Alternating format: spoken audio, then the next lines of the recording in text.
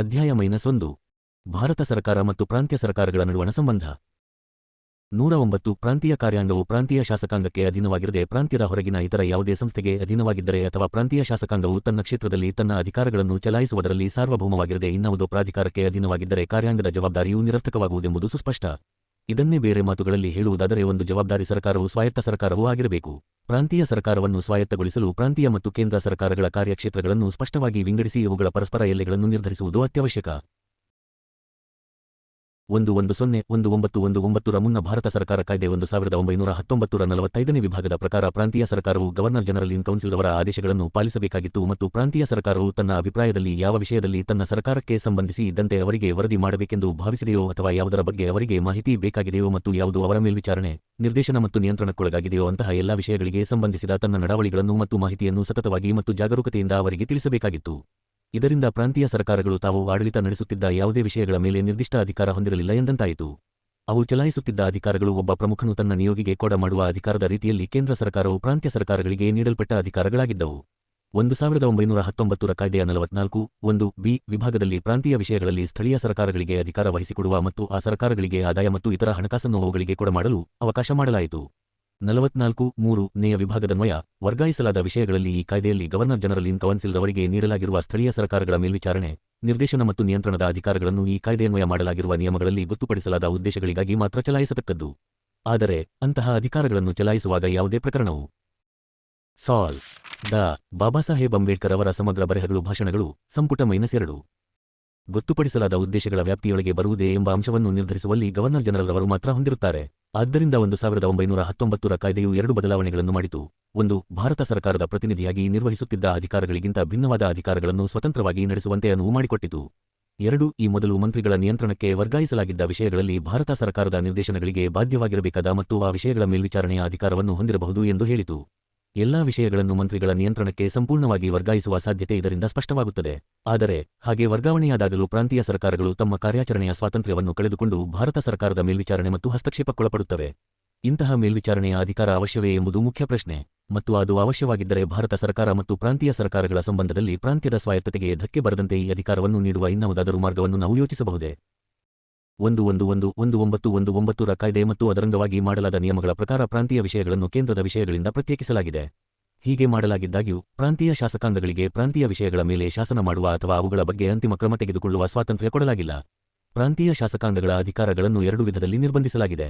80 ವಿಭಾಗದಲ್ಲಿ ವಿವರಿಸಲಾಗಿರುವ ಕೆಲವು ವಿಷಯಗಳಲ್ಲಿ ಅದು ಗವರ್ನರ್ ಜನರಲ್ ಪೂರ್ವ ಮಂಜೂರಾತಿ ಇಲ್ಲದೆ ಪ್ರಾಂತೀಯ ಕ್ಷೇತ್ರಕ್ಕೆ ಸಂಬಂಧಿಸಿದ ವಿಷಯವಾದಾಗ್ಯೂ ಯಾವುದೇ ಶಾಸನವನ್ನು ಮಾಡುವುದಕ್ಕಾಗಲಿ ಅಥವಾ ಪರಿಗಣಿಸುವುದಕ್ಕಾಗಲಿ ಬರುವುದಿಲ್ಲ. ಇನ್ನುಳಿದ ವಿಷಯಗಳಲ್ಲಿ ಪ್ರಾಂತೀಯ ಶಾಸಕಾಂಗವು ಕಾನೂನು ಮಾಡಬಹುದು. ಆದರೆ ಅದು 81(a) ವಿಧಿಯ ಮತ್ತು ಅದರಂಗವಾಗಿ ರೂಪಿಸಲಾದ ನಿಯಮಗಳ ವ್ಯಾಪ್ತಿಗೊಳಪಡುವುದಾದರೆ ಅದು ಗವರ್ನರ್ ಜನರಲ್ ನಿಷೇಧಾಧಿಕಾರ ವೀಟೋಕ್ಕೊಳಪಡುತ್ತದೆ.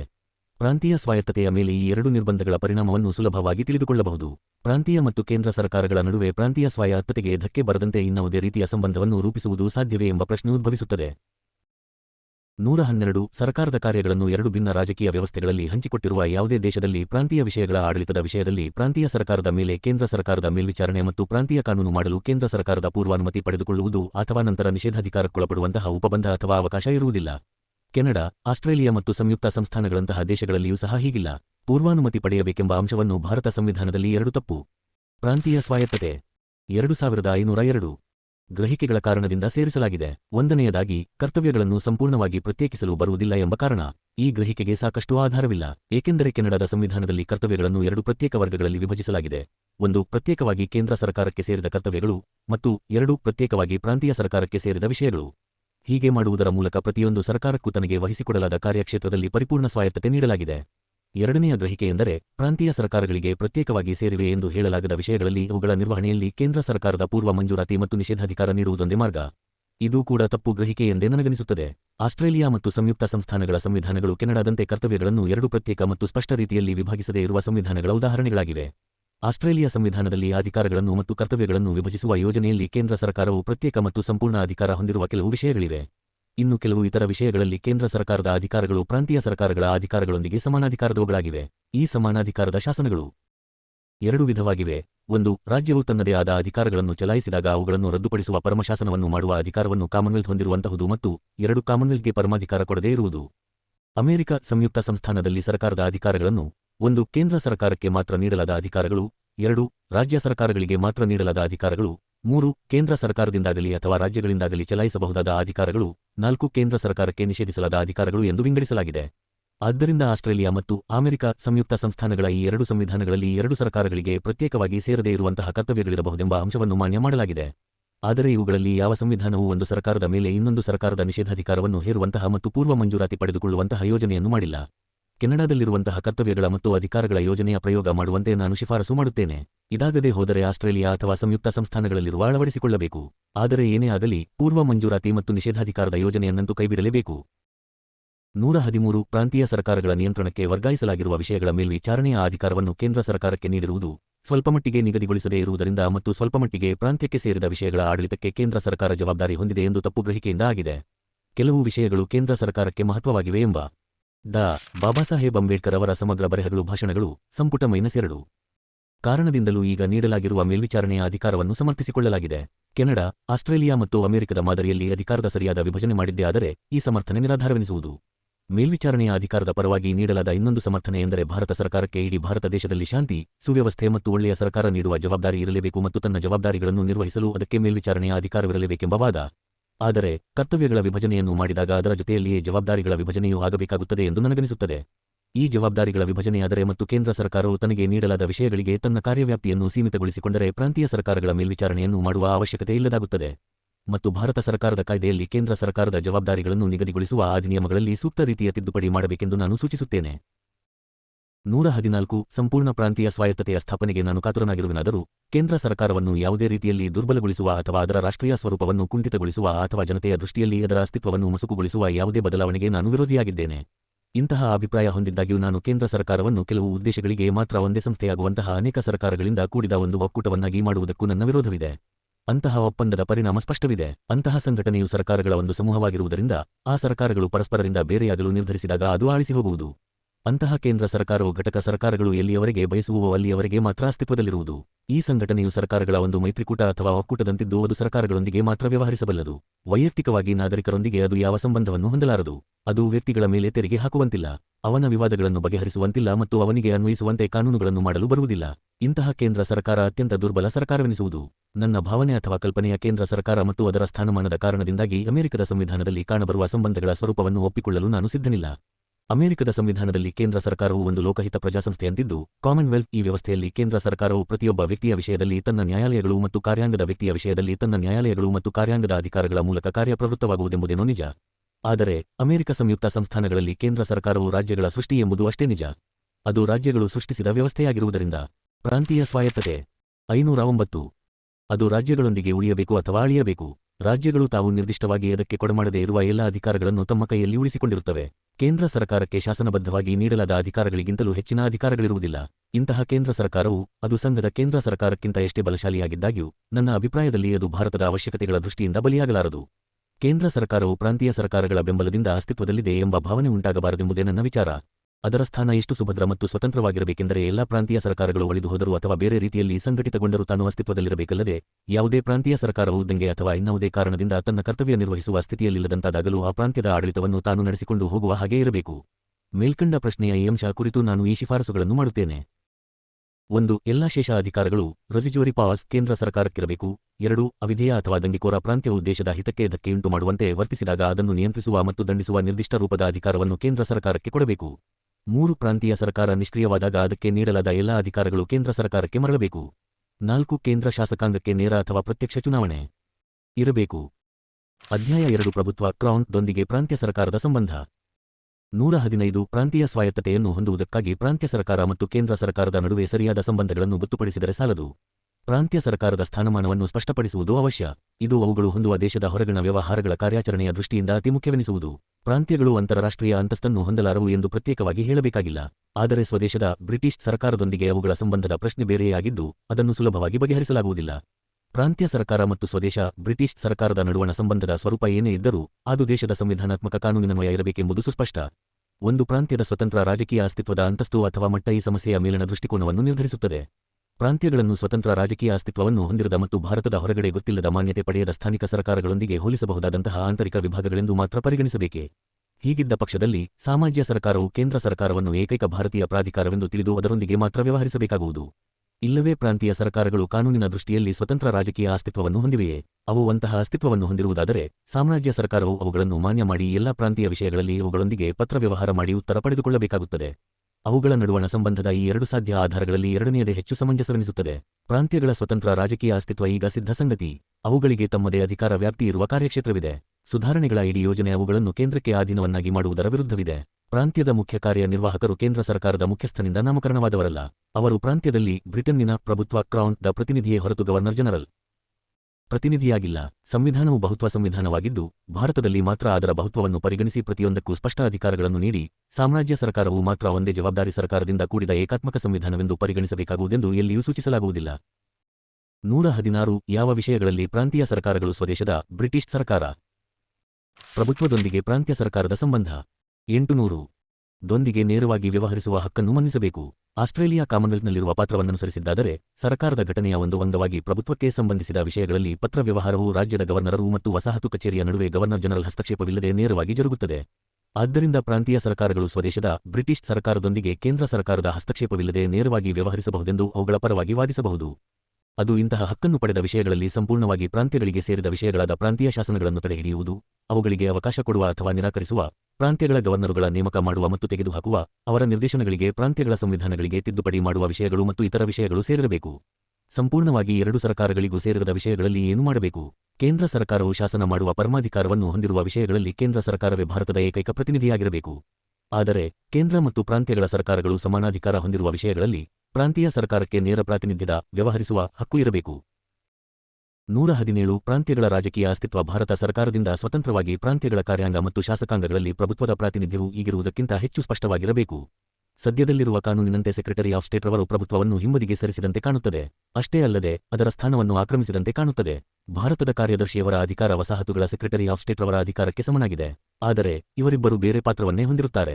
ವಸಾಹತುಗಳ ಸೆಕ್ರೆಟರಿ ಆಫ್ ಸ್ಟೇಟ್ ರವರಿಗೆ ಡೊಮಿನಿಯನ್ಗಳ ಸಂವಿಧಾನಾತ್ಮಕ ಕಾನೂನಿನಲ್ಲಿ ಯಾವ ಸ್ಥಾನವೂ ಇಲ್ಲ. ಎಲ್ಲಾ ಡೊಮಿನಿಯನ್ಗಳ ಸಂವಿಧಾನಾತ್ಮಕ ಕಾನೂನಿನಲ್ಲಿ ತಮ್ಮ ಕಾರ್ಯಾಂಗದ ಮತ್ತು ಶಾಸಕಾಂಗದ ಸರ್ಕಾರ ಪ್ರಭುತ್ವದಲ್ಲಿ ಸೇರಿದೆ ಎಂದು ಒತ್ತಿ ಹೇಳಲಾಗಿದೆ. ಭಾರತ ಸರ್ಕಾರ ಕಾಯ್ದೆಯ 2ನೇ ವಿಭಾಗಗಳು ಸೆಕ್ರೆಟರಿ ಆಫ್ ಸ್ಟೇಟ್ ರವರಿಗೆ ನಿರ್ದಿಷ್ಟವಾದ ಕಾನೂನಿನ ಅಂತಸ್ತನ್ನು ನೀಡಿವೆ. ಸೆಕ್ರೆಟರಿ ಆಫ್ ಸ್ಟೇಟ್ ರವರಿಗೆ ಕೊಟ್ಟಿರುವ ಸ್ಥಾನ ಎಷ್ಟು ಪ್ರಾಮುಖ್ಯವಾಗಿದೆ ಎಂದರೆ ಅವರು ಪ್ರಭುತ್ವವನ್ನು ಸಹ ಕಳೆಗುಂದಿಸಿದ್ದಾರೆ. 1ನೇ ವಿಭಾಗದಲ್ಲಿ ಪ್ರಾಸಂಗಿಕ ಉಲ್ಲೇಖವನ್ನು ಬಿಟ್ಟರೆ ಭಾರತ ಸರ್ಕಾರ ಕಾಯ್ದೆಯಲ್ಲಿ ಎಲ್ಲಿಯೂ ಪ್ರಭುತ್ವದ ಕ್ರೌನ್ ಉಲ್ಲೇಖವೇ ಇಲ್ಲ. ಇದಕ್ಕೆ ಕಾರಣಗಳು ಇತಿಹಾಸದಲ್ಲಿದ್ದು ಅವುಗಳನ್ನು 1773ರ ರೆಗ್ಯುಲೇಟಿಂಗ್ ಕಾಯ್ದೆಯಲ್ಲಿ ಕಾಣಬಹುದು. ಈಸ್ಟ್ ಇಂಡಿಯಾ ಕಂಪನಿಯು ಪ್ರಭುತ್ವ ಮತ್ತು ಪ್ರಭುತ್ವದ ನಡುವೆ ಪೌರ್ವಾತ್ಯದಿಂದ ಗಳಿಸಿದ ಸಂಪತ್ತನ್ನು ಹೊಂದುವ ಹಕ್ಕಿನ ಪ್ರಶ್ನೆ ಬಂದಾಗ ಈ ಅಧಿನಿಯಮವನ್ನು ಜಾರಿಗೊಳಿಸಲಾಯಿತು. ಐತಿಹಾಸಿಕ ಭಿನ್ನಾಭಿಪ್ರಾಯಗಳೇನೇ ಇರಲಿ, ಡೊಮಿನಿಯನ್ ಕಾನೂನುಗಳು ಸೆಕ್ರೆಟರಿ ಆಫ್ ಸ್ಟೇಟ್ ರವರಿಗೆ ಮಾನ್ಯತೆ ನೀಡದೇ ಇರುವುದು ಮತ್ತು ಭಾರತೀಯ ಕಾನೂನುಗಳು ಅವರನ್ನು ಮಾನ್ಯ ಮಾಡಿರುವುದು ನಿಜ ಸಂಗತಿಗಳು. ಇದರ ಪರಿಣಾಮವಾಗಿ ವಸಾಹತುಗಳ ಸೆಕ್ರೆಟರಿ ಆಫ್ ಸ್ಟೇಟ್ ರವರು ಡೊಮಿನಿಯನ್ಗಳನ್ನು ಆಳುವುದಿಲ್ಲ. ಡೊಮಿನಿಯನ್ ಸರ್ಕಾರಗಳ ಕಾನೂನುಗಳಿಗೆ 512 ಡಾ. ಬಾಬಾಸಾಹೇಬ್ ಅಂಬೇಡ್ಕರ್ ಅವರ ಸಮಗ್ರ ಬರೆಹಗಳು ಭಾಷಣಗಳು ಸಂಪುಟ -2 ಒಪ್ಪಿಗೆ ಕೊಡಬೇಕೆ ಅಥವಾ ಬೇಡವೇ ಎಂಬ ವಿಷಯದಲ್ಲಿ ಇವರು ಪ್ರಭುತ್ವಕ್ಕೆ ಸಲಹೆ ನೀಡುವುದು ಮಾತ್ರ ಅವರ ಕರ್ತವ್ಯವಾಗಿದೆ. ಆದರೆ ಸೆಕ್ರೆಟರಿ ಆಫ್ ಸ್ಟೇಟ್ ರವರು ಪ್ರಭುತ್ವಕ್ಕೆ ಸಲಹೆಗಾರ ಮಾತ್ರವಲ್ಲ. ಭಾರತ ಸರ್ಕಾರ ಕಾಯ್ದೆಯ 2ನೇ ವಿಭಾಗದಂತೆ ಅವರಿಗೆ ಸರ್ಕಾರದ ಸಂಪೂರ್ಣ ಅಧಿಕಾರವನ್ನು ನೀಡಲಾಗಿದೆ. 118 ಈ 2ನೇ ವಿಭಾಗದ ಅಧಿನಿಯಮಗಳನ್ನು ಯಾವುದೇ ಸಂದರ್ಭದಲ್ಲಿಯೂ ಸಮರ್ಥಿಸಲು ಬರುವುದಿಲ್ಲ. ಅವು ಪ್ರಭುತ್ವದ ಘನತೆಗೆ ಕುಂದುಂಟು ಮಾಡುವಂತಿವೆ ಮತ್ತು ಸೆಕ್ರೆಟರಿ ಆಫ್ ಸ್ಟೇಟ್ ರವರ ಸ್ಥಾನದ ವಿಪರ್ಯಾಸವೆನಿಸಿವೆ. ಇವುಗಳಲ್ಲಿ ಪ್ರಾಂತೀಯ ಸರ್ಕಾರಗಳ ಸ್ಥಾನದ ತಪ್ಪು ಚಿತ್ರಣ ಮಾಡಲಾಗಿದೆ. 1919ರ ಮುಂಚೆ 2ನೇ ವಿಭಾಗದ ಅಧಿನಿಯಮಗಳಿಗೆ ಏನೇ ಸಮರ್ಥನೆ ಇರಲಿ, ಅದೇ ವರ್ಷ ಜಾರಿಗೊಳಿಸಲಾದ ಬದಲಾವಣೆಗಳಲ್ಲಿ ಅದನ್ನು ಸಂಪೂರ್ಣವಾಗಿ ತೆಗೆದುಹಾಕಲಾಗಿದೆ. ಸರ್ಕಾರದ ಅಧಿಕಾರಗಳನ್ನು ಜನತೆಗೆ ವರ್ಗಾಯಿಸಿರುವುದರಿಂದ ಆ ಅಧಿಕಾರಗಳನ್ನು ಸೆಕ್ರೆಟರಿ ಆಫ್ ಸ್ಟೇಟ್ ರವರ ಕೈಯಲ್ಲಿ ಉಳಿಸುವುದು ಸಾಧ್ಯವೇ ಇಲ್ಲ. ಹಾಗೆ ಮಾಡುವುದೆಂದರೆ ಗಂಭೀರವಾದ ಘರ್ಷಣೆಗೆ ಅವಕಾಶ ಕೊಡುವ ಸಾಧ್ಯತೆಯಿಂದ ಕೂಡಿದ ದ್ವಿಸರ್ಕಾರ ಪದ್ಧತಿಯನ್ನು ಜಾರಿಗೆ ತಂದಂತಾಗುವುದು. ಆದ್ದರಿಂದ ಭಾರತ ಸರ್ಕಾರ ಕಾಯ್ದೆಯ 2ನೇ ವಿಭಾಗಗಳನ್ನು ಕೈಬಿಡಬೇಕು ಮತ್ತು ಈ ಕೆಳಗೆ ಹೇಳುವ ಧೋರಣೆಯ 2 ಹೊಸ ವಿಭಾಗಗಳನ್ನು ಸೇರಿಸಬೇಕೆಂದು ನಾನು ಶಿಫಾರಸು ಮಾಡುತ್ತೇನೆ. 1. ಪ್ರಾಂತ್ಯದ ಶಾಸಕಾಂಗ ಅಧಿಕಾರವನ್ನು ದೊರೆ ಮತ್ತು ದೊರೆಯ ಮಂತ್ರಾಲೋಚನಾ ಸಮಿತಿ ಮತ್ತು 1 ಪ್ರತಿನಿಧಿಗಳ ಸಮಿತಿಯಿಂದ ಕೂಡಿದ ಪ್ರಾಂತೀಯ ಸಂಸತ್ತಿಗೆ ನೀಡತಕ್ಕದ್ದು ಮತ್ತು ಇನ್ನು ಮುಂದೆ ಅದನ್ನು ಪ್ರಾಂತೀಯ ಶಾಸಕಾಂಗ ಎಂದು ಕರೆಯತಕ್ಕದ್ದು. 2. ಪ್ರಾಂತ್ಯದ ಕಾರ್ಯಾಂಗಾಧಿಕಾರವು ದೊರೆಯ ಕೈಯಲ್ಲಿದ್ದು ಅದನ್ನು ದೊರೆಯ ಪ್ರತಿನಿಧಿಯಾಗಿ ಗವರ್ನರರು ಚಲಾಯಿಸತಕ್ಕದ್ದು. ಈ ಅಧಿಕಾರವು ಸಂವಿಧಾನ ಮತ್ತು ಪ್ರಾಂತ್ಯದ ಕಾನೂನುಗಳನ್ನು ಉಳಿಸಿಕೊಂಡು ಹೋಗುವುದಾಗಿದೆ. ಭಾರತ ಸರ್ಕಾರದಲ್ಲಿ ಪ್ರಭುತ್ವದ ಸ್ಥಾನವನ್ನು ಕುರಿತು ಇದೇ ಅರ್ಥ ನೀಡುವ ವಿಭಾಗಗಳನ್ನು 1919ರ ಕಾಯ್ದೆಯಲ್ಲಿ ಸೇರಿಸಬೇಕು. ಇಂತಹ ಬದಲಾವಣೆ ಪ್ರಭುತ್ವ ಮತ್ತು ಸೆಕ್ರೆಟರಿ ಆಫ್ ಸ್ಟೇಟ್ ರವರಿಗೆ ಯೋಗ್ಯ ಸ್ಥಾನ ನೀಡುವುದೇ ಅಲ್ಲದೆ ಭಾರತದ ಸಂವಿಧಾನಾತ್ಮಕ ಕಾನೂನನ್ನು ಡೊಮಿನಿಯನ್ಗಳ ಸಂವಿಧಾನಾತ್ಮಕ ಕಾನೂನಿನ ಶ್ರೇಣಿಗೆ ತಂದಂತೆಯೂ ಆಗುತ್ತದೆ. ವಿಭಾಗ ವಿ. ಸಾರ್ವಜನಿಕ ಸೇವೆಗಳು. 1. ಸೇವೆಗಳ ಪುನರ್ರಚನೆ. 119 ಸೇವೆಗಳನ್ನು ಪ್ರತ್ಯೇಕಿಸುವುದು. ಭಾರತದಲ್ಲಿ ಸಾರ್ವಜನಿಕ ಸೇವೆಗಳ ಪ್ರಸ್ತುತ ವ್ಯವಸ್ಥೆ ಭಾರತದ ಸಾರ್ವಜನಿಕ ಸೇವೆಗಳ ಕುರಿತ ವಿಚಾರಣೆಯ ನಂತರ 1886ರಿಂದ 87ರಲ್ಲಿ ಐಚಿಸನ್ ಆಯೋಗ ಅಚಿಸನ್ ಕಮಿಷನ್ ಮಾಡಿದ ಶಿಫಾರಸುಗಳ ಪರಿಣಾಮವಾಗಿವೆ. ಈ ಆಯೋಗದ ನೇಮಕದ ಮುನ್ನ ಹೆಚ್ಚಿನ ಜವಾಬ್ದಾರಿಯ ಮತ್ತು ಹೆಚ್ಚಿನ ಸಂಬಳ ಸಾರಿಗೆಗಳ ನಾಗರಿಕ ಹುದ್ದೆಗಳ ಬಹುಪಾಲು ಸ್ಥಾನಗಳಿಗೆ ಯುರೋಪಿನಿಂದ ಆಯ್ಕೆ ಮಾಡಲಾದ ಅಭ್ಯರ್ಥಿಗಳನ್ನೇ ನೇಮಕ ಮಾಡಲಾಗುತ್ತಿತ್ತು. ಈ ಆಯೋಗವನ್ನು ನಾಗರಿಕ ಸೇವೆಯಲ್ಲಿ ದೇಶೀಯ ಭಾರತೀಯರಿಗೆ ತಮ್ಮ ದೇಶದಲ್ಲಿ ಉನ್ನತ ಮಟ್ಟದ ಮತ್ತು ವ್ಯಾಪಕ ನೇಮಕಗಳಿಗಾಗಿ ಅವರ ಬೇಡಿಕೆಗೆ ಸಂಪೂರ್ಣ ನ್ಯಾಯ ದೊರಕಿಸಿಕೊಡುವಂತಹ ಸೂಕ್ತ ವಿಧಾನಗಳನ್ನು ಸೂಚಿಸುವಂತೆ ಸ್ಪಷ್ಟವಾಗಿ ನಿರ್ದೇಶಿಸಲಾಗಿತ್ತು. ಆಯೋಗದ ದೃಷ್ಟಿಯಲ್ಲಿ ನಾಗರಿಕ ಸೇವೆಯು ಒಂದು ಉತ್ತಮರದಳವಾಗಿರತಕ್ಕದ್ದು. ತತ್ಪರಿಣಾಮವಾಗಿ ಆಯೋಗವು ಇಂಗ್ಲೆಂಡಿನಲ್ಲಿ ಮಾಡುತ್ತಿದ್ದ ಉನ್ನತ ಅಧಿಕಾರಿಗಳ ನೇಮಕವನ್ನು ಗಣನೀಯವಾಗಿ ಕಡಿಮೆ ಮಾಡಿ ಎಲ್ಲಾ ಉನ್ನತ ನೇಮಕಗಳನ್ನು ಸ್ಥಳೀಯವಾಗಿ ಭಾರತದಲ್ಲಿಯೇ ಮಾಡಬೇಕು ಎಂದು ಶಿಫಾರಸು ಮಾಡಿತು. ಈ ಶಿಫಾರಸುಗಳ ಫಲವಾಗಿ ಇಂಗ್ಲೆಂಡಿನಲ್ಲಿ ನೇಮಕಗೊಂಡ ಅಧಿಕಾರಿಗಳು ಸಾಮ್ರಾಜ್ಯದ ಇಂಪೀರಿಯಲ್ ಸೇವೆಗಳಿಗೆ ಮತ್ತು ಸ್ಥಳೀಯವಾಗಿ ನೇಮಕಗೊಂಡ ಅಧಿಕಾರಿಗಳು ಪ್ರಾಂತೀಯ ಸೇವೆಗಳಿಗೆ ಸೇರಿದವರೆಂದು ಕರೆಯಲಾಯಿತು. ಈ ಎರಡು ಸೇವೆಗಳಿಗೆ ಸೇರಿದ ಅಧಿಕಾರಿಗಳ ಸಂಬಳ, ರಜೆ ಮತ್ತು ನಿವೃತ್ತಿ ವೇತನದ ನಿಯಮಗಳನ್ನು ಸ್ವತಂತ್ರವಾಗಿ ಪ್ರತ್ಯೇಕ ಆಧಾರಗಳ ಮೇಲೆ ನಿಗದಿಗೊಳಿಸಲಾಗಿದ್ದು, ಅವುಗಳಲ್ಲಿ ಯಾವುದೇ ಪರಸ್ಪರ ಸಂಬಂಧವಿರಬೇಕಾಗಿರಲಿಲ್ಲ.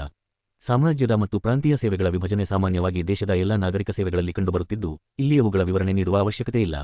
ಆದರೆ ಗಮನದಲ್ಲಿಡಬೇಕಾದ ಮುಖ್ಯ ಅಂಶವೆಂದರೆ, ಈ ವಿಭಜನೆಯನ್ನು ಇಂಗ್ಲೆಂಡಿನಲ್ಲಿ ನೇಮಕಗೊಂಡ ಮತ್ತು ಭಾರತದಲ್ಲಿ ನೇಮಕಗೊಂಡ ಅಧಿಕಾರಿಗಳ ನಡುವೆ ವ್ಯತ್ಯಾಸ ಮತ್ತು ಭೇದವನ್ನುಂಟು ಮಾಡುವ ಉದ್ದೇಶದಿಂದಲೇ ಮಾಡಲಾಗಿತ್ತು.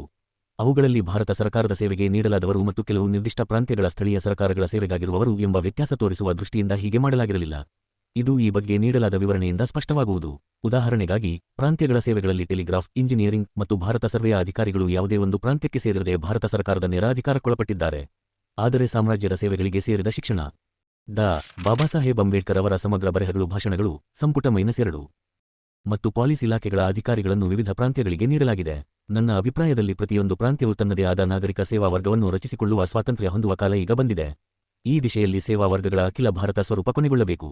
ಕೇಂದ್ರ ಸರ್ಕಾರವು ತನ್ನ ಅವಶ್ಯಕತೆಗಳಿಗನುಗುಣವಾಗಿ ಮತ್ತು ಭಾರತ ಸರ್ಕಾರವು ತನಗೆ ಕೊಡಮಾಡಿರುವ ವಿವಿಧ ಇಲಾಖೆಗಳ ಕೆಲಸ ನಿರ್ವಹಿಸಲು ಮತ್ತು ಪ್ರಾಂತ್ಯಗಳಲ್ಲಿ ಸೇವೆ ಸಲ್ಲಿಸುವ ಯಾವುದೇ ರೀತಿಯ ಬಾಧ್ಯತೆ ಇರದಂತಹ ಕೇಂದ್ರ ನಾಗರಿಕ ಸೇವಾ ವರ್ಗಕ್ಕೆ ಕೇಂದ್ರ ಸರ್ಕಾರವೇ ನೇಮಕ ಮಾಡಿ ಅದನ್ನು ನಡೆಸಿಕೊಂಡು ಹೋಗುವ ಅವಕಾಶವಿರಬೇಕು.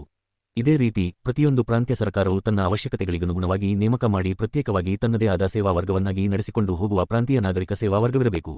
ಈ ಶಿಫಾರಸಿನಿಂದ ಈಗಿನ ವ್ಯವಸ್ಥೆಯಲ್ಲಿ ಯಾವುದೇ ಗಣನೀಯ ಬದಲಾವಣೆಯಾಗುವುದು ಎಂದು ಹೇಳಲಾಗದು. ಏಕೆಂದರೆ ಸಾಮಾಜ್ಯ ಸೇವಾ ವರ್ಗ ಮತ್ತು ಪ್ರಾಂತೀಯ ಸೇವಾ ವರ್ಗದ ಸದಸ್ಯರು ಭಾರತದ ಯಾವುದೇ ಭಾಗದಲ್ಲಿ ಸೇವೆ ಮಾಡಬಹುದಾಗಿದೆಯಾದರೂ ಅವುಗಳ ಅಖಿಲ ಭಾರತ ಸ್ವರೂಪ ಹೆಸರಿಗೆ ಮಾತ್ರ ಇರುತ್ತದೆ. ಕಾರಣ, ಸಾಮ್ರಾಜ್ಯ ಸೇವೆಯವರೇ ಆಗಲಿ ಪ್ರಾಂತೀಯ ಸೇವೆಯವರೇ ಆಗಲಿ ಮೊದಲು ಅವರು ನೇಮಕಗೊಂಡ ಪ್ರಾಂತ್ಯದಿಂದ ಬೇರೆ ಪ್ರಾಂತ್ಯದಲ್ಲಿ ಸೇವೆ ಸಲ್ಲಿಸಬೇಕಾಗಿ ಬಂದ ಉದಾಹರಣೆಗಳು ಅತ್ಯಂತ ವಿರಳ. ಸರ್ವೇ ಸಾಮಾನ್ಯವಾಗಿ ಎಲ್ಲರೂ ತಾವು ಆರಂಭದಲ್ಲಿ ನೇಮಕಗೊಂಡ ಪ್ರಾಂತ್ಯದಲ್ಲಿಯೇ ಕೊನೆಯವರೆಗೂ ಸೇವೆಯಲ್ಲಿ ಮುಂದುವರೆದಿದ್ದಾರೆ. ಪರಿಸ್ಥಿತಿ ಹೀಗಿರುವಾಗ ನಾನು ಸೂಚಿಸಿರುವ ಸುಧಾರಣೆ ಯಾವ ಬದಲಾವಣೆಯನ್ನು ಉಂಟುಮಾಡುವುದಿಲ್ಲ. ಅದು ವಾಸ್ತವ ಸಂಗತಿಗಳನ್ನು ಮಾತ್ರ ಗುರುತಿಸುತ್ತದೆ. 120 ನಾಗರಿಕ ಸೇವೆಗಳ ರಚನೆಯಲ್ಲಿ ಈ ಸುಧಾರಣೆಗಳಿಗೆ ನಾನು ಒತ್ತಾಯಿಸಲು ಅನೇಕ ಕಾರಣಗಳಿವೆ. ಮೊದಲನೆಯದಾಗಿ, ಭಾರತ ಸರ್ಕಾರದ ಉದ್ಯೋಗದಲ್ಲಿರುವ ಕೇಂದ್ರ ಸೇವೆಗಳನ್ನು ಪ್ರಾಂತ್ಯದ ಸೇವೆಗಳಿಂದ ಪ್ರತ್ಯೇಕಿಸುವುದರಲ್ಲಿ ಇರುವ ಹೆಚ್ಚಿನ ಅನುಕೂಲವೆಂದರೆ ಅದು ಪ್ರಾಂತ್ಯ ಸರ್ಕಾರಗಳ ಸ್ವರೂಪದಲ್ಲಾಗಿರುವ ಬದಲಾವಣೆಯಿಂದ ಅವಶ್ಯವೆನಿಸಿದೆ. ಈಗಿರುವ ಪದ್ಧತಿಯನ್ನು ಮುಂದುವರಿಸಿಕೊಂಡು ಹೋದಲ್ಲಿ ಮಂತ್ರಿಗಳು ತಮ್ಮ ಜವಾಬ್ದಾರಿಯನ್ನು ಸಾಧಿಸುವುದು ಕಷ್ಟವಾಗುತ್ತದೆ. ಭಾರತ ಸರ್ಕಾರ ಕಾಯ್ದೆಯ 96(b) ವಿಭಾಗದ ಪ್ರಕಾರ ಭಾರತದಲ್ಲಿ ಸಾರ್ವಜನಿಕ ಸಿಬ್ಬಂದಿಯವರು ಪ್ರಭುತ್ವದ ವಿಶ್ವಾಸದಿಂದ ತಮ್ಮ ಸ್ಥಾನಗಳನ್ನು ಹೊಂದಿರುತ್ತಾರೆ. ಆದರೆ ಅವರನ್ನು ಮಹಾಪ್ರಭುವು ಯಾವಾಗ ಕೆಲಸದಿಂದ ವಜಾ ಮಾಡಬೇಕೆಂಬುದನ್ನು ನಿರ್ಣಯಿಸುವ ಅಧಿಕಾರವನ್ನು ಕಾಯ್ದೆಯು ಮಂತ್ರಿಗಳಿಗೆ ಕೊಟ್ಟಿಲ್ಲವೆಂಬುದನ್ನು ನಾವು ನೆನಪಿನಲ್ಲಿಡಬೇಕು. ಆ ಅಧಿಕಾರವನ್ನು ನೇಮಕ ಮಾಡುವ ಅಧಿಕಾರಿಗೆ ನೀಡಲಾಗಿದೆಯಾದರೂ ಹಾಗೆ ವಜಾ ಮಾಡಲಾದ ಅಧಿಕಾರಿಗೆ ಸೆಕ್ರೆಟರಿ ಆಫ್ ಸ್ಟೇಟ್ ರವರಿಗೆ ಮೇಲ್ಮನವಿ ಮಾಡಿಕೊಳ್ಳುವ ಹಕ್ಕು ಇದೆ. ಮಂತ್ರಿಗೆ ಒಬ್ಬ ಅಧಿಕಾರಿಯನ್ನು ಕೆಲಸದಿಂದ ವಜಾ ಮಾಡುವ ಹಕ್ಕು ಮಾತ್ರವಲ್ಲ, ಧೈರ್ಯವಾಗಿ ಅವನನ್ನು ಶಿಕ್ಷಿಸುವ ಹಕ್ಕು ಇರುವುದಿಲ್ಲ. ಏಕೆಂದರೆ ಕಾಯ್ದೆಯಲ್ಲಿ secretary of state in council ರವರಿಂದ ನೇಮಕಗೊಂಡ ಯಾವುದೇ ಅಧಿಕಾರಿಗೆ ಅವನ ಮೇಲಧಿಕಾರಿಯಿಂದ ಅನ್ಯಾಯವಾದಾಗ ಅವನಿಗೆ ಸಂಬಂಧಪಟ್ಟ ಗವರ್ನರಿಗೆ ದೂರು ನೀಡುವ ಹಕ್ಕಿದೆ. ಅಂತಹ ದೂರು ಬಂದಾಗ ಕಾಯ್ದೆಯ ಪ್ರಕಾರ ಮತ್ತು ನಿರ್ದೇಶನಗಳ ದಸ್ತಾವೇಜಿನ ಪ್ರಕಾರ ಸಾರ್ವಜನಿಕ ಸೇವೆಗಳು ಗವರ್ನರರು ವಿಚಾರಣೆ ನಡೆಸಲು ಬದ್ಧರಾಗಿದ್ದು, ತಮಗೆ ಯಾವುದು ನ್ಯಾಯಸಮ್ಮತ ಎಂದು ತೋರುವುದೋ ಅಂತಹ ಆಜ್ಞೆಯನ್ನು ನೀಡಬೇಕು. ಈ ಅಧಿನಿಯಮಗಳು ಮಂತ್ರಿಯನ್ನು ಅವನು ಎಷ್ಟೇ ಬಲಶಾಲಿಯಾಗಿರಲಿ, ಅವನು ಶಾಸಕಾಂಗಕ್ಕೆ ಜವಾಬ್ದಾರನಾಗಿರುವ ವಿಷಯಗಳಲ್ಲಿ ತನ್ನ ಇಷ್ಟಕ್ಕನುಗುಣವಾಗಿ ಧೋರಣೆಗಳನ್ನು ಕಾರ್ಯಗತಗೊಳಿಸಲು ನಿರಾಕರಿಸುವ ಆ ವಿಧೇಯ ಅಧಿಕಾರಿಯ ವಿರುದ್ಧ ನಿಸ್ಸಹಾಯಕನನ್ನಾಗಿ ಮಾಡುತ್ತವೆ. ಒಬ್ಬ ಮಂತ್ರಿಗೆ ತನ್ನ ಕೈಕೆಳಗೆ ಕೆಲಸ ಮಾಡುವ ಅಧಿಕಾರಿಯನ್ನು ಅವನು ತಪ್ಪು ಮಾಡಿದಾಗ ಅವನನ್ನು ಪರಿಣಾಮಕಾರಿಯಾಗಿ ದಂಡಿಸುವ ಅಧಿಕಾರವಿರಬೇಕಾಗಿರುವುದು ಮಂತ್ರಿಮಂಡಲದ ಜವಾಬ್ದಾರಿ ತತ್ವದ ಒಂದು ಅವಶ್ಯಕತೆ. ತಾನು ಎಷ್ಟು ಜನ ಅಧಿಕಾರಿಗಳನ್ನು ಹೊಂದಿರಬೇಕು ಮತ್ತು ಅವರನ್ನು ಯಾವ ಹುದ್ದೆಗೆ ನೇಮಿಸಬೇಕೆಂದು ನಿರ್ಧರಿಸುವ ಅಧಿಕಾರವು ಮಂತ್ರಿಗೆ ಇರಬೇಕು. ಈಗಿರುವ ಅಧಿನಿಯಮಗಳು ಅವನಿಗೆ ಇಂತಹ ಯಾವುದೇ ಅಧಿಕಾರಗಳನ್ನು ನೀಡಿಲ್ಲ. ಈ ಅಸಂಗತ ಅಂಶವನ್ನು ಸುಧಾರಣೆಗಳನ್ನು ಜಾರಿಗೊಳಿಸಿದ ಕೂಡಲೇ ನೇಮಕವಾಗಿದ್ದ ಲೀ ಆಯೋಗವು ಲೀ ಕಮಿಷನ್ ಗುರುತಿಸಿತು. ವರ್ಗಾಯಿಸಲಾದ ಇಲಾಖೆಗಳಲ್ಲಿ ಅಖಿಲ ಭಾರತ ಆಧಾರದ ಮೇಲೆ ಇನ್ನು ಮುಂದೆ ಯಾವುದೇ ನೇಮಕಗಳನ್ನು ಮಾಡಕೂಡದೆಂದು ಮತ್ತು ಅವುಗಳಿಗೆ ಅಗತ್ಯವಿರುವ ಸಿಬ್ಬಂದಿಯನ್ನು ಪ್ರಾಂತೀಯ ಸರ್ಕಾರಗಳೇ ಆಯ್ಕೆ ಮಾಡಿ ನೇಮಕ ಮಾಡಬೇಕೆಂದು ಈ ಆಯೋಗ ಶಿಫಾರಸು ಮಾಡಿತು. ಈ ಶಿಫಾರಸ್ಸಿನ ಪರಿಣಾಮವಾಗಿ ಪ್ರಾಂತ್ಯಗಳಿಗೆ ಅಧಿಕಾರಿಗಳನ್ನು ಭರ್ತಿ ಮಾಡಲು ಅವಶ್ಯಕವಾದ ನಿಯಮಗಳನ್ನು ರಚಿಸಲು ಅಧಿಕಾರ ನೀಡಲಾಗಿದ್ದು, ಹೀಗೆ ನೇಮಕಗೊಂಡ ಅಧಿಕಾರಿಗಳು ವರ್ಗಾಯಿಸಲಾದ ವಿಷಯಗಳ ಇಲಾಖೆಗಳಲ್ಲಿ ಈಗ ಕೆಲಸ ಮಾಡುತ್ತಿರುವ ಅಖಿಲ ಭಾರತ ಸೇವಾ ವರ್ಗಗಳ ಅಧಿಕಾರಿಗಳು ತಮ್ಮ ಹುದ್ದೆಗಳನ್ನು ಖಾಲಿ ಮಾಡಿದಾಗ ಅವರ ಸ್ಥಾನಗಳಲ್ಲಿ ನೇಮಕಗೊಳ್ಳುವರು. ನಾನು ಸೂಚಿಸಿರುವ ಸುಧಾರಣೆಯ ಪರಿಸ್ಥಿತಿಯ ಅವಶ್ಯಕತೆಯ ಒತ್ತಡದಲ್ಲಿ ಒಪ್ಪಿಕೊಳ್ಳಲೇಬೇಕಾದಂತಹ ತತ್ವದ ವಿಸ್ತರಣೆಯಾಗಿದೆ. ಈ ವಿಸ್ತರಣೆಯ ಕಾರ್ಯದಲ್ಲಿ ಈಗ ವಿಳಂಬವಾಗಬಾರದು. ಏಕೆಂದರೆ ಸಂಪೂರ್ಣ ಜವಾಬ್ದಾರಿ ಸರ್ಕಾರ ವ್ಯವಸ್ಥೆಯಲ್ಲಿ ಆರಕ್ಷಿತ ಮತ್ತು ವರ್ಗಾಯಿಸಲಾದ ವಿಷಯಗಳ ಇಲಾಖೆಗಳ ನಡುವಣ ಈಗಿನ ವ್ಯತ್ಯಾಸ ಮಾಯವಾಗಿದೆ. 121 ಪ್ರತ್ಯೇಕ ಪ್ರಾಂತೀಯ ನಾಗರಿಕ ಸೇವಾ ವರ್ಗದ ಎರಡನೆಯ ಪ್ರಯೋಜನವೆಂದರೆ, ಅದು ಪ್ರಾಂತ್ಯಗಳಿಗೆ ಸೇರಿದ ಸೇವೆಗಳ ಮೂಲಬಲ ಅಥವಾ ವರ್ಗಗಳಲ್ಲಿ ಬದಲಾವಣೆ ಮಾಡುವ ಸ್ವಾತಂತ್ರ್ಯವನ್ನು ಪ್ರಾಂತೀಯ ಸರ್ಕಾರಗಳಿಗೆ ನೀಡುತ್ತದೆ. ಅಖಿಲ ಭಾರತ ವ್ಯವಸ್ಥೆಯ ದೋಷವೆಂದರೆ ಅಖಿಲ ಭಾರತ ಸೇವೆಗಳಿಗೆ ಸೇರಿದ ಅಧಿಕಾರಿಗಳು ಹೊಂದಿರುವ ಅನೇಕ ಹುದ್ದೆಗಳು ಅನವಶ್ಯಕವೆನಿಸಿದರೆ ಮತ್ತು ಅವುಗಳ ಕೆಲಸಗಳನ್ನು ಕಡಿಮೆ ವೇತನ ಪಡೆಯುತ್ತಿರುವ ಪ್ರಾಂತೀಯ ಸೇವಾ ವರ್ಗದ ಅಧಿಕಾರಿಗಳು ದಕ್ಷತೆಯಿಂದ ನಿರ್ವಹಿಸಬಹುದೆಂದು ಮಂತ್ರಿಗೆ ಮನದಟ್ಟಾದಾಗ ಅಂತಹ ಹುದ್ದೆಗಳನ್ನು ರದ್ದುಪಡಿಸುವ ಅಥವಾ ಪ್ರಾಂತ್ಯ ಸೇವಾ ವರ್ಗದ ಅಧಿಕಾರಿಗಳಿಗೆ ವರ್ಗಾಯಿಸುವ ಅಧಿಕಾರ ಅವನಿಗಿರುವುದಿಲ್ಲ. ಏಕೆಂದರೆ ಕಾಯ್ದೆಯಲ್ಲಿ ಅವನಿಗೆ ಅಂತಹ ಅಧಿಕಾರ ನೀಡಲಾಗಿಲ್ಲ. ಅಂತಹ ಸಂದರ್ಭಗಳಲ್ಲಿ ಅವನು ಅಂತಹ ಹುದ್ದೆಗಳನ್ನು ತಡೆಹಿಡಿಯಬಹುದು ಅಥವಾ ಪ್ರಾಂತ್ಯ ಸೇವಾ ವರ್ಗಕ್ಕೆ ಸೇರಿದ ಅಧಿಕಾರಿಯನ್ನು ಸುದೀರ್ಘಾವಧಿಯಲ್ಲಿ ಕಾರ್ಯನಿರ್ವಹಿಸುವಂತೆ ಮಾತ್ರ ಮಾಡಬಹುದಾಗಿದೆ. ಆದರೆ ಈ ವಿಷಯದಲ್ಲಿಯೂ ಅವನ ಅಧಿಕಾರ ಸೀಮಿತವಾಗಿದೆ. ಕಾರಣ ನಿಯಮಗಳ ಪ್ರಕಾರ ಅವನು ಸೆಕ್ರೆಟರಿ ಆಫ್ ಸ್ಟೇಟ್ ರವರ ಮಂಜೂರಾತಿ ಇಲ್ಲದೆ ನಿಗದಿತ ತಿಂಗಳುಗಳಿಗಿಂತ ಹೆಚ್ಚು ಡಾ. ಬಾಬಾಸಾಹೇಬ್ ಅಂಬೇಡ್ಕರ್ ಅವರ ಸಮಗ್ರ ಬರೆಹಗಳು ಭಾಷಣಗಳು ಸಂಪುಟ -2 ಕಾಲ ಹೀಗೆ ಮಾಡುವಂತಿಲ್ಲ. ಇದು ಅಖಿಲ ಭಾರತ ಸೇವಾ ವರ್ಗಗಳ ರಚನೆಯಿಂದ ಉದ್ಭವಿಸುವ ಗಂಭೀರ ಸ್ವರೂಪದ ಪರಿಮಿತಿಯಾಗಿದೆ. ಇದರಿಂದಾಗಿ ಸುಧಾರಿತ ಪುನಾರಚಿತ ಪರಿಷತ್ತು ರಿಫಾರ್ಮ್ ಕೌನ್ಸಿಲ್ ತನ್ನ ಸ್ಥಾಪನೆಯಾದಾಗಿನಿಂದಲೂ ಒತ್ತಾಯಪಡಿಸುತ್ತಿರುವ ಉಳಿತಾಯ ಸಾಧನೆಯ ಉದ್ದೇಶ ವಿಫಲಗೊಳ್ಳುತ್ತದೆ. 122 ಸ್ವತಂತ್ರ ಪ್ರಾಂತೀಯ ನಾಗರಿಕ ಸೇವೆಗಳ ವ್ಯವಸ್ಥೆಯ ಪ್ರಯೋಜನಗಳು ಇವಷ್ಟೇ ಅಲ್ಲ. ಸೇವೆಗಳ ಅಖಿಲ ಭಾರತ ಸ್ವರೂಪದಿಂದ ಪ್ರಾಂತ್ಯಗಳಲ್ಲಿ ಸಂಬಳ, ರಜೆ, ಸೌಲಭ್ಯ, ಬಡ್ತಿ ಮತ್ತು ನಿವೃತ್ತಿ ವೇತನಗಳಿಗೆ ಸಂಬಂಧಿಸಿದಂತೆ ನೇಮಕಗಳ ನಿಯಮಗಳಲ್ಲಿ ಏಕರೂಪತೆಯನ್ನು ಹೇರುತ್ತದೆ. ಅಂತಹ ಏಕರೂಪತೆ ತುಲನಾತ್ಮಕವಾಗಿ ಬಡ ಪ್ರಾಂತ್ಯಗಳ ಸಂಪನ್ಮೂಲಗಳ ಮೇಲೆ ಹೆಚ್ಚಿನ ಹೊರೆಯಾಗಬಹುದೆಂಬುದು ನನ್ನ ವಾದ. ಅವು ಯುಕ್ತ ರೀತಿಯಲ್ಲಿ ಕೊಡಬಹುದಾದುದಕ್ಕಿಂತಲೂ ಹೆಚ್ಚಿನ ವೇತನ ಕೊಡಬೇಕಾಗುತ್ತದೆ. ಜೀವನ ಮಟ್ಟದಲ್ಲಿ ಸಮಾನತೆಯನ್ನುಂಟು ಮಾಡುವ ದೃಷ್ಟಿಯಿಂದ ಎಲ್ಲಾ ಪ್ರಾಂತ್ಯಗಳಲ್ಲಿ ಏಕರೂಪ ವೇತನ ಶ್ರೇಣಿಯನ್ನು ಕೊಡುವುದು ಅವಶ್ಯವೆಂದು ಹೇಳಲಾಗದು. ಸ್ಥಳೀಯ ಪರಿಸ್ಥಿತಿಗಳಿಂದಾಗಿ ಬೇರೆ ಬೇರೆ ಪ್ರಾಂತ್ಯಗಳಲ್ಲಿ ವಿಭಿನ್ನ ವೇತನದಲ್ಲಿ ಒಂದೇ ರೀತಿಯ ಜೀವನ ಸವಲತ್ತುಗಳನ್ನು ಹೊಂದಬಹುದೆಂಬುದು ಚೆನ್ನಾಗಿ ತಿಳಿದಿರುವ ವಿಷಯ. ಹೀಗಿರುವಾಗ ಏಕರೂಪ ವೇತನವು ಹೊರ ಅಥವಾ ಅನ್ಯಾಯಯುತವೆನಿಸುವಾಗ ಅದನ್ನು ಜಾರಿಗೊಳಿಸುವ ಕಾರಣವೇ ಇಲ್ಲ. 123 ಸೇವಾ ನಿಯಮಗಳಲ್ಲಿ ಏಕರೂಪತೆಯ ಅವಶ್ಯಕತೆ ನಾಗರಿಕ ಸೇವೆಗಳ ಅಖಿಲ ಭಾರತ ಸ್ವರೂಪದ ನೇರ ಪರಿಣಾಮವಾಗಿದೆ ಮತ್ತು ಸೇವೆಗಳ ಈ ಅಖಿಲ ಭಾರತ ಸ್ವರೂಪವನ್ನು ಕಳೆದುಕೊಳ್ಳುವವರೆಗೆ ಇದು ನಿವಾರಣೆಯಾಗದು. ಸ್ವತಂತ್ರ ಪ್ರಾಂತೀಯ ನಾಗರಿಕ ವರ್ಗದ ರಚನೆಯ ಮೂಲಕ ಈ ಉದ್ದೇಶವನ್ನು ಸಾಧಿಸಬಹುದು. ಇದರಿಂದ ಆಡಳಿತ ವೆಚ್ಚ ಕಡಿಮೆಯಾಗುವುದಲ್ಲದೆ ಪ್ರಾಂತಗಳಿಗೆ ತಮ್ಮ ಸ್ವಂತ ವ್ಯವಹಾರಗಳನ್ನು ತಮ್ಮದೇ ಆದ ರೀತಿಯಲ್ಲಿ ನಡೆಸಿಕೊಂಡು ಹೋಗುವ ಸಂಪೂರ್ಣ ಸ್ವಾತಂತ್ರ್ಯ ನೀಡುವುದರಿಂದ ಇದು ಸ್ವಾಗತಾರ್ಹ. ಆದರೆ ಸಾರ್ವಜನಿಕ ಸೇವೆಗಳಿಗೆ ನೇಮಕಗಳ ವಿಷಯದಲ್ಲಿ ಸೆಕ್ರೆಟರಿ ಆಫ್ ಸ್ಟೇಟ್ ಮತ್ತು ಪ್ರಾಂತ್ಯ ಸರ್ಕಾರಗಳ ಸ್ಥಾನಮಾನದಲ್ಲಿ ಆಮೂಲಾಗ್ರ ಬದಲಾವಣೆ ಮಾಡಬೇಕಾಗುತ್ತದೆ. ಸೆಕ್ರೆಟರಿ ಆಫ್ ಸ್ಟೇಟ್ ರವರು ಸಾಮಾನ್ಯವಾಗಿ ಎಲ್ಲ ಉದ್ಯೋಗಗಳಿಗೆ ನೇಮಕ ಮಾಡುವ ಬದಲು ಮತ್ತು ಪ್ರಾಂತ್ಯ ಸರ್ಕಾರಗಳು ತಮ್ಮ ಪ್ರಾಂತ್ಯಕ್ಕೆ ಅಗತ್ಯವಾದ ಸಿಬ್ಬಂದಿಯನ್ನು ನೇಮಕ ಮಾಡುವಂತೆ ಅವರನ್ನು ಕೋರುವ ಬದಲು ಸೆಕ್ರೆಟರಿ ಆಫ್ ಸ್ಟೇಟ್ ರವರು ಇಂಗ್ಲೆಂಡಿನಲ್ಲಿ ನೇಮಕ ಮಾಡುವುದು ಅವಶ್ಯವೆನಿಸುವ ಸಂದರ್ಭಗಳಲ್ಲಿ ತಾನು ನಿರೂಪಿಸಿದ ಷರತ್ತುಗಳಂತೆ ನೇಮಕ ಮಾಡದೆ ಸಂಬಂಧಪಟ್ಟ ಪ್ರಾಂತ್ಯಗಳು ಗೊತ್ತುಪಡಿಸಲಾದ ಷರತ್ತುಗಳ ಪ್ರಕಾರ ನೇಮಕ ಮಾಡುವ ಆಯಾ ಪ್ರಾಂತ್ಯದ ನಿಯೋಗದಂತೆ ಮಾತ್ರ ವರ್ತಿಸಬೇಕಾಗುವುದು. ಪ್ರಾಂತ್ಯಗಳು ಇನ್ನು ಮುಂದೆ ಸೆಕ್ರೆಟರಿ ಆಫ್ ಸ್ಟೇಟ್ ರವರಿಂದ ಎರವಲು ಕೊಡಲ್ಪಟ್ಟ ಅಥವಾ ಕಳುಹಿಸಿಕೊಡಲಾದವರನ್ನು ಸೇವೆಗೆ ತೆಗೆದುಕೊಳ್ಳುವ ಪದ್ಧತಿಯನ್ನು ಕೈಬಿಡಬೇಕು. ಎಲ್ಲಿಯವರೆಗೆ ಇಂತಹ ಪದ್ಧತಿ ಮುಂದುವರಿಯುವುದೋ ಅಲ್ಲಿಯವರೆಗೆ ಸೆಕ್ರೆಟರಿ ಆಫ್ ಸ್ಟೇಟ್ ರವರು ತಾವು ಈಗ ಭಾರತ ಸರ್ಕಾರ ಕಾಯ್ದೆಯ 96(b) ವಿಭಾಗದನ್ವಯ ಹೊಂದಿರುವ ಅಧಿಕಾರಗಳನ್ನು ಚಲಾಯಿಸಿಯೇ ತೀರುತ್ತಾರೆ. ಸೆಕ್ರೆಟರಿ ಆಫ್ ಸ್ಟೇಟ್ ರವರು ನಾಗರಿಕ ಸೇವಾ ವರ್ಗಗಳ ಮೇಲೆ ತಮ್ಮ ಕೈಯಲ್ಲಿ ಇಟ್ಟುಕೊಂಡಿರುವ ಈ ಅಧಿಕಾರಗಳಿಂದ ಜವಾಬ್ದಾರಿ ಸರ್ಕಾರ ಸಾಧ್ಯವಾಗುವುದೆಂಬುದರ ಬಗ್ಗೆ ಮಂತ್ರಿಗಳು ಬಹಳಷ್ಟು ಹೇಳುತ್ತಿದ್ದಾರೆ. ಈ ಟೀಕೆ ಸಾರ್ವಜನಿಕ ಸೇವೆಗಳು 517 ಸಂಪೂರ್ಣವಾಗಿ ಸಮಂಜಸವಾಗಿದೆ. ಆದರೆ ಈ ಟೀಕೆಯನ್ನು ಪದೇ ಪದೇ ಮಾಡುತ್ತಿರುವ ಸೆಕ್ರೆಟರಿ ಆಫ್ ಸ್ಟೇಟ್ ರವರು ನೇಮಕಾಧಿಕಾರಿಯಾಗಿ ಕಾರ್ಯನಿರ್ವಹಿಸುವುದನ್ನು ತಪ್ಪಿಸುವವರೆಗೂ ಈ ಅಧಿಕಾರಗಳನ್ನು ತೆಗೆದುಕೊಳ್ಳಲು ಬರುವುದಿಲ್ಲ ಎಂಬ ಅಂಶವನ್ನು ಅರಿತಂತೆ ತೋರುವುದಿಲ್ಲ. 124 ಸೇವಾ ವರ್ಗಗಳನ್ನು ಪ್ರತ್ಯೇಕಿಸುವ ಈ ಸುಧಾರಣೆಯನ್ನು ಕಾರ್ಯಗತಗೊಳಿಸಿದರೆ ನಾನು ಈ ಕೆಳಕಂಡ ಪ್ರಾಂತೀಯ ಸೇವೆಗಳ ವರ್ಗೀಕರಣವನ್ನು ಸೂಚಿಸುತ್ತೇನೆ. ಪ್ರಾಂತೀಯ ನಾಗರಿಕ ಸೇವೆ, ಅತ್ಯುನ್ನತ ಸೇವೆ, ತದನಂತರದ ಗುಮಾಸ್ತ, ಜವಾನ, ಪ್ರಸಕ್ತ ಇರುವ ಕೆಳ ಶ್ರೇಣಿ ಸೇವಾ ಶ್ರೇಣಿ, ಪ್ರಭುತ್ವ ಸೇವೆ, ಪ್ರಾಂತೀಯ ಮತ್ತು ಭಾರತೀಯ ಸೇವೆಗಳಿಗೆ, ನಾಗರಿಕ ಸಮನಾದ ಸೇವೆಗಳಿಗೆ, ದ್ವಿತೀಯ ಸಮನಾದ ಪ್ರಥಮ ದರ್ಜೆ 125 ಪ್ರಾಂತೀಯ ಸಿವಿಲ್ ಸೇವೆಗಳಿಗೆ ಭರ್ತಿ ಮಾಡುವ ಸಂಸ್ಥೆ. ಪ್ರಾಂತೀಯ ಸಿವಿಲ್ ಸೇವೆಗಳಿಗೆ ಸೆಕ್ರೆಟರಿ ಆಫ್ ಸ್ಟೇಟ್ ರವರು ನೇಮಕ ಮಾಡುವ ಕೆಲಸವನ್ನು ಬಿಟ್ಟುಕೊಟ್ಟ ನಂತರ ಆ ಕಾರ್ಯವನ್ನು ಯಾವ ಸಂಸ್ಥೆ ಅಥವಾ ಅಧಿಕಾರಿಗೆ ವಹಿಸಿಕೊಡಬೇಕೆಂಬುದು ಮುಂದಿನ ಪ್ರಶ್ನೆ. ಸಿವಿಲ್ ಸೇವೆಗಳನ್ನು ರಾಜಕೀಯ ಪ್ರಭಾವ ಮತ್ತು ಅವ್ಯವಹಾರಗಳಿಂದ ಮುಕ್ತಗೊಳಿಸಬೇಕಾದರೆ ಅದಕ್ಕೆ ಭರ್ತಿ ಮಾಡುವ ಪ್ರಾಧಿಕಾರ ಸಂಸ್ಥೆ ಮಂತ್ರಿಗಳಿಂದ ಸ್ವತಂತ್ರವಾಗಿರಬೇಕೆಂಬ ವಾದವನ್ನು ನಾನು ಒಪ್ಪುತ್ತೇನೆ. ಆದರೆ ಈ ಕೆಲಸವನ್ನು ನಿರ್ವಹಿಸಲು ಪ್ರಾಂತೀಯ ಲೋಕಸೇವಾ ಆಯೋಗವನ್ನು ಸ್ಥಾಪಿಸಬೇಕೆಂದು ಹೇಳಲು ನಾನು ಸಿದ್ಧನಿಲ್ಲ. ಆರ್ಥಿಕ ಕಾರಣಗಳಿಂದಲೇ ಈ ಸೂಚನೆ ಬೃಹತ್ತಾಗಿ ತೋರುವುದು. ಪ್ರತಿಯೊಂದು ಪ್ರಾಂತ್ಯದಲ್ಲಿ ಸೇವೆಗಳಿಗೆ ಸಂಬಂಧಿಸಿದ ವಿಷಯಗಳನ್ನು ಪರಿಶೀಲಿಸುವ ವಿಶೇಷ ಜವಾಬ್ದಾರಿಯುಳ್ಳ ಒಬ್ಬ ಪೂರ್ಣಾವಧಿ ಅಧಿಕಾರಿ ಇರಬೇಕೆಂಬ ಸಲಹೆಯನ್ನು ನಾನು ಅನುಮೋದಿಸುತ್ತೇನೆ.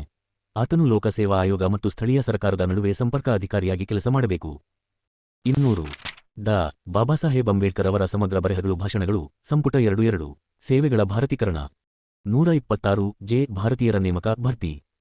ಭಾರತೀಕರಣದ ವಾದವನ್ನು 1915ರಲ್ಲಿ ಐಲಿಂಗಟನ್ ಆಯೋಗವು ಇಸ್ಲಿಂಗ್ಟನ್ ಕಮಿಷನ್ ಅಂಗೀಕರಿಸಿತ್ತು.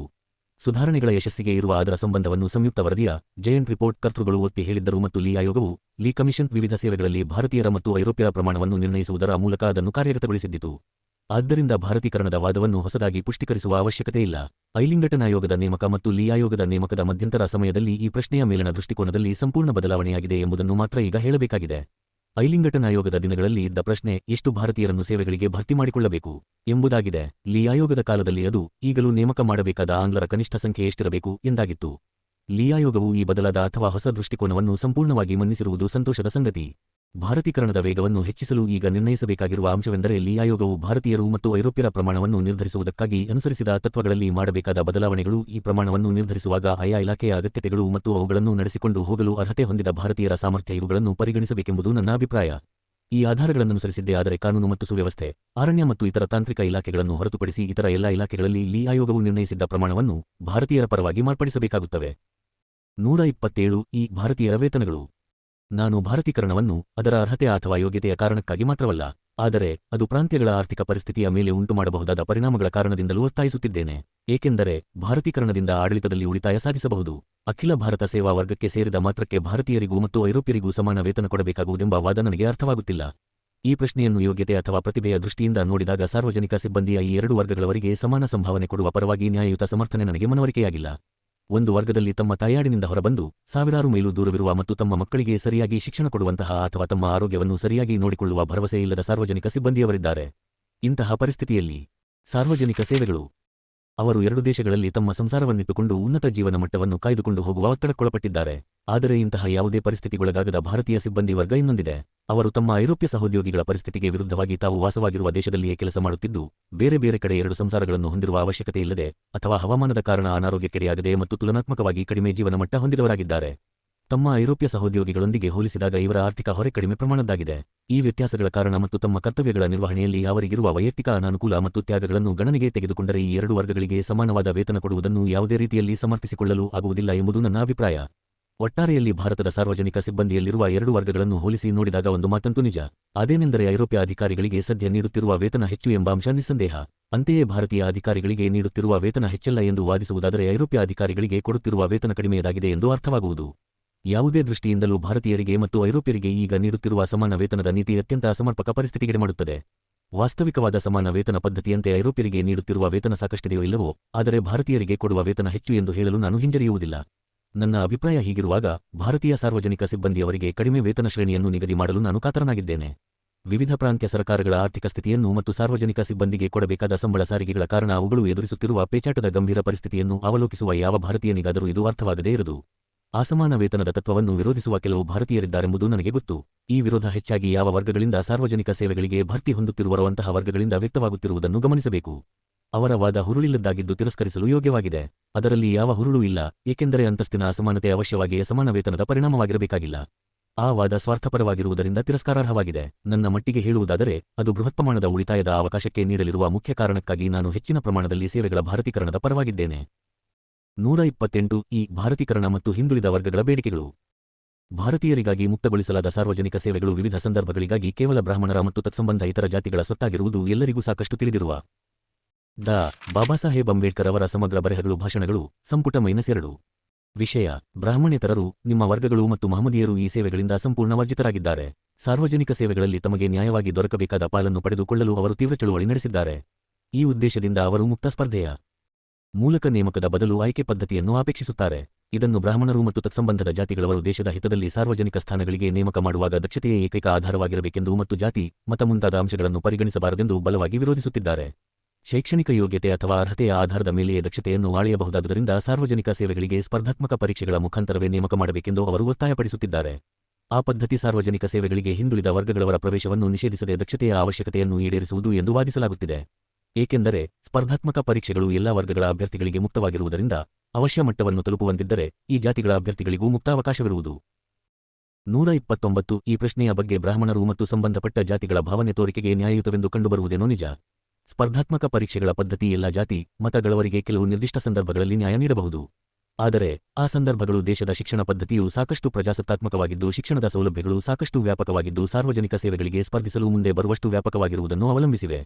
ಇಲ್ಲದೆ ಹೋದರೆ ಮುಕ್ತ ಸ್ಪರ್ಧೆಯ ಪದ್ಧತಿ ಇದ್ದಾಗ್ಯೂ ಬಹುಸಂಖ್ಯೆಯಲ್ಲಿರುವ ವರ್ಗಗಳ ಜನರು ಹೊರಗುಳಿಯುವರು. ಈ ಮೂಲಭೂತ ಸ್ಥಿತಿ ಭಾರತದಲ್ಲಿ ಇಲ್ಲದೇ ಇರುವುದು ಎದ್ದು ಕಾಣುತ್ತದೆ.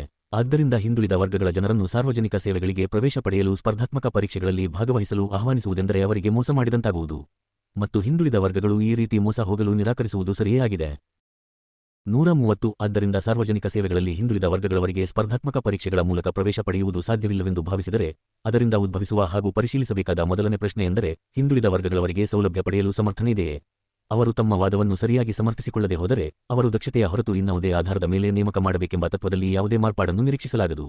ಈ ಮುಖ್ಯ ಪ್ರಶ್ನೆಯ ವಿಷಯದಲ್ಲಿ ಹಿಂದುಳಿದ ವರ್ಗಗಳು ತಮ್ಮ ಪರವಾಗಿ ಯಾರೂ ಅಲ್ಲಗಳೆಯಲಾರದಂತಹ ಬಲವಾದ ವಾದವನ್ನು ಹೊಂದಿರುವರೆಂದು ಹೇಳಲು ನಾನು ಹಿಂಜರಿಯುವುದಿಲ್ಲ. 131 ಸಾರ್ವಜನಿಕ ಸೇವೆಗಳ ನೇಮಕದಲ್ಲಿ ದಕ್ಷತೆಯೇ ಆಧಾರವಾಗಿರಬೇಕೆಂದು ಬಲವಾಗಿ ಪ್ರತಿಪಾದಿಸುವವರಿಗೆ ಆಧುನಿಕ ಆಡಳಿತದ ವ್ಯಾಪ್ತಿಯಲ್ಲಿ ಬರುವ ವಿಷಯಗಳ ಕಲ್ಪನೆ ಇದ್ದಂತೆ ತೋರು.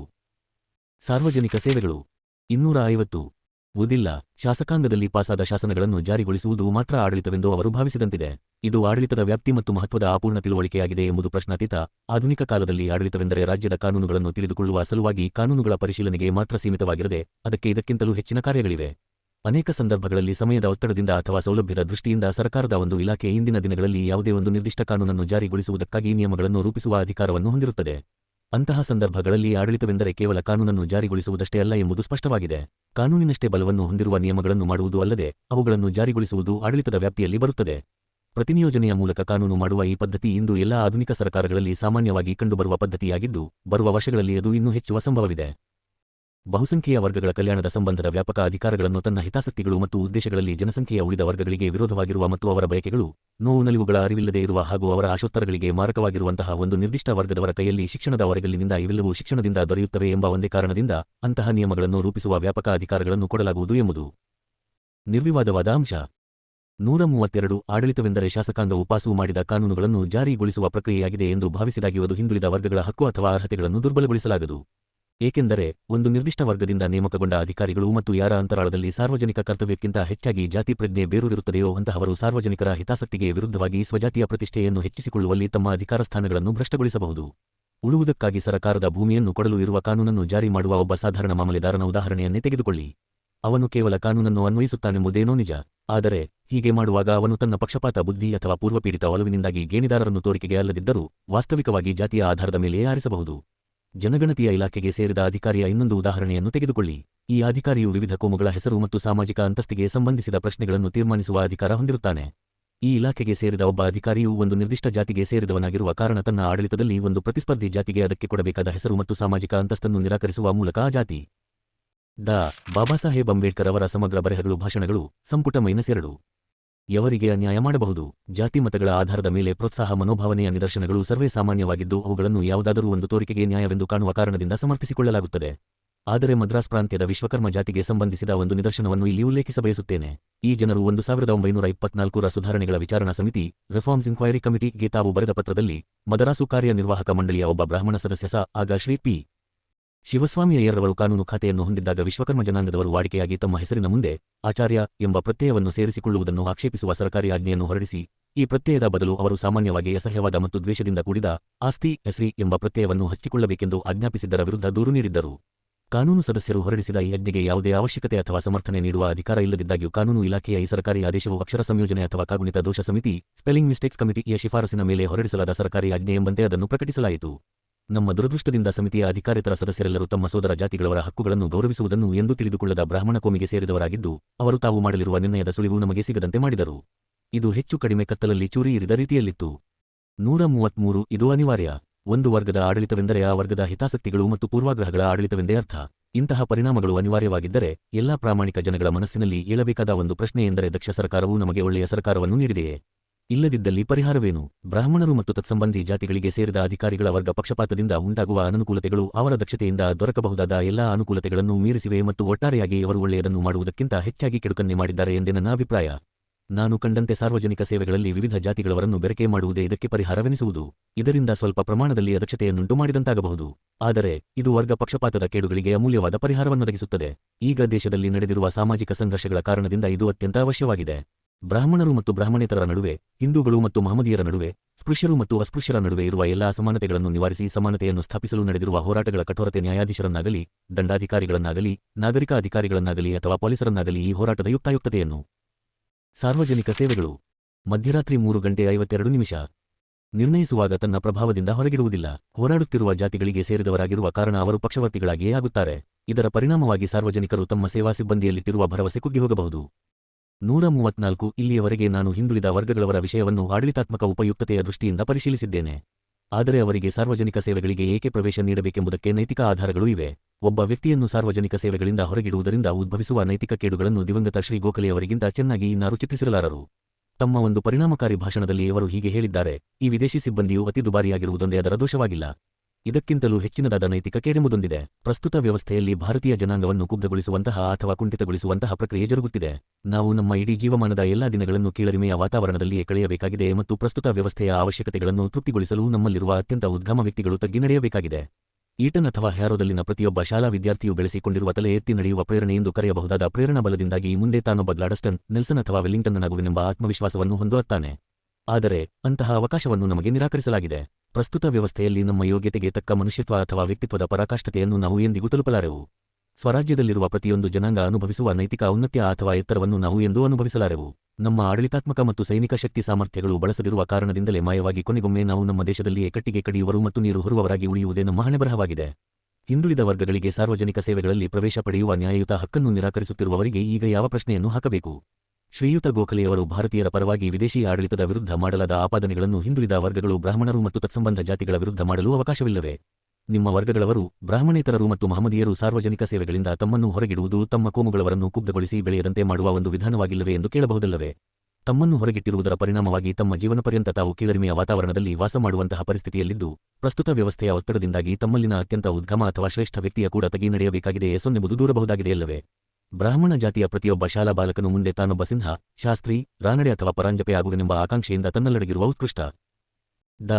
ಬಾಬಾಸಾಹೇಬ್ ಅಂಬೇಡ್ಕರ್ ಅವರ ಸಮಗ್ರ ಬರೆಹಗಳು, ಭಾಷಣಗಳು, ಸಂಪುಟ -2 ಗುಣಗಳನ್ನು ಚೇತನಗೊಳಿಸುವ ಪ್ರವೃತ್ತಿಯನ್ನು ತಮಗೆ ನಿರಾಕರಿಸಲಾಗಿದೆ ಎಂದು ಕಂಠೋಕ್ತವಾಗಿ ಹೇಳಬಹುದಾಗಿದೆಯಲ್ಲವೇ? ಪ್ರಸ್ತುತ ವ್ಯವಸ್ಥೆಯಡಿಯಲ್ಲಿ ತಮ್ಮ ವ್ಯಕ್ತಿತ್ವವು ತಲುಪಬಹುದಾಗಿರುವ ಎತ್ತರವನ್ನು ತಾವು ಎಂದಿಗೂ ತಲುಪಲಾರೆವು ಎಂದು ಅವರು ರೋಷದಿಂದ ಹೇಳಬಹುದಾಗಿದೆಯಲ್ಲವೇ? ಸ್ವರಾಜ್ಯದಲ್ಲಿ ಪ್ರತಿಯೊಂದು ಜನಾಂಗವೂ ಅನುಭವಿಸಬಹುದಾದ ನೈತಿಕ ಔನ್ನತ್ಯವನ್ನು ತಾವು ಅನುಭವಿಸಲಾರೆವು ಮತ್ತು ಬಳಸಲಾರದ ಕಾರಣ ತಮ್ಮ ಆಡಳಿತಾತ್ಮಕ ಪ್ರತಿಭೆಗಳು ಕೇವಲ ಜಿಗುಪ್ಪೆಯಿಂದ ಮಾಯವಾಗಿ ಕೊನೆಗೆ ತಮ್ಮ ದೇಶದಲ್ಲಿಯೇ ತಾವು ಕಟ್ಟಿಗೆ ಕಡಿಯುವವರು ಮತ್ತು ನೀರು ಸೇದುವವರಾಗಿಯೇ ಇರಬೇಕಾಗಬಹುದೇ ಸೊನ್ನೆದು ವ್ಯಥೆಪಡಬಹುದಾಗಿದೆಯಲ್ಲವೇ? ಈ ಪ್ರಶ್ನೆಗಳಿಗೆ ಉತ್ತರಗಳು ಅನ್ವಯಾತ್ಮಕವಾಗಿಯೇ ಇರಬೇಕಾಗುತ್ತದೆ. ಮುಂದುವರಿದ ಜಾತಿಗಳವರನ್ನು ದೇಶದ ಸಾರ್ವಜನಿಕ ಸೇವೆಗಳಿಂದ ಹೊರಗಿಡುವುದು ನೈತಿಕ ಅನ್ಯಾಯವಾಗಿದ್ದರೆ, ಹಿಂದುಳಿದ ಜಾತಿಗಳವರನ್ನು ಅದೇ ಕ್ಷೇತ್ರದಿಂದ ಹೊರಗಿಡುವುದು ಸಹ ನೈತಿಕ ಅನ್ಯಾಯವಾಗಿರಬೇಕು ಮತ್ತು ಅದು ಹಾಗಿದ್ದ ಪಕ್ಷದಲ್ಲಿ ಅದನ್ನು ಸರಿಪಡಿಸಬೇಕು. 135 ಇವು ಹಿಂದುಳಿದ ವರ್ಗಗಳ ಪರವಾಗಿರುವ ಆಧಾರಗಳು ಮತ್ತು ಆಲೋಚನೆಗಳು ಅಥವಾ ಪರಿಗಣನೆಗಳು. ಈ ಎಲ್ಲಾ ಆಲೋಚನೆಗಳು ಭಾರತೀಕರಣದ ಪರವಾಗಿ ಒತ್ತಾಯಿಸಲಾದ ವಿಚಾರಗಳಿಂದ ಭಿನ್ನವಾಗಿಲ್ಲ.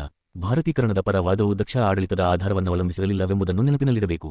ಅದು ಒಳ್ಳೆಯ ಆಡಳಿತದ ಪರವಾದ ವಿಚಾರವನ್ನವಲಂಬಿಸಿದ್ದಿತು. ಒಬ್ಬ ದಕ್ಷ ಆಡಳಿತಗಾರನ ಗುಣ ವಿಶೇಷಗಳಲ್ಲಿ ಭಾರತೀಯನು ಐರೋಪ್ಯನಿಗಿಂತ ಕಡಿಮೆ ಮಟ್ಟದವನೆಂಬುದನ್ನು ಆಕ್ಷೇಪಿಸಲಿಲ್ಲ. ಐರೋಪ್ಯ ನೌಕರಶಾಹಿಯು ತಮ್ಮ ರಸ್ತೆಗಳನ್ನು ಸುಧಾರಿಸಿತು, ಕಾಲುವೆಗಳನ್ನು ಹೆಚ್ಚು ವೈಜ್ಞಾನಿಕವಾಗಿ ನಿರ್ಮಿಸಿತು, ರೈಲು ಮಾರ್ಗದ ಮುಖಾಂತರ ಸಾಗಾಣಿಕೆಗೆ ಅನುವು ಮಾಡಿತು, ತಮ್ಮ ಟಪಾಲುಗಳನ್ನು ಸುಲಭ ಅಂಚೆಯ ಮೂಲಕ ಕೊಂಡೊಯ್ಯಿತು, ಮಿಂಚಿನ ರೀತಿಯಲ್ಲಿ ತಮ್ಮ ಸಂದೇಶಗಳನ್ನು ತಲುಪಿಸಿತು, ತಮ್ಮ ನಾಣ್ಯ ಪದ್ಧತಿಯನ್ನು ಸುಧಾರಿಸಿತು, ತಮ್ಮ ಅಳತೆ ತೂಕ ಪದ್ಧತಿಯನ್ನು ಕ್ರಮಗೊಳಿಸಿತು, ಭೂಗೋಳ, ಖಗೋಳ ವಿಜ್ಞಾನ ಮತ್ತು ಔಷಧದ ಬಗ್ಗೆ ತಮ್ಮ ಅಭಿಪ್ರಾಯಗಳನ್ನು ಸರಿಪಡಿಸಿತು ಮತ್ತು ಆಂತರಿಕ ಕಲಹಗಳನ್ನು ಕೊನೆಗೊಳಿಸಿತು ಎಂಬುದನ್ನು ನಿರಾಕರಿಸಲಿಲ್ಲ. ಐರೋಪ್ಯ ನೌಕರಶಾಹಿಯು ಅತ್ಯಂತ ದಕ್ಷ ಸರ್ಕಾರವನ್ನು ನೀಡಿತೆಂಬುದಕ್ಕೆ ಇದಕ್ಕಿಂತ ಹೆಚ್ಚಿನ ಪುರಾವೆ ಬೇಕಾಗಿಲ್ಲ. ಐರೋಪ್ಯ ನೌಕರಶಾಹಿ ಇಷ್ಟೆಲ್ಲ ದಕ್ಷತೆ ಹೊಂದಿದ್ದಾಗ ಮಾನವೀಯತೆಯಿಂದ ಕೂಡಿದ ಆಡಳಿತದ ಅವಶ್ಯ ಗುಣ ವಿಶೇಷಗಳನ್ನು ಹೊಂದಿರದ ಕಾರಣ ಅದನ್ನು ಖಂಡಿಸಲಾಯಿತು. ಆದ್ದರಿಂದ ಭಾರತೀಕರಣಕ್ಕಾಗಿ ಒತ್ತಾಯಿಸಿದವರೇ ಹಿಂದುಳಿದ ವರ್ಗಗಳ ಪರವಾದ ವಾದವನ್ನು ವಿರೋಧಿಸುತ್ತಿರುವುದು ಸೋಜಿಗದ ಸಂಗತಿ. ಹಿಂದುಳಿದ ವರ್ಗಗಳ ಪರವಾದ ವಾದವು ಭಾರತೀಕರಣದ ಅಂಗವಾಗಿದೆ ಎಂಬ ಅಂಶವನ್ನು ಅವರು ಮರೆತಿದ್ದಾರೆ. ಅದೇನೇ ಇರಲಿ, ನಾನು ಪ್ರಾಂತೀಯ ಸ್ವಾಯತ್ತತಾ ಅಥವಾ ಪ್ರಾಂತೀಯ ಕಾರ್ಯಾಂಗಕ್ಕೆ ಸಂಪೂರ್ಣ ಜವಾಬ್ದಾರಿ ನೀಡುವ ವಿಷಯಕ್ಕಿಂತಲೂ ಹೆಚ್ಚು ಪ್ರಾಮುಖ್ಯತೆಯನ್ನು ಇದಕ್ಕೆ ನೀಡುತ್ತೇನೆ. ಇಷ್ಟು ವ್ಯಾಪಕ ಅಧಿಕಾರಗಳು ಇತರ ವರ್ಗಗಳನ್ನುಳಿದು ಒಂದು ವಿಶಿಷ್ಟ ವರ್ಗಕ್ಕೆ ಹಸ್ತಾಂತರಗೊಳ್ಳುವುದೆಂದು ನನಗನಿಸಿದರೆ ನಾನು ಅದನ್ನು ಆಗಗೊಡಲಾರೆ. ಇದು ನನ್ನ ಅಭಿಪ್ರಾಯವಾಗಿರುವಾಗ ನನ್ನ ಶಿಫಾರಸುಗಳನ್ನು ಕಾರ್ಯಗತಗೊಳಿಸುವುದಕ್ಕಾಗಿ ಈ ಕೆಳಗೆ ಸೂಚಿಸಲಾದ ಕ್ರಮಗಳನ್ನು ಕೈಗೊಳ್ಳಬೇಕು. ಸಾರ್ವಜನಿಕ ಸೇವೆಗಳು 525 1. ಉನ್ನತ ಸೇವೆಗಳಿಗೆ ಸೇರಿದ 1ನೆಯ ಮತ್ತು 2ನೆಯ ದರ್ಜೆಯಲ್ಲಿ ಮತ್ತು ಅಧೀನ ದರ್ಜೆಗಳ ಕೆಲ ಖಾಲಿ ಸ್ಥಾನಗಳಿಗೆ ಪ್ರತಿ ವರ್ಷವೂ ಅರ್ಹತೆಯ ಪರೀಕ್ಷೆಯ ಮುಖಾಂತರ ನೇಮಕ ಮಾಡಬೇಕು. ಈ ನೇಮಕಗಳನ್ನು ಅಭ್ಯರ್ಥಿಯ ಯೋಗ್ಯತೆಯನ್ನು ನಿರ್ಣಯಿಸುವ ಸಾಮರ್ಥ್ಯವುಳ್ಳ ಮತ್ತು ಮೇಲೆ ಹೇಳಲಾದ ಸಿವಿಲ್ ಅಧಿಕಾರಿಯೊಡನೆ ಕೆಲಸ ಮಾಡುವವರಿಂದ ಕೂಡಿದ ಆಯ್ದ ಸಮಿತಿಯ ಶಿಫಾರಸಿನಂತೆ ಮಾಡಬೇಕು. ಅಂತಹ ನೇಮಕಗಳು ನಿಮ್ಮ ವರ್ಗಗಳು, ಮಹಮ್ಮದೀಯರು ಮತ್ತು ಬ್ರಾಹ್ಮಣೇತರರಿಗೆ ಅನುಕ್ರಮವಾಗಿ ಈ ಆದ್ಯತೆಯ ಪ್ರಕಾರ ಸೇವೆಗಳಲ್ಲಿ ಇವರ ಸಂಖ್ಯೆ ಒಂದು ಪ್ರಮಾಣ ತಲುಪುವವರೆಗೆ ಮೀಸಲಾಗಿರಿಸಬೇಕು. 2. ಈ ಕೋಮುಗಳಿಗೆ ಹೆಚ್ಚು ಸಂಖ್ಯೆಯ ಅಧಿಕಾರಿಗಳನ್ನು ಕೇಂದ್ರ ಕಾರ್ಯಸ್ಥಾನದಲ್ಲಿ ನೇಮಕ ಮಾಡಲು ಕ್ರಮ ತೆಗೆದುಕೊಳ್ಳಬೇಕು. 3. ವಿವಿಧ ಕಚೇರಿಗಳಲ್ಲಿ ಕಾಲಕಾಲಕ್ಕೆ ಉಂಟಾಗುವ ಖಾಲಿ ಸ್ಥಾನಗಳ ಬಗ್ಗೆ ಅಭ್ಯರ್ಥಿಗಳಿಗೆ ಮಾಹಿತಿ ಒದಗಿಸಲು ಮತ್ತು ನೇಮಕಾತಿ ಕೋರಿ ಬಂದ ಎಲ್ಲ ಅರ್ಜಿಗಳನ್ನು ದಾಖಲೆ ಮಾಡಿಕೊಂಡು ವಿವಿಧ ಕಚೇರಿಗಳೊಡನೆ ಅವರಿಗೆ ಸಂಪರ್ಕ ಕಲ್ಪಿಸಲು ಒಂದು ಕೇಂದ್ರ ನೇಮಕ ಮಂಡಳಿಯನ್ನು ಸ್ಥಾಪಿಸಬೇಕು. ಈ ಉದ್ದೇಶ ಸಫಲವಾಗಬೇಕಾದರೆ ವ್ಯಕ್ತಿ ಮತ್ತು ಹುದ್ದೆಯ ನಡುವೆ ಸಂಪರ್ಕ ಕಲ್ಪಿಸುವುದು ಅವಶ್ಯ. ಇಂತಹ ಮಂಡಳಿ ಇಲ್ಲದಿರುವುದರಿಂದಲೇ ಈ ವಿಷಯದಲ್ಲಿ ಮುಂಬೈ ಸರ್ಕಾರದ ಪ್ರಯತ್ನಗಳು ಆಗಬೇಕಾದಷ್ಟು ಯಶಸ್ವಿಯಾಗಿಲ್ಲ. ವಿಭಾಗ ವಿ. ಶಿಫಾರಸುಗಳ ಸಾರಾಂಶ. ಅಧ್ಯಾಯ -1. ಕರ್ನಾಟಕವನ್ನಾಗಲಿ ಅಥವಾ ಸಿಂಧ್ ಭಾಗಗಳನ್ನಾಗಲಿ ಮುಂಬೈ ಪ್ರಾಂತ್ಯದಿಂದ ಪ್ರತ್ಯೇಕಿಸಬಾರದು. ಅಧ್ಯಾಯ -2. ಅಧ್ಯಾಯ 1. ಶಾಸಕಾಂಗದ ಸದಸ್ಯರು ಯಾವುದೇ ವಿಷಯವನ್ನು ಆರಕ್ಷಿತ ವಿಷಯವೆಂದು ನಿರ್ಣಯ ಮಾಡಿದ್ದಲ್ಲಿ ಅವರ ನಿರ್ಣಯವನ್ನು ಕಾರ್ಯಗತಗೊಳಿಸುವ ಕರಾರಿಗೊಳಪಟ್ಟಂಥ ಪ್ರಾಂತೀಯ ಕಾರ್ಯಾಂಗ ಸಂಪೂರ್ಣ ಜವಾಬ್ದಾರಿ ಹೊಂದಿರಬೇಕು. ಅಧ್ಯಾಯ 2 ಯಾವುದೇ ಸಂದರ್ಭದಲ್ಲಿ ಕಾರ್ಯಾಂಗವು ತೆಗೆದುಹಾಕಲಾರದಂತಹ ಕಾರ್ಯಾಂಗವಾಗಿರಬಾರದು. ಕಾರ್ಯಾಂಗದಲ್ಲಿ ಕೋಮುವಾರು ಪ್ರಾತಿನಿಧ್ಯವಿರಬಾರದು. ಮುಖ್ಯಮಂತ್ರಿ ತಮ್ಮ ಕಾನೂನುಬಾಹಿರ ಕಾರ್ಯಗಳಿಗೆ ನ್ಯಾಯಾಲಯಗಳ ವ್ಯಾಪ್ತಿಗೊಳಪಡಬೇಕು. ಸಂವಿಧಾನದಲ್ಲಿ ಮಂತ್ರಿಗಳ ಮೇಲೆ ನಿಂದಾರೋಪಣೆಯ ಮೂಲಕ ಅವರನ್ನು ತೆಗೆದುಹಾಕಲು ಅವಕಾಶವಿರಬೇಕು. ಕಾರ್ಯಾಂಗದ ಮುಖ್ಯಸ್ಥನಾಗಿ ಗವರ್ನರರ ಬದಲು ಒಬ್ಬ ಪ್ರಧಾನಮಂತ್ರಿ ಇರಬೇಕು. ಅಧ್ಯಾಯ 3 ಗವರ್ನರನು ಸಂವಿಧಾನಾತ್ಮಕ ಮುಖ್ಯಸ್ಥನಾಗಿರಬೇಕು. ಅವನಿಗೆ ಆಪತ್ಕಾಲೀನ ವಿಶೇಷ ಅಧಿಕಾರಿಗಳಿರಬಾರದು. ಅಧ್ಯಾಯ -3 ಅಧ್ಯಾಯ 1 ವಯಸ್ಕ ಮತದಾನ ಪದ್ಧತಿ ಇರಬೇಕು. ಅಧ್ಯಾಯ 2 ಸಂಪೂರ್ಣ ಚುನಾಯಿತ ಶಾಸಕಾಂಗವಿರಬೇಕು. ಐರೋಪ್ಯರ ಹೊರತು ಎಲ್ಲಾ ರೀತಿಯ ವರ್ಗ ಮತ್ತು ಕೋಮುವಾರು ಚುನಾವಣಾ ಪದ್ಧತಿಯನ್ನು ರದ್ದುಗೊಳಿಸಬೇಕು. ಮಹಮ್ಮದೀಯರು, ನಿಮ್ಮ ವರ್ಗದವರು ಮತ್ತು ಆಂಗ್ಲೋ ಇಂಡಿಯನರಿಗೆ ಸ್ಥಾನಗಳ ಮೀಸಲಾತಿ ನೀಡಬೇಕು ಮತ್ತು ನಿರ್ಬಂಧಿತ ಚುನಾವಣಾ ಪದ್ಧತಿ ಮುಂದುವರೆದರೆ ಮಾತ್ರ ಬ್ರಾಹ್ಮಣೇತರರಿಗೂ ಸ್ಥಾನ ಮೀಸಲಾತಿ ಸೌಲಭ್ಯ ನೀಡಬೇಕು. ಶಿಫಾರಸುಗಳ ಸಾರಾಂಶ 527 ಅಧ್ಯಾಯ 3 ಶಾಸಕಾಂಗದಲ್ಲಿ 140 ಸದಸ್ಯರಿರಬೇಕು. ಇವರಲ್ಲಿ 33 ಮಹಮ್ಮದೀಯರು ಮತ್ತು 15 ನಿಮ್ಮ ವರ್ಗಗಳವರಿರಬೇಕು. ಕೆಲವು ಜಿಲ್ಲೆಗಳಿಗಿರುವ ಕಡಿಮೆ ಪ್ರಾತಿನಿಧ್ಯ ಮತ್ತು ಇತರ ಜಿಲ್ಲೆಗಳಿಗಿರುವ ಹೆಚ್ಚಿನ ಪ್ರಾತಿನಿಧ್ಯವನ್ನು ಜನಸಂಖ್ಯೆಯ ಆಧಾರದ ಮೇಲೆ ಸರಿಪಡಿಸಬೇಕು. ವಿವಿಧ ವರ್ಗಗಳು ಮತ್ತು ಹಿತಾಸಕ್ತಿಗಳ ನಡುವೆ ಸ್ಥಾನಗಳ ಹೊಂದಾಣಿಕೆ ಮಾಡಲು ಒಂದು ಸಮಿತಿ ಇರಬೇಕು. ಅಭ್ಯರ್ಥಿಯಾಗಲು ಅವಶ್ಯವಾಗಿರುವ ವಸತಿ ಅಥವಾ ವಾಸದ ಅರ್ಹತೆಯನ್ನು ತೆಗೆದುಹಾಕಬೇಕು. ಅಧ್ಯಾಯ 4 ಲಕ್ವಾ ಒಪ್ಪಂದವು ಖಾಯಂ ತೀರ್ಮಾನವಲ್ಲ ಮತ್ತು ಅದರಿಂದ ಉದ್ಭವಿಸುವ ಪ್ರಶ್ನೆಗಳನ್ನು ಹೊಸದಾಗಿ ಅವುಗಳ ಅರ್ಹತೆಯ ಆಧಾರದ ಮೇಲೆ ಮಾಡಬಹುದಾದ ಪುನರ್ಪರಿಶೀಲನೆಯನ್ನು ತಡೆಯಲಾಗದು. ಅಧ್ಯಾಯ 5 ಪ್ರಾಂತ್ಯಗಳಲ್ಲಿ ಎರಡನೆಯ ಸದನ ಇರಕೂಡದು. ಅಧ್ಯಾಯ 6 ಶಾಸಕಾಂಗಕ್ಕೆ ಅಧ್ಯಕ್ಷರನ್ನು ನೇಮಿಸುವ ಮತ್ತು ತೆಗೆದುಹಾಕುವ, ತನ್ನ ವಿಶೇಷಾಧಿಕಾರಗಳನ್ನು ನಿರ್ದಿಷ್ಟಗೊಳಿಸುವ ಮತ್ತು ತನ್ನ ಕಾರ್ಯವಿಧಾನವನ್ನು ಕ್ರಮಪಡಿಸುವ ಅಧಿಕಾರವಿರಬೇಕು. ಭಾರತ ಸರ್ಕಾರ ಕಾಯ್ದೆಯ 72 ಡಿಸೆಂಬರ್ ಮತ್ತು 80 ವಿಭಾಗಗಳನ್ನು ಕಾನೂನಿನಿಂದ ತೆಗೆದುಹಾಕಬೇಕು. ಕೆಲವು ಕರಾರುಗಳಿಗೊಳಪಟ್ಟು ಶಾಸಕಾಂಗಕ್ಕೆ ಸಂವಿಧಾನವನ್ನು ಬದಲಾಯಿಸುವ ಅಧಿಕಾರವಿರಬೇಕು. ಅಧ್ಯಾಯ -4 ಅಧ್ಯಾಯ 1 ಸಂಪೂರ್ಣ ಪ್ರಾಂತೀಯ ಸ್ವಾಯತ್ತತೆ ಇರಬೇಕು. ಪೂರ್ವಾನುಮತಿ ಮತ್ತು ನಂತರದ ನಿಷೇಧಾಧಿಕಾರದ ಮೂಲಕ ಈಗ ಆಚರಣೆಯಲ್ಲಿರುವ ಕೇಂದ್ರ ಸರ್ಕಾರದ ನಿಯಂತ್ರಣವನ್ನು ತೆಗೆದುಹಾಕುವ ದೃಷ್ಟಿಯಿಂದ ಕೇಂದ್ರ ಮತ್ತು ಪ್ರಾಂತ್ಯ ಸರ್ಕಾರಗಳ ನಡುವಣ ಕಾರ್ಯಗಳ ವಿಭಜನೆಯನ್ನು ಪುನರ್ಪರಿಶೀಲಿಸಬೇಕು. ಅಧ್ಯಾಯ 2 ಪ್ರಾಂತೀಯ ಸರ್ಕಾರಕ್ಕೆ ಗೊತ್ತುಪಡಿಸಲಾದ ಕಾರ್ಯಗಳ ಇತಿಮಿತಿಯಲ್ಲಿ ಸರ್ಕಾರ ಮತ್ತು ದೇಶದ ಬ್ರಿಟಿಷ್ ಸರ್ಕಾರದ ನಡುವಣ ಸಂಬಂಧ ನೇರವಾಗಿರಬೇಕೇ ಹೊರತು ಕೇಂದ್ರ ಸರ್ಕಾರದ ಮುಖಾಂತರವಲ್ಲ. ಭಾರತ ಸರ್ಕಾರ ಕಾಯ್ದೆಯ 2ನೇ ವಿಭಾಗವು ಭಾರತದ ಆಡಳಿತದೊಂದಿಗೆ ಪ್ರಭುತ್ವದ ಸಂಬಂಧವನ್ನು ಮಸುಕುಗೊಳಿಸುವುದರಿಂದ ಅದನ್ನು ಕೈಬಿಡಬೇಕು. ಅಧ್ಯಾಯ -5 ಒಂದು ಪ್ರತ್ಯೇಕವಾದ ಪ್ರಾಂತೀಯ ನಾಗರಿಕ ಸೇವಾ ವರ್ಗವಿರಬೇಕು ಮತ್ತು ಸೆಕ್ರೆಟರಿ ಆಫ್ ಸ್ಟೇಟ್ ರವರು ನೇಮಕಾತಿಯ ಕಾರ್ಯವನ್ನು ನಿರ್ವಹಿಸಬಾರದು. ಸೇವೆಗಳ ಬಗ್ಗೆ ಅವರು ಈಗ ನೆರವೇರಿಸುತ್ತಿರುವ ಕಾರ್ಯಗಳನ್ನು ಪ್ರಾಂತೀಯ ಲೋಕಸೇವಾ ಆಯೋಗ ನಿರ್ವಹಿಸಬೇಕು ಅಥವಾ ಭಾರತದ ಲೋಕಸೇವಾ ಆಯೋಗದೊಂದಿಗೆ ಕೆಲಸ ಮಾಡುವ ಒಬ್ಬ ಅಧಿಕಾರಿ ಈ ಕಾರ್ಯಗಳನ್ನು 528 ಡಾ. ಬಾಬಾಸಾಹೇಬ್ ಅಂಬೇಡ್ಕರ್ ಅವರ ಸಮಗ್ರ ಬರೆಹಗಳು ಭಾಷಣಗಳು ಸಂಪುಟ -2 ನಿರ್ವಹಿಸಬೇಕು. ಅದರ ಗತಿ ಅಥವಾ ವೇಗ ದೇಶದ ವಿವಿಧ ಇಲಾಖೆಗಳ ಸ್ವರೂಪಕ್ಕನುಗುಣವಾಗಿ ಬೇರೆ ಬೇರೆಯದಾಗಿರಬೇಕು. ಸೇವೆಗಳ ಭಾರತೀಕರಣದೊಂದಿಗೆ ವಿಭಿನ್ನ ವೇತನ ಶ್ರೇಣಿ ಮತ್ತು ಭತ್ಯೆ ಜಾರಿಗೆ ಬರಬೇಕು. ಸೇವಾ ವರ್ಗಗಳ ಭಾರತೀಕರಣ ಮಾಡುವಾಗ ಹಿಂದುಳಿದ ವರ್ಗಗಳ ಬೇಡಿಕೆಗಳನ್ನು ಪೂರೈಸುವ ವ್ಯವಸ್ಥೆ ಮಾಡಬೇಕು. ಮೇ 17, 1929 ಬಿ. ಆರ್. ಅಂಬೇಡ್ಕರ್ ಅನುಬಂಧ ಮುಂಬಯಿ ಪ್ರಾಂತ್ಯದ ಶಿಕ್ಷಣ ಮಂಡಳಿಯ 1850 ರಿಂದ 51ನೇ ಸಾಲಿನ ವರದಿಯಿಂದ ಆಯ್ದ ಭಾಗಗಳು. ನಿರ್ದೇಶಕರ ನ್ಯಾಯ ಮಂಡಳಿಯ ಅಭಿಪ್ರಾಯಗಳನ್ನಾಧರಿಸಿ ನಿರೂಪಿಸಲಾದ ವ್ಯವಸ್ಥೆ. ಪ್ಯಾರಾ 5 ಆದ್ದರಿಂದ ಈ ಪ್ರಾಂತ್ಯದ ಶಿಕ್ಷಣ ಮಂಡಳಿಯು ಗೌರವಾನ್ವಿತ ನ್ಯಾಯಮಂಡಳಿಯ ಸರ್ಕಾರಿ ಪತ್ರಗಳ ಮೂಲಕ ನೀಡಲಾಗಿರುವ ಆಜ್ಞೆಗಳ ಮೇರೆಗೆ ಮತ್ತು ಭಾರತದಲ್ಲಿ ಶಿಕ್ಷಣದ ಪ್ರಗತಿಯನ್ನು ಜಾಗರೂಕತೆಯಿಂದ ಪರಿಶೀಲಿಸುತ್ತಿರುವಂತಹ ಮಹನೀಯರುಗಳಾದ ಅರ್ಲ್ ಆಫ್ ಆಕ್ಲ್ಯಾಂಡ್, ಮೇಜರ್ ಕ್ಯಾಂಡಿ ಮತ್ತು ಇತರರ ಅಭಿಪ್ರಾಯಗಳನ್ನು ಅಷ್ಟಾಗಿ ಅವಲಂಬಿಸದೆ ಮತ್ತು ದೇಶೀಯರಲ್ಲಿ ಅತ್ಯಂತ ಬುದ್ಧಿವಂತರು ಬಹಿರಂಗವಾಗಿ ಸಾರಿದ ಅಭೀಷ್ಟಗಳನ್ನು ಕಡೆಗಣಿಸಿ ರೂಪಿಸಲಾದ ಶಿಕ್ಷಣ ವ್ಯವಸ್ಥೆಯನ್ನು ರದ್ದುಪಡಿಸಬೇಕೆಂದು ಪ್ರಭುಗಳಾದ ತಮ್ಮ ಪೂರ್ವಾಧಿಕಾರಿಯವರು ಮಂಡಳಿಗೆ ತಿಳಿಸಿದ್ದರೆಂದು ಪುನಃ ಹೇಳುತ್ತೇವೆ. ಮೇಲಿನ ವರ್ಗಗಳ ಶಿಕ್ಷಣದ ಯುಕ್ತತೆಯ ಕುರಿತು ನ್ಯಾಯಮಂಡಳಿಯ ಅಭಿಪ್ರಾಯಗಳು. ಪ್ಯಾರಾ 8 ನಾವು ಹೀಗೆ ಹೇಳಲು ಅನುಮತಿ ಇದ್ದಲ್ಲಿ ಗೌರವಾನ್ವಿತ ನ್ಯಾಯಮಂಡಳಿಯ ನಿರ್ಬಂಧಕಾಜ್ಞೆಯ ಇಂಗಿತ ಸರ್ಕಾರದ ಶಿಕ್ಷಣ ನೀತಿ ಮತ್ತು ಈ ಬಾಬಿನ ಖರ್ಚಿಗಾಗಿ ದೊರೆಯಬಹುದಾದ ಅತ್ಯಲ್ಪ ಹಣದಿಂದಾಗಿ ಅದು ಅಷ್ಟೇ ಬುದ್ಧಿವಂತಿಕೆಯದಾಗಿದೆ ಎಂದು ಹೇಳಬಹುದು. ಗೌರವಾನ್ವಿತ ನ್ಯಾಯಮಂಡಳಿಯು ಮದರಾಸು ಸರ್ಕಾರಕ್ಕೆ 1830ರಲ್ಲಿ ಹೀಗೆ ಬರೆದಿತ್ತು. ಜನತೆಯ ನೈತಿಕ ಮತ್ತು ಬೌದ್ಧಿಕ ಸ್ಥಿತಿಯನ್ನು ಹೆಚ್ಚಿಸಲು ಸಹಾಯಕವಾಗುವಂತಹ ಶಿಕ್ಷಣದ ಸುಧಾರಣೆಗಳು ತಮ್ಮ ಇತರ ದೇಶ ಬಾಂಧವರ ಮನಸ್ಸಿನ ಮೇಲೆ ಸ್ವಾಭಾವಿಕ ಪ್ರಭಾವ ಬೀರುವ ಸ್ಥಿತಿಯಲ್ಲಿರುವ ಮತ್ತು ಸಾಕಷ್ಟು ಬಿಡುವು ಹೊಂದಿರುವ ಉನ್ನತ ವರ್ಗಗಳ ಶಿಕ್ಷಣಕ್ಕೆ ಸಂಬಂಧಪಟ್ಟಿರಬೇಕು. ಈ ವರ್ಗಗಳಿಗೆ ಸೇರಿದವರಲ್ಲಿ ಬೋಧನಾ ಮಟ್ಟವನ್ನು ಹೆಚ್ಚಿಸುವುದರ ಮೂಲಕ ಅವರ ವಿಚಾರಗಳು ಮತ್ತು ಭಾವನೆಗಳಲ್ಲಿ ಬಹುಸಂಖ್ಯೆಯಲ್ಲಿರುವವರ ವರ್ಗಗಳ ಮೇಲೆ ನೇರ ಕಾರ್ಯಾಚರಣೆಗಿಂತ ಅತ್ಯಂತ ಹೆಚ್ಚಿನ ಲಾಭದಾಯಕ ಬದಲಾವಣೆಗಳನ್ನುಂಟು ಮಾಡಬಹುದು. ಇದು ಅಲ್ಲದೆ ತಮ್ಮ ರೂಢಿ ಮತ್ತು ಹೊಂದಿರುವುದಕ್ಕಿಂತ ಹೆಚ್ಚಿನ ಪಾಲು ಪಡೆಯುವುದಲ್ಲದೆ ಹೆಚ್ಚಿನ ಸ್ಥಾನಗಳಿಗೆ ನೇಮಕಗೊಳ್ಳಲು ಅರ್ಹತೆ ಪಡೆದ ದೇಶೀ ಜನರ ಪಡೆಯನ್ನು ನಮ್ಮ ಸೇವೆಯಲ್ಲಿ ಹೊಂದಿರಬೇಕೆಂಬ ನಮ್ಮ ಉತ್ಕಟೇಚ್ಛೆಯು ನಿಮಗೆ ತಿಳಿದೇ ಇದೆ. ಆದಾಗ್ಯೂ ನಮಗೆ ಅನೇಕ 530 ಡಾ. ಬಾಬಾಸಾಹೇಬ್ ಅಂಬೇಡ್ಕರ್ ಅವರ ಸಮಗ್ರ ಬರೆಹಗಳು ಭಾಷಣಗಳು ಸಂಪುಟ -2 ಕಡೆಗಳಿಂದ, ಅದರಲ್ಲಿಯೂ ಯಾರು ಸಾಮಾನ್ಯ ಜನಸಮೂಹದ ಶಿಕ್ಷಣದ ಅವಶ್ಯಕತೆ ಮತ್ತು ಯುರೋಪಿನ ಕಲೆ ಮತ್ತು ವಿಜ್ಞಾನವನ್ನು ಭಾರತದ 100 ಅಥವಾ 140 ದಶಲಕ್ಷ ಜನರಲ್ಲಿ ಸಂಖ್ಯೆಯ ಪ್ರಸಾರ ಮಾಡಲು ಇರುವ ಸೌಲಭ್ಯದ ಬಗ್ಗೆ ಚೆನ್ನಾಗಿ ತಿಳಿದುಕೊಂಡಿರುವರೋ ಅಂತಹವರಿಂದಲೂ ಕೇಳಿಬಂದಿರುವಂತೆ ಮತ್ತು ಈ ವಿಷಯದ ಬಗ್ಗೆ ಅಸ್ಪಷ್ಟ ವಿಚಾರಗಳನ್ನು ವ್ಯಕ್ತಪಡಿಸುವ ಸಾಮಾನ್ಯ ಹೇಳಿಕೆಗಳಿಂದಾಗಿ ಹೆಚ್ಚಿಗೆ ತಿಳಿದುಕೊಂಡಿರದವರು ದೇಶದ ಎಲ್ಲಾ ಸಂಪನ್ಮೂಲಗಳು ಇಂಗ್ಲೆಂಡಿನಲ್ಲಿ ಕೊಡಲಾದ ಅಲ್ಪ ಪ್ರಮಾಣದ ಹಣಕ್ಕಿಂತ ಹೆಚ್ಚಿಗೆ ಹಣವನ್ನು ಶಿಕ್ಷಣ ಮಂಡಳಿಗೆ ನೀಡಲಾಗಿದೆ ಎಂಬ ದೂರು ಕೇಳಿಬಂದಿದೆ. ಸಾಮಾನ್ಯ ಜನರ ಶಿಕ್ಷಣಕ್ಕೆ ಯಾವ ಸಾಧನಗಳು ಇಲ್ಲವೆಂಬ ತೀರ್ಮಾನ. ಪ್ಯಾರಾ -14 ದೇಶೀಯ ಭಾಷೆಗಳ 175 ಶಾಲೆಗಳನ್ನು ಸುವ್ಯವಸ್ಥಿತಗೊಳಿಸಲು ಸಾಕಷ್ಟು ಹಣ ದೊರೆಯದೆ ಹೋದರೆ ಮತ್ತು 140 ದಶಲಕ್ಷ ಜನರಿಗೆ ಮುಂಬೈ ಪ್ರಾಂತ್ಯದಲ್ಲಿ 900.000 ಹುಡುಗರಿಗೆ ಶಿಕ್ಷಣ ನೀಡುವ ಪ್ರಶ್ನೆ ಇಲ್ಲದಾಗುತ್ತದೆ ಎಂಬ ಅಂಶ ಈ ಅಂಕಿಸಂಖ್ಯೆಗಳಿಂದ ಸ್ಪಷ್ಟವಾಗುತ್ತದೆ. ಸರ್ಕಾರವು ಏನನ್ನು ಸಾಧಿಸುವುದು ಅಥವಾ ಸಾಧಿಸಬಹುದಾಗಿದೆ ಎಂಬುದು ಉದ್ದೇಶವಲ್ಲ ಮತ್ತು ಶಿಕ್ಷಣ ಮಂಡಳಿಗಳು ತಮ್ಮ ಸೀಮಿತ ಮತ್ತು ವಾಸ್ತವಿಕ ಕಾರ್ಯಕ್ಷೇತ್ರವನ್ನು ಬಿಟ್ಟು ಕಲ್ಪನಾತ್ಮಕ ಊಹೆಗಳ ನಿರರ್ಥಕ ದಯಾಪರತೆಯ ಭಾವನೆಗಳತ್ತ ಹೊರಳಬಾರದು. ಪರಿಮಿತ ಸಾಧನಗಳಿಂದ ಕಾರ್ಯವಿಧಾನ ಕುರಿತು ನ್ಯಾಯಮಂಡಳಿಯ ಅಭಿಪ್ರಾಯಗಳು. ಪ್ಯಾರಾ -15 ಗೌರವಾನ್ವಿತ ನ್ಯಾಯಮಂಡಳಿಯವರು ಕೊನೆಯ ಪ್ಯಾರಾದಲ್ಲಿನ ತೀರ್ಮಾನವನ್ನು ಸ್ಪಷ್ಟವಾಗಿ ತಮ್ಮ ಮನಸ್ಸಿನಲ್ಲಿ ಇಟ್ಟುಕೊಂಡಿರುವಂತೆ ತೋರುತ್ತದೆ. ಜನತೆಯನ್ನು ಸುಧಾರಿಸುವುದಕ್ಕಾಗಿ ಇವರು ಮಾಡುತ್ತಿರುವ ಶೈಕ್ಷಣಿಕ ಪ್ರಯತ್ನಗಳು ಅಲ್ಪ ಪ್ರಮಾಣದಲ್ಲಿ ಮಾತ್ರ ಸಾಧ್ಯ ಎಂದು ಗ್ರಹಿಸಿದಾಗ್ಯೂ ತಮ್ಮ ವಿವಿಧ ಸರ್ಕಾರಗಳಿಗೆ ಪರಿಮಿತ ಸಾಧನಗಳಿಂದ ಅತ್ಯಂತ ಹೆಚ್ಚಿನ ಪರಿಣಾಮಗಳನ್ನು ಪಡೆಯುವ ನಿಜವಾದ ಪದ್ಧತಿಯನ್ನು ತಿಳಿಸಿಕೊಡುವುದು ಅವಶ್ಯ ಎಂದು ಅವರು ಭಾವಿಸಿದ್ದಾರೆ. ಈ ವಿಷಯದಲ್ಲಿ ಮದರಾಸು ಸರ್ಕಾರಕ್ಕೆ ನೀಡಲಾದ ನಿರ್ಬಂಧಕಾಜ್ಞೆಯನ್ನು ನಾವು ಈಗಾಗಲೇ 7ನೇ ಪ್ಯಾರಾದಲ್ಲಿ ಉಲ್ಲೇಖಿಸಿದ್ದೇವೆ ಮತ್ತು ಅದೇ ದಿನಾಂಕದಂದು ಅವರು ಸರ್ಕಾರಕ್ಕೆ ಕಳುಹಿಸಿದ ಅಧಿಕೃತ ಪತ್ರದಲ್ಲಿ ಇದೇ ಅರ್ಥ ಬರುವಂತಹ ಭಾವನೆಗಳಿಗೆ ಪುಷ್ಟಿಯಿದೆ. ಭಾರತದ ದೇಶೀಯ ಉನ್ನತ ವರ್ಗಗಳವರಿಗೆ ಐರೋಪ್ಯ ವಿಜ್ಞಾನಗಳ ಬೋಧನೆಯ ಸಾಧನಗಳನ್ನು ನೀಡುವುದು ಮತ್ತು ನಾಗರಿಕ ಯುರೋಪಿನ ಸಾಹಿತ್ಯದ ಪರಿಚಯವನ್ನು ಮಾಡಿಕೊಡುವುದು ನಮ್ಮ ಉತ್ಕಟೇಚ್ಛೆಯಾಗಿದೆ. ಬಿಡುವು ಹೊಂದಿರುವ ಮತ್ತು ಸ್ವಾಭಾವಿಕ ಪ್ರಭಾವ ಹೊಂದಿರುವ ವರ್ಗಗಳ ಗುಣಮಟ್ಟ ಅಂತಿಮವಾಗಿ ಇತರ ಎಲ್ಲ ಜನರ ಗುಣಮಟ್ಟವನ್ನು ನಿರ್ಧರಿಸುತ್ತದೆ. ಅನುಬಂಧ. ಭಾರತದ ಉಚ್ಚ ವರ್ಗಗಳ ಕುರಿತ ವಿಚಾರಣೆ. ಪ್ಯಾರಾ -16 ಭಾರತದ ಜನಸಂಖ್ಯೆಯ ಒಂದು ಸಣ್ಣ ಭಾಗವನ್ನು ಮಾತ್ರ ಸರ್ಕಾರಿ ಶಿಕ್ಷಣದ ಪ್ರಭಾವಕ್ಕೊಳಪಡಿಸಬಹುದಾಗಿದೆ ಎಂಬುದನ್ನು ಸ್ಪಷ್ಟವಾಗಿ ತೋರಿಸಿಕೊಟ್ಟ ನಂತರ ಮತ್ತು ಗೌರವಾನ್ವಿತ ನ್ಯಾಯಮಂಡಳಿಯು ಇಂತಹ ವರ್ಗ ಉಚ್ಚ ವರ್ಗಗಳಿಂದ ಕೂಡಿರಬೇಕೆಂದು ನಿರ್ಣಯಿಸಿದ ಮೇರೆಗೆ ಈ ವರ್ಗಗಳಲ್ಲಿ ಯಾರು ಸೇರಿದ್ದಾರೆ ಎಂಬುದನ್ನು ತಿಳಿದುಕೊಳ್ಳುವುದು ಅವಶ್ಯಕ. ಈ ಸಂದರ್ಭದಲ್ಲಿ ಐರೋಪ್ಯ ಶೋಧಕನು ಆಂಗ್ಲೋ ಇಂಡಿಯನ್ ಪರ್ಯಾಲೋಚನೆಯಲ್ಲಿ ಅಪ್ರತ್ಯಕ್ಷವಾಗಿ ಮತ್ತು ಅಕಲ್ಪಿತವಾಗಿ ನುಸುಳಿಕೊಂಡು ಬರಬಹುದಾದಂತಹ ಐರೋಪ್ಯ ಸಾಮ್ಯಗಳನ್ನು ತನ್ನ ಮನಸ್ಸಿನಿಂದ ದೂರವಿಡಬೇಕು. ಯುರೋಪಿನಲ್ಲಿ ಅದರಲ್ಲಿಯೂ ಇಂಗ್ಲೆಂಡಿನಲ್ಲಿ ಉಚ್ಚ ವರ್ಗಗಳು ಮತ್ತು ಕೆಳವರ್ಗಗಳ ನಡುವೆ ಎದ್ದು ಕಾಣುವಂತಹ ನಡವಳಿಗಳು, ಸಂಪತ್ತು, ರಾಜಕೀಯ ಮತ್ತು ಸಾಮಾಜಿಕ ಪ್ರಭಾವಗಳಿವೆ. ಆದರೆ ಭಾರತದಲ್ಲಿ ಅಂತಹ ಯಾವುದೇ ರೇಖೆ ಅಥವಾ ಪಂಕ್ತಿ ಇರುವುದಿಲ್ಲ. ಎಲ್ಲಾ ನಿರಂಕುಶಾಡಳಿತಗಳಲ್ಲಿರುವಂತೆ ಭಾರತದಲ್ಲಿ ಜನರನ್ನು ಜೀವನದಲ್ಲಿ ಅತ್ಯಂತ ದೀನ ಅಥವಾ ಸಾಮಾನ್ಯ ಸ್ಥಿತಿಯಿಂದ ಅತಿ ಉನ್ನತ ಸ್ಥಾನಕ್ಕೆ ಏರಿಸಲು ಅರಸನ ಇಚ್ಛೆಯೇ ಸಾಕಾಗಿತ್ತು ಮತ್ತು ಇದರ ಪರಿಣಾಮವಾಗಿ ನಡವಳಿ ಅಥವಾ ವರ್ತನೆಗಳಲ್ಲಿ ಏಕರೂಪತೆ ಉಂಟಾಗಿದೆ.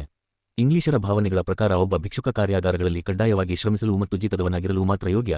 ಭಾರತದಲ್ಲಿ ಬ್ರಾಹ್ಮಣ ಸಿದ್ಧಾಂತದ ಪ್ರಕಾರ ಭಿಕ್ಷುಕ ಗೌರವಾನ್ವಿತ ವ್ಯಕ್ತಿಯವನು ಪೂಜಾರ್ಹ, ಏಕೆಂದರೆ ಈ ಸಿದ್ಧಾಂತದ ಪ್ರಕಾರ ಅವನು ಜೀವನದ ಎಲ್ಲಾ ಸುಖಗಳನ್ನು ಮತ್ತು ಪ್ರೇರಣೆಗಳನ್ನು ತ್ಯಜಿಸಿ ಜ್ಞಾನಾರ್ಜನೆ ಮತ್ತು ತನ್ನ ಆರಾಧ್ಯ ದೇವತೆ ಅಥವಾ ಸೃಷ್ಟಿಕರ್ತನ ಧ್ಯಾನದಲ್ಲಿಯೇ ಮಗ್ನನಾಗಿರುತ್ತಾನೆ. ಭಾರತದಲ್ಲಿ ಉಚ್ಚ ವರ್ಗಗಳು. ಪ್ಯಾರಾ -17 ಭಾರತದಲ್ಲಿ ಉಚ್ಚ ವರ್ಗಗಳ ಮತ್ತು ಯಾರನ್ನು ಪ್ರಭಾವಶಾಲಿಗಳೆಂದು ಪರಿಗಣಿಸಬಹುದೋ ಅವರನ್ನು ಈ ರೀತಿ ವರ್ಗೀಕರಿಸಬಹುದು. 8820 ಮೊದಲನೇ ವರ್ಗ ಭೂಮಾಲೀಕರು ಮತ್ತು ಜಹಗೀರದಾರರು, ಹಿಂದಿನ ಸಾಮಂತರ ಪ್ರತಿನಿಧಿಗಳು ಮತ್ತು ದೇಶೀಯ ಅರಸರ ಅಧಿಕಾರದಲ್ಲಿರುವವರು ಮತ್ತು ಸೈನಿಕ ವರ್ಗವೆಂದು ಕರೆಯಬಹುದಾದವರು. ಎರಡನೇ ವರ್ಗ ವಾಣಿಜ್ಯ ಮತ್ತು ವ್ಯಾಪಾರದ ಮೂಲಕ ಸಂಪತ್ತು ಗಳಿಸಿದವರು ಅಥವಾ ವರ್ತಕ ವರ್ಗ. ಮೂರನೇ ವರ್ಗ ಸರಕಾರದ ಉನ್ನತ ಉದ್ಯೋಗಿಗಳು. ನಾಲ್ಕನೇ ವರ್ಗ ಬ್ರಾಹ್ಮಣರು ಮತ್ತು ತಮ್ಮ ವಿದ್ಯಾರ್ಜನೆಯಿಂದ ಹಾಗೂ ಅಂತಸ್ತಿನಲ್ಲಿ ಸಾಧನೆ ಮಾಡಿದ ಇತರ ಉಚ್ಚ ವರ್ಗದ ಮತ್ತು ಬರಹದಿಂದಲೇ ಜೀವಿಸುವ ಬರಹಗಾರರಾದ ಮುಂಬಯಿಯಲ್ಲಿ ಪ್ರಭುಗಳು ಮತ್ತು ಪೆನ್ನಿಗಳೆಂದು, ಬಂಗಾಳದಲ್ಲಿ ಕಾಯಸ್ಥರೆಂದು ಕರೆಯಲಾಗುತ್ತಿರುವವರನ್ನು ಈ ವರ್ಗದಲ್ಲಿ ಸೇರಿಸಬಹುದು. ಬಾಬಾಸಾಹೇಬ್ ಅಂಬೇಡ್ಕರ್ ಅವರ ಸಮಗ್ರ ಬರೆಹಗಳು ಭಾಷಣಗಳು, ಸಂಪುಟ -2 ಅತ್ಯಂತ ಪ್ರಭಾವಶಾಲಿಗಳಾದ ಬ್ರಾಹ್ಮಣರು. ಪ್ಯಾರಾ 18 ಈ 4 ವರ್ಗಗಳಲ್ಲಿ ಎಲ್ಲರಿಗಿಂತಲೂ ಅತ್ಯಂತ ಪ್ರಭಾವಶಾಲಿಗಳು, ಹೆಚ್ಚಿನ ಸಂಖ್ಯೆಯಲ್ಲಿರುವವರು ಮತ್ತು ಒಟ್ಟಾರೆ ಸರ್ಕಾರ ಅತ್ಯಂತ ಸುಲಭವಾಗಿ ಉಪಯೋಗಿಸಿಕೊಳ್ಳಬಹುದಾದವರೆಂದರೆ ಕಡೆಯ ವರ್ಗದವರು ಬ್ರಾಹ್ಮಣರು. ಭಾರತದಾದ್ಯಂತ ನಮ್ಮ ಆಳ್ವಿಕೆಯಲ್ಲಿ ಹಿಂದಿನ ಕಾಲದ ಜಹಗೀರದಾರರು ಮತ್ತು ಸೈನಿಕ ವರ್ಗದವರು ದಿನೇ ದಿನೇ ಕ್ಷೀಣವಾಗುತ್ತಿರುವುದು ಎಲ್ಲರಿಗೂ ಚೆನ್ನಾಗಿ ಗೊತ್ತಿರುವ ವಿಷಯ. ಅವರು ತಮ್ಮ ಪುರಾತನ ಉದ್ಯೋಗವನ್ನು ಕಳೆದುಕೊಂಡಿದ್ದಾರೆ ಮತ್ತು ಹೊಸ ಉದ್ಯೋಗವನ್ನು ಮಾಡುವ ಪ್ರವೃತ್ತಿಯನ್ನಾಗಲಿ ಅಥವಾ ಯೋಗ್ಯತೆಯನ್ನಾಗಲಿ ತೋರಿಸುತ್ತಿಲ್ಲ, ಅಥವಾ ಶಾಂತಿಯುತ ಬಾಳ್ವೆಯ ಕಲೆಯನ್ನಾಗಲಿ ಬೆಳೆಸಿಕೊಂಡಿಲ್ಲ. ಈ ಪ್ರಾಂತ್ಯದಲ್ಲಿ ಭೂಮಾಲೀಕರ ವರ್ಗವನ್ನು ಪ್ರೋತ್ಸಾಹಿಸಲು ಶ್ರೀಯುತ ಎಲ್ಸಿನ್ಸ್ಟನ್ ಮತ್ತು ಅವರ ನಂತರ ಬಂದವರು ಮಾಡಿದ ಪ್ರಯತ್ನಗಳೆಲ್ಲವೂ ಶೋಚನೀಯ ರೀತಿಯಲ್ಲಿ ವಿಫಲವಾದವು ಮತ್ತು ಹಿಂದೂಸ್ತಾನದ ಮೈದಾನಗಳಲ್ಲಿ ತಮ್ಮ ಪೂರ್ವಿಕರು ನಡೆಸಿದ ಯಶಸ್ವಿ ದಾಳಿಗಳ ನೆನಪುಗಳಿಂದ ಪ್ರೇರಿತವಾದ ವ್ಯರ್ಥ ವೈಭವ ಮತ್ತು ಅತಿವರ್ತನೆಯಲ್ಲದೆ ಇನ್ನಾವುದರಿಂದಲೂ ಉದ್ರೇಕಗೊಳ್ಳದ ಜನಾಂಗಕ್ಕೆ ಸಾರ್ವಜನಿಕ ಗೌರವ ಮತ್ತು ಶಿಕ್ಷಣದ ಮೂಲಕ ಪ್ರಖ್ಯಾತಿ ಅಥವಾ ಯಶಸ್ಸಿನ ಮಾರ್ಗವನ್ನು ತೋರಿಸಿಕೊಡುವ ಎಲ್ಲ ಪ್ರಯತ್ನಗಳು ವಿಫಲವಾಗಿವೆ. ಅಲ್ಲದೆ ವಾಣಿಜ್ಯ ವರ್ಗಗಳಲ್ಲಿ ಕೆಲವು ಅಪವಾದಗಳನ್ನು ಬಿಟ್ಟರೆ ಉಚ್ಚ ಶಿಕ್ಷಣದ ಪ್ರಭಾವಕ್ಕೆ ಹೆಚ್ಚಿನ ಅವಕಾಶಗಳೂ ಇಲ್ಲ. ಎಲ್ಲಾ ದೇಶಗಳಲ್ಲಿಯಂತೆ, ಆದರೆ ಯುರೋಪಿನ ಹೆಚ್ಚು ನಾಗರಿಕತೆ ಹೊಂದಿದವುಗಳಿಗಿಂತ ಹೆಚ್ಚಾಗಿ ಭಾರತದಲ್ಲಿ, ಕಿರಿಯ ವ್ಯಾಪಾರಸ್ಥ ತನ್ನ ಉದ್ಯೋಗಕ್ಕೆ ಅವಶ್ಯವೆನಿಸಿದ ಮಾರುಕಟ್ಟೆಯಲ್ಲಿ ಅಥವಾ ಲೆಕ್ಕದ ಕಚೇರಿಗಳಲ್ಲಿ ವಿಶೇಷ ಶಿಕ್ಷಣ ಪಡೆಯುವುದಕ್ಕಾಗಿ ತನ್ನ ಚಿಕ್ಕ ವಯಸ್ಸಿನಲ್ಲಿಯೇ ಶಾಲೆಯನ್ನು ಬಿಡಬೇಕಾಗಿತ್ತು. ಕೊನೆಯದಾಗಿ, ಸರ್ಕಾರಿ ಉದ್ಯೋಗಿಗಳು ಸರ್ಕಾರದೊಡನೆ ಸಂಪರ್ಕದಲ್ಲಿ ಬರುವ ಅನೇಕರ ಮೇಲೆ ಪ್ರಭಾವ ಬೀರಬಹುದಾದರೂ ಅವರು ಅಂತಹ ಪ್ರಭಾವ ಬೀರುತ್ತಿಲ್ಲ. ಸರ್ಕಾರದ ಸಂಪರ್ಕದಲ್ಲಿ ಬರದೇ ಇರುವ ಇನ್ನೂ ಹೆಚ್ಚಿನ ಸಂಖ್ಯೆಯ ಜನರ ಮಾತಂತೂ ಹಾಗೆ ಉಳಿಯಿತು ಮತ್ತು ಸಾರ್ವಜನಿಕ ಸಿಬ್ಬಂದಿ ಇಂಗ್ಲೆಂಡಿನಲ್ಲಿಯಂತೆ ಇಲ್ಲಿಯೂ ಸಾರ್ವಜನಿಕರಲ್ಲಿ ಅದೇ ರೀತಿಯ ಅಪನಂಬುಗೆಯನ್ನು ಉಂಟುಮಾಡುತ್ತಿರುವುದಾಗಿ ತೋರುತ್ತದೆ. ಅವರನ್ನು ಸಾಮಾನ್ಯ ಜನರು ಕೇವಲ ರಾಜ್ಯದ ಗುಲಾಮರೆಂದು ಪರಿಗಣಿಸಿದ್ದಾರೆ. ಬ್ರಾಹ್ಮಣರ ಬಡತನ. ಪ್ಯಾರಾ -19 ಇದುವರೆಗೆ ಮಾಡಲಾದ ವಿಶ್ಲೇಷಣೆ ದೀರ್ಘವೆನಿಸಿದರೂ ಅನಿವಾರ್ಯವಾಗಿದೆ, ಏಕೆಂದರೆ ನಾವು ಅದರಿಂದ ಕೆಲವು ಪ್ರಮುಖ ನಿರ್ಣಯಗಳಿಗೆ ಬರಬಹುದು. ಮೊದಲನೆಯದಾಗಿ, ಶಿಕ್ಷಣದ ಬೀಜವನ್ನು ಬಿತ್ತಿ ಪಸರಿಸುವುದಕ್ಕಾಗಿ ಸರ್ಕಾರ ಉಪಯೋಗಿಸುತ್ತಿರುವ ಪ್ರಭಾವಿ ಮಾರ್ಗಗಳೆಂದರೆ ಬ್ರಾಹ್ಮಣರು ಮತ್ತು ಅವರಂತಹ ಇತರ ಉಚ್ಚ ವರ್ಗದ ಜನರು. ಆದರೆ ಬ್ರಾಹ್ಮಣರು ಮತ್ತು ಅವರಂತಹ ಈ ಉಚ್ಚ ವರ್ಗದ ಜನರು ಕಡುಬಡವರಾಗಿದ್ದಾರೆ ಮತ್ತು ಭಾರತದ ಅನೇಕ ಭಾಗಗಳಲ್ಲಿ ಬ್ರಾಹ್ಮಣ ಪದವು ಭಿಕ್ಷುಕ ಪದಕ್ಕೆ ಸಮಾನವಾಗಿದೆ. ಅನುಬಂಧ. ಶ್ರೀಮಂತ ವರ್ಗಗಳು ಸದ್ಯದಲ್ಲಿ ಉಚ್ಚ ಶಿಕ್ಷಣಕ್ಕೆ ಬೆಂಬಲ ನೀಡುವುದಿಲ್ಲ. ಪ್ಯಾರಾ -20 ಇಂತಹ ಪರಿಸ್ಥಿತಿಯಲ್ಲಿ ಘನತೆವೆತ್ತ ತಾವು ಮತ್ತು ಪರಿಷತ್ತಿನಲ್ಲಿ ತಮ್ಮ 24ನೇ ಏಪ್ರಿಲ್ 1850ರ ಪತ್ರದಲ್ಲಿ ನಮಗೆ ಬಲವಾಗಿ ಆಜ್ಞಾಪಿಸಿರುವ ವಿಷಯವನ್ನು ಜಾರಿಗೊಳಿಸುವುದು ಎಷ್ಟು ಕಷ್ಟ ಹಾಗೂ ನಿರರ್ಥಕವಾಗುವುದೆಂಬುದನ್ನು ಈಗ ಕಾಣಬಹುದು. ಮೇಲ್ನೋಟಕ್ಕೆ ಯಾವುದು ಸೂಕ್ತ ಮತ್ತು ನ್ಯಾಯಸಮ್ಮತ ಅಥವಾ ಸಾಧ್ಯವೆಂದು ತೋರುತ್ತದೆಯೋ ಯಾವುದನ್ನು ಮಾಡಲು ಮಂಡಳಿಯವರೇ ಪ್ರಯತ್ನಿಸಿದ್ದಾರೋ ಅಂದರೆ, ಉಚ್ಚ ಶಿಕ್ಷಣವನ್ನು ಅದಕ್ಕಾಗಿ ಹಣ ನೀಡುವ ಸಾಮರ್ಥ್ಯ ಹೊಂದಿರುವ ಶ್ರೀಮಂತರಿಗೆ ಮತ್ತು ಅಸಾಧಾರಣ ಬುದ್ಧಿವಂತಿಕೆಯ ಯುವಕರಿಗೆ ಮಾತ್ರ ಕಟ್ಟುನಿಟ್ಟಾಗಿ ನಿರ್ಬಂಧಿಸುವ ಪ್ರಯತ್ನ ನಿರರ್ಥಕವೆನಿಸುವುದು. ಇಂತಹ ಸೂಚನೆಯನ್ನು ಜಾರಿಗೊಳಿಸುವ ಪ್ರಯತ್ನದಲ್ಲಿ ಮಂಡಳಿಗೆ ದೊರೆತ ಸಹಜ ಉತ್ತರವೆಂದರೆ, ಶ್ರೀಮಂತರು ಉಚ್ಚ ಶಿಕ್ಷಣದ ಬಗ್ಗೆ ಸಂಪೂರ್ಣ ಔದಾಸೀನ್ಯ ಹೊಂದಿದ್ದಾರೆ ಮತ್ತು ಶಾಲಾ ತರಬೇತಿಯಿಂದ ಬೆಳೆಸಲ್ಪಟ್ಟ ಮತ್ತು ಪರೀಕ್ಷೆಯ ಮುಖಾಂತರ ಗೊತ್ತಾಗುವವರೆಗೂ ಬಡವರ ಅಸಾಧಾರಣ ಬುದ್ಧಿಶಕ್ತಿಯನ್ನು ತಿಳಿದುಕೊಳ್ಳಲು ಯಾವ ಸಾಧನಗಳೂ ಇರುವುದಿಲ್ಲ. ಉಚ್ಚ ಶಿಕ್ಷಣದ ಲಾಭಗಳನ್ನರಿತ ಶ್ರೀಮಂತ ವರ್ಗಗಳ ಕೆಲವೇ ಜನರೇನೋ ಆಸಕ್ತಿ ಪ್ರಕಟಿಸುತ್ತಿದ್ದಾರೆ. ಇಂತಹವರು ಮುಂಬೈ ಪ್ರಾಂತ್ಯಕ್ಕಿಂತ ದೀರ್ಘಕಾಲದಿಂದ ಸರ್ಕಾರದ ಉತ್ತೇಜನ ಪಡೆಯುತ್ತಿರುವ ಬಂಗಾಳದಲ್ಲಿ ಹೆಚ್ಚಿನ ಸಂಖ್ಯೆಯಲ್ಲಿದ್ದಾರೆ. ಇಂತಹ ವರ್ಗ ಬೆಳೆಯಬೇಕಾದುದು ಅನಿವಾರ್ಯವೆಂದು ನಮಗನಿಸುತ್ತದೆ, ಏಕೆಂದರೆ ಹೆಚ್ಚಿನ ಸಾಧನೆಗಳು ಉತ್ಕೃಷ್ಟತೆಗೆ ಕಾರಣವಾಗುತ್ತವೆ ಮತ್ತು ಸಾಮಾಜಿಕ ಸಮಾನತೆಯ ಆಧಾರದ ಮೇಲೆ ಐರೋಪ್ಯರೊಂದಿಗೆ ಪರಸ್ಪರ ಸಂಬಂಧಗಳನ್ನು ತಡೆಯುವುದು ಅನಿವಾರ್ಯವೆಂದು ನಮ್ಮ ಅನುಭವದಿಂದ ತಿಳಿದಿದೆ. ಆದರೆ ಸದ್ಯದಲ್ಲಿ ಯುರೋಪಿನ ಕಲೆ ಮತ್ತು ವಿಜ್ಞಾನಗಳ ಶೈಕ್ಷಣಿಕ ಬೋಧನೆ ವಿದ್ಯಾರ್ಥಿಗಳ ಅಥವಾ ಧನಿಕ ವರ್ಗಗಳ ಹಣದ ಆಧಾರದ ಮೇಲೆ ಸಾಧ್ಯವಾಗದು ಎಂಬ ಅಂಶ ನಮಗೆ ಮನವರಿಕೆ ಆಗಿದೆ. ಕೆಳಜಾತಿಗಳವರ ಶಿಕ್ಷಣದ ಪ್ರಶ್ನೆ. ಪ್ಯಾರಾ -21 ಅನೇಕ ವರ್ಷಗಳ ಅನುಭವದಿಂದ ನಮ್ಮ ಗಮನಕ್ಕೆ ಬಂದಿರುವ ಸಂಗತಿಗಳಿಂದ ನಾವು ಮಾಡಬೇಕಾದ ತೀರ್ಮಾನವೆಂದರೆ ನಮ್ಮ ಕೈಯಲ್ಲಿ ಶಿಕ್ಷಣ ಪಡೆಯ ಬಯಸುವ ಉಚ್ಚ ಜಾತಿಗಳಿಗೆ ಸೇರಿದ ಬಡಮಕ್ಕಳಿಗೆ ಉಚ್ಚ ಶಿಕ್ಷಣದ ಬಾಗಿಲನ್ನು ಮುಕ್ತವಾಗಿಡಬೇಕು. ಆದರೆ ಇದರಲ್ಲಿಯೂ ಕೂಡ ಗಮನಾರ್ಹವಾದ ಮತ್ತು ಪೇಚಾಟವನ್ನುಂಟು ಮಾಡುವಂತಹ ಇನ್ನೊಂದು ಪ್ರಶ್ನೆ ಉದ್ಭವಿಸುತ್ತದೆ.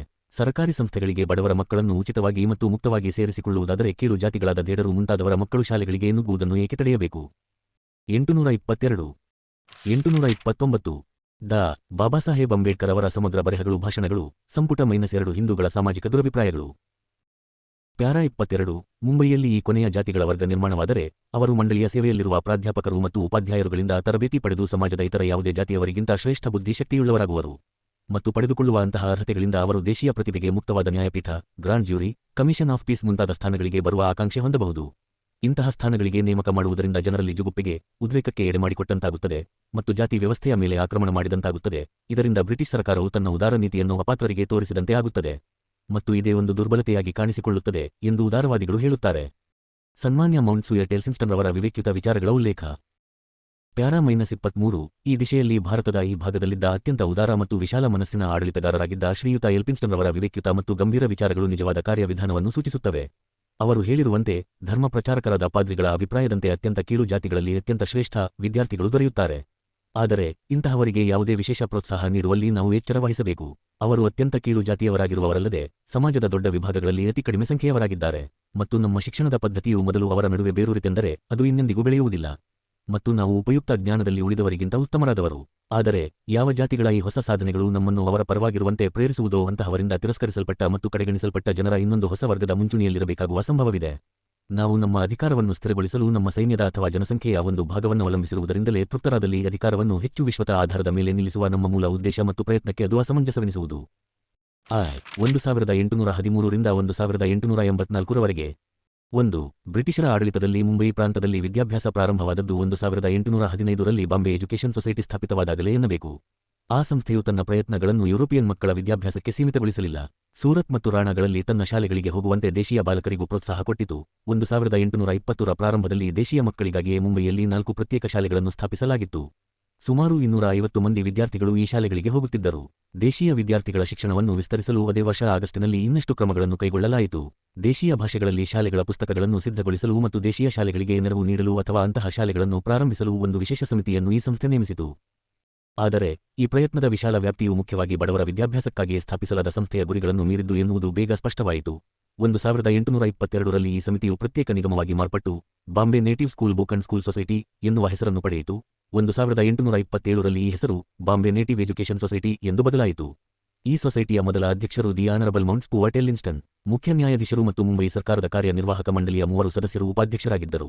ಕಾರ್ಯನಿರ್ವಾಹಕ ಸಮಿತಿಯಲ್ಲಿ 12 ಮಂದಿ ಯುರೋಪಿಯನ್ನರು, 12 ಮಂದಿ ಭಾರತೀಯರು ಸದಸ್ಯರಾಗಿದ್ದು ಕ್ಯಾಪ್ಟನ್ ಜಾರ್ಜ್ ಜರ್ವಿಸ್ ಆರ್.ಇ. ಮತ್ತು ಶ್ರೀ ಸದಾಶಿವ ಕಾಶಿನಾಥ ಛತ್ರೆ ಕಾರ್ಯದರ್ಶಿಗಳಾಗಿದ್ದರು. ಸೊಸೈಟಿಯು ಸರ್ಕಾರದಿಂದ ತಿಂಗಳಿಗೆ ₹600 ಅನುದಾನ ಪಡೆದು ಕೆಲಸವನ್ನು ಪ್ರಾರಂಭಿಸಿತು. 1825 ರಷ್ಟು ಹಿಂದೆಯೇ ಮುಂಬಯಿ ಸರ್ಕಾರವು ತನ್ನ ಖರ್ಚಿನಲ್ಲಿ ಜಿಲ್ಲಾ ನಗರಗಳಲ್ಲಿ ಪ್ರಾಥಮಿಕ ಶಾಲೆಗಳನ್ನು ಪ್ರಾರಂಭಿಸಿ ಅವನ್ನು ಕಲೆಕ್ಟರರ ನಿರ್ವಹಣೆಗೆ ಒಪ್ಪಿಸಿದ್ದಿತು. ಈ 2 ಪ್ರತ್ಯೇಕ ಸಂಸ್ಥೆಗಳ ಕೆಲಸ ಕಾರ್ಯಗಳ ಹೊಂದಾಣಿಕೆ ಮಾಡಲು 1840 ರಲ್ಲಿ 6 ಸದಸ್ಯರ ಬೋರ್ಡ್ ಆಫ್ ಎಜುಕೇಷನ್ ಅನ್ನು ಸ್ಥಾಪಿಸಲಾಯಿತು. ಸರ್ಕಾರವು 3 ಸದಸ್ಯರನ್ನು ಮತ್ತು ನೇಟಿವ್ ಎಜುಕೇಷನ್ ಸೊಸೈಟಿಯು 3 ಸದಸ್ಯರನ್ನು ನೇಮಿಸುತ್ತಿದ್ದವು. 1855 ರಲ್ಲಿ ಡೈರೆಕ್ಟರ್ ಆಫ್ ಪಬ್ಲಿಕ್ ಇನ್ಸ್ಪೆಕ್ಷನ್ ಅವರ ನೇಮಕವಾಗುವವರೆಗೆ ಬೋರ್ಡ್ ಶಿಕ್ಷಣ ಇಲಾಖೆಯು ಪ್ರಚಾರದಲ್ಲಿತ್ತು. 2. 1855 ರ ಮಾರ್ಚ್ 1 ರಂದು ಮಂಡಳಿಯನ್ನು ವಿಸರ್ಜಿಸಿದಾಗ ಮುಂಬೈ ಪ್ರಾಂತದಲ್ಲಿ ಬೋರ್ಡಿನ ಅಧೀನದಲ್ಲಿ 15 ಇಂಗ್ಲಿಷ್ ಕಾಲೇಜುಗಳು ಮತ್ತು ಶಾಲೆಗಳಿದ್ದು ಇವುಗಳಲ್ಲಿ ದಾಖಲೆ ಪುಸ್ತಕದ ಪ್ರಕಾರ 2550 ವಿದ್ಯಾರ್ಥಿಗಳಿದ್ದರು ಮತ್ತು 256 ದೇಶೀಯ ಭಾಷೆಗಳ ಶಾಲೆಗಳಿದ್ದು. 222 ಡಾ. ಬಾಬಾಸಾಹೇಬ್ ಅಂಬೇಡ್ಕರ್ ಅವರ ಸಮಗ್ರ ಬರೆಹಗಳು ಭಾಷಣಗಳು ಸಂಪುಟ -2 ದಾಖಲೆಯ ಪುಸ್ತಕದ ಪ್ರಕಾರ 18.888 ವಿದ್ಯಾರ್ಥಿಗಳಿದ್ದರು. ಇದೇ ವರದಿಯಲ್ಲಿ ಬೋರ್ಡ್ ಹೀಗೆ ಹೇಳಿದ 24 1855 ರ ಆಗಸ್ಟ್ ತಿಂಗಳಿನಲ್ಲಿ ಅಹಮದ್ ನಗರದ ಕೆಲವರು ನಿವಾಸಿಗಳಿಂದ ನಮಗೊಂದು ಮನವಿ ಪತ್ರ ಬಂದಿತು. ಅವರು ಹಿಂದಿನ ನಿಯಮಗಳ ಪ್ರಕಾರ ಕೆಳಗಿನ ಜಾತಿಯವರ ಒಂದು ಶಾಲೆಯನ್ನು ಸ್ಥಾಪಿಸಬೇಕೆಂದು ಪ್ರಾರ್ಥಿಸಿ ಉಪಾಧ್ಯಾಯರ ಸಂಬಳದಲ್ಲಿ ಅರ್ಧ ಭಾಗದ ವೆಚ್ಚವನ್ನು ವಹಿಸಿಕೊಳ್ಳಲು ಒಪ್ಪಿದ್ದರು. ಮನವಿದಾರರು ಒಂದು ಶಾಲಾ ಕಟ್ಟಡವನ್ನು ನಿರ್ಮಿಸಿದ್ದರೂ 30 ಮಂದಿ ವಿದ್ಯಾರ್ಥಿಗಳು ಬರಬಹುದೆಂದು ಲೆಕ್ಕ ಹಾಕಲಾಗಿತ್ತು. ಇಂತಹ ಶಾಲೆಯನ್ನು ಸ್ಥಾಪಿಸುವುದು ಇನ್ನೂ ಶ್ರೀಮಂತವಾದ ಮತ್ತು ಮೇಲ್ವರ್ಗದ ಜಾತಿಗಳವರ ಪೂರ್ವಾಗ್ರಹಗಳಿಗೆ ವಿರುದ್ಧವಾಗಿತ್ತು. ಅಲ್ಲದೆ ಹೆಚ್ಚೇನೂ ಅಲ್ಲದ ಸಂಬಳಕ್ಕೆ ಒಬ್ಬ ಉಪಾಧ್ಯಾಯರನ್ನು ತರುವುದು ಸ್ವಲ್ಪ ಕಷ್ಟವಾಯಿತು. ಆದರೆ ಮನವಿಯು ಈ ವಿಷಯವಾಗಿ ಹಿಂದೆ ಹೊರಡಿಸಿದ್ದ ಪ್ರಕಟಣೆಯ ಷರತ್ತುಗಳಿಗೆ ಕಟ್ಟುನಿಟ್ಟಾಗಿ ಅನುಗುಣವಾಗಿದ್ದುದರಿಂದ ನಾವು ಕೂಡಲೇ ವಿನಂತಿಯನ್ನು ಮನ್ನಿಸಿದೆವು ಮತ್ತು ಶಾಲೆಯು ನವೆಂಬರ್ನಲ್ಲಿ ಪ್ರಾರಂಭವಾಯಿತು. ಈ ಜಾತಿಯವರಿಗಾಗಿ ನಾವು ಶಾಲೆಯನ್ನು ಸ್ಥಾಪಿಸಿದ್ದು ಇದೇ ಮೊದಲ ಬಾರಿಯಾದ್ದರಿಂದ ನಾವು ಈ ವಿಷಯವನ್ನು ಪ್ರಸ್ತಾಪಿಸಿದ್ದೇವೆ. ಮೂಲದಲ್ಲಿ ಈ ವಾಕ್ಯ ಇಟಾಲಿಕ್ಸ್ ಅಕ್ಷರಗಳಲ್ಲಿಲ್ಲ. 3 ಈ ಪ್ರಾಂತದಲ್ಲಿ ಕೆಳಜಾತಿಯವರಿಗೆ ಶಾಲೆಯನ್ನು ಸ್ಥಾಪಿಸಿದ್ದು ಇದೇ ಮೊದಲು ಎನ್ನುವ ಬೋರ್ಡ್ನ ಹೇಳಿಕೆಯಿಂದ 1855ಕ್ಕೆ ಮೊದಲು ನಿಮ್ಮ ವರ್ಗದವರ ವಿದ್ಯಾಭ್ಯಾಸದ ಪ್ರಶ್ನೆ ಸಹಜವಾಗಿ ಏಳುತ್ತದೆ.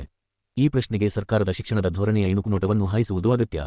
ಪೇಷ್ಟಾ ಸರ್ಕಾರದ ಆಡಳಿತದಲ್ಲಿ ನಿಮ್ಮ ವರ್ಗದವರು ಪೂರ್ಣವಾಗಿ ಶಿಕ್ಷಣದ ವ್ಯಾಪ್ತಿಯ ಹೊರಗಡೆ ಇದ್ದರು ಎಂಬುದನ್ನು ಒಪ್ಪಬೇಕು. ಸರ್ಕಾರ ನೀಡುವ ಶಿಕ್ಷಣದ ಯಾವುದೇ ವಿಚಾರದಲ್ಲಿ ಅವರಿಗೆ ಸ್ಥಾನ ಸಿಕ್ಕಿರಲಿಲ್ಲ. ಅದಕ್ಕೆ ಕಾರಣ ಸರಳವಾಗಿತ್ತು. ಪೇಷ್ಟಾ ಸರ್ಕಾರವು ಮನುವಿನ ಸೂತ್ರಗಳ ಪ್ರಕಾರ ನಡೆಸಲ್ಪಡುತ್ತಿದ್ದುದರಿಂದ ಶಿಕ್ಷಣ ಇಲಾಖೆಯ ಹಿಂದುಳಿದ ವರ್ಗಗಳಿಗೆ ಸಂವಾದಿಯಾದ ಶೂದ್ರರು ಮತ್ತು ಅತಿಶೂದ್ರರಿಗೆ ಪ್ರಾಣ, ಸ್ವಾತಂತ್ರ್ಯ ಮತ್ತು ಆಸ್ತಿಗಳ ಮೇಲೆ ಏನಾದರೂ ಹಕ್ಕಿದ್ದರೂ ಸಹ ಶಿಕ್ಷಣದ ಹಕ್ಕಿರಲಿಲ್ಲ. ಇಂತಹ ಅನರ್ಹತೆಗಳಿಂದ ಕಷ್ಟಪಡುತ್ತಿದ್ದ ನಿಮ್ಮ ವರ್ಗದವರು ತಾವು ದ್ವೇಷಿಸುತ್ತಿದ್ದ ಈ ಧರ್ಮತಂತ್ರ ಉರುಳಿದಾಗ ನೆಮ್ಮದಿಯ ನಿಟ್ಟುಸಿರು ಬಿಟ್ಟರು. ಬ್ರಿಟಿಷ್ ಆಡಳಿತದ ಉದಯದಿಂದ ನಿಮ್ಮ ವರ್ಗದವರಲ್ಲಿ ದೊಡ್ಡ ಭರವಸೆಗಳು ಮೂಡಿದವು. ಪ್ರತಿಯೊಬ್ಬ ಮನುಷ್ಯನಿಗೂ ಅವನು ಉಚ್ಚ ಸ್ಥಾನದಲ್ಲಿರಲಿ ಕೆಳಗಿನ ಸ್ಥಾನದಲ್ಲಿರಲಿ ಒಂದೇ ಮೌಲ್ಯ ಎಂದು ನಂಬುವ ಪ್ರಜಾಪ್ರಭುತ್ವ ಬ್ರಿಟಿಷ್ ಆಡಳಿತ ಎಂದು ಅವರು ನಂಬಿದ್ದು ಮೊದಲನೆಯ ಕಾರಣ. ಅದು ತನ್ನ ತತ್ವಗಳಿಗೆ ಬದ್ಧವಾಗಿದ್ದಲ್ಲಿ ಇಂತಹ ಪ್ರಜಾಪ್ರಭುತ್ವವು ಪೇಶ್ಯಾಗಳ ಧರ್ಮತಂತ್ರಕ್ಕಿಂತ ತೀರ ಭಿನ್ನವಾಗಿತ್ತು. ಎರಡನೆಯದಾಗಿ ಈ ದೇಶವನ್ನು ಗೆಲ್ಲಲು ನಿಮ್ಮ ವರ್ಗದವರು ಬ್ರಿಟಿಷರಿಗೆ ಸಹಾಯ ಮಾಡಿದ್ದರು. ಆದ್ದರಿಂದ ಬ್ರಿಟಿಷರು ತಮಗೆ ವಿಶೇಷ ಸಹಾಯ ನೀಡದಿದ್ದರೂ ಇತರರಿಗೆ ನೀಡಿದಷ್ಟು ಸಹಾಯವನ್ನು ನೀಡುವರೆಂದು ಸಹಜವಾಗಿ ನಂಬಿದ್ದರು. 1813 ರಿಂದ 1884 ರವರೆಗೆ 322 4 ಬಹುಕಾಲ ಬ್ರಿಟಿಷರು ದೇಶೀಯ ಪ್ರಜೆಗಳಲ್ಲಿ ಶಿಕ್ಷಣವನ್ನು ಬೆಳೆಸುವ ವಿಷಯದಲ್ಲಿ ಮೌನವಾಗಿಯೇ ಇದ್ದರು. ಭಾರತದ ಜನತೆಯಲ್ಲಿ ತಿಳುವಳಿಕೆಯನ್ನು ಬೆಳೆಸುವ ನೈತಿಕ ಕರ್ತವ್ಯ ಮತ್ತು ಆಡಳಿತದ ಅಗತ್ಯವನ್ನು ಭಾರತದ ಆಡಳಿತದಲ್ಲಿ ಉನ್ನತ ಸ್ಥಾನಗಳಲ್ಲಿದ್ದ ವ್ಯಕ್ತಿಗಳು ಮರೆಯದೇ ಇದ್ದರೂ 1813 ರವರೆಗೆ ಈ ವಿಷಯದಲ್ಲಿ ಸರ್ಕಾರದ ಹೊಣೆಯನ್ನು ಕುರಿತು ಯಾವುದೇ ಸಾರ್ವಜನಿಕ ಘೋಷಣೆಯನ್ನು ಮಾಡಲಿಲ್ಲ.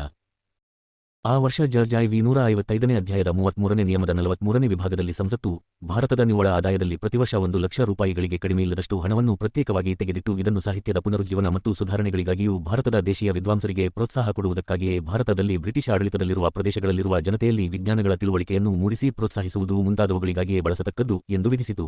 ಆದರೆ ಈ ಶಾಸನಬದ್ಧ ಅವಕಾಶದಿಂದ ಸಹ ಈ ದೇಶದ ಜನರ ಶಿಕ್ಷಣವನ್ನು ದೃಢವಾದ ಮತ್ತು ವ್ಯವಸ್ಥಿತವಾದ ಆಧಾರದ ಮೇಲೆ ರೂಪಿಸುವ ಪ್ರಯತ್ನ 1823 ರವರೆಗೆ ನಡೆಯಲಿಲ್ಲ.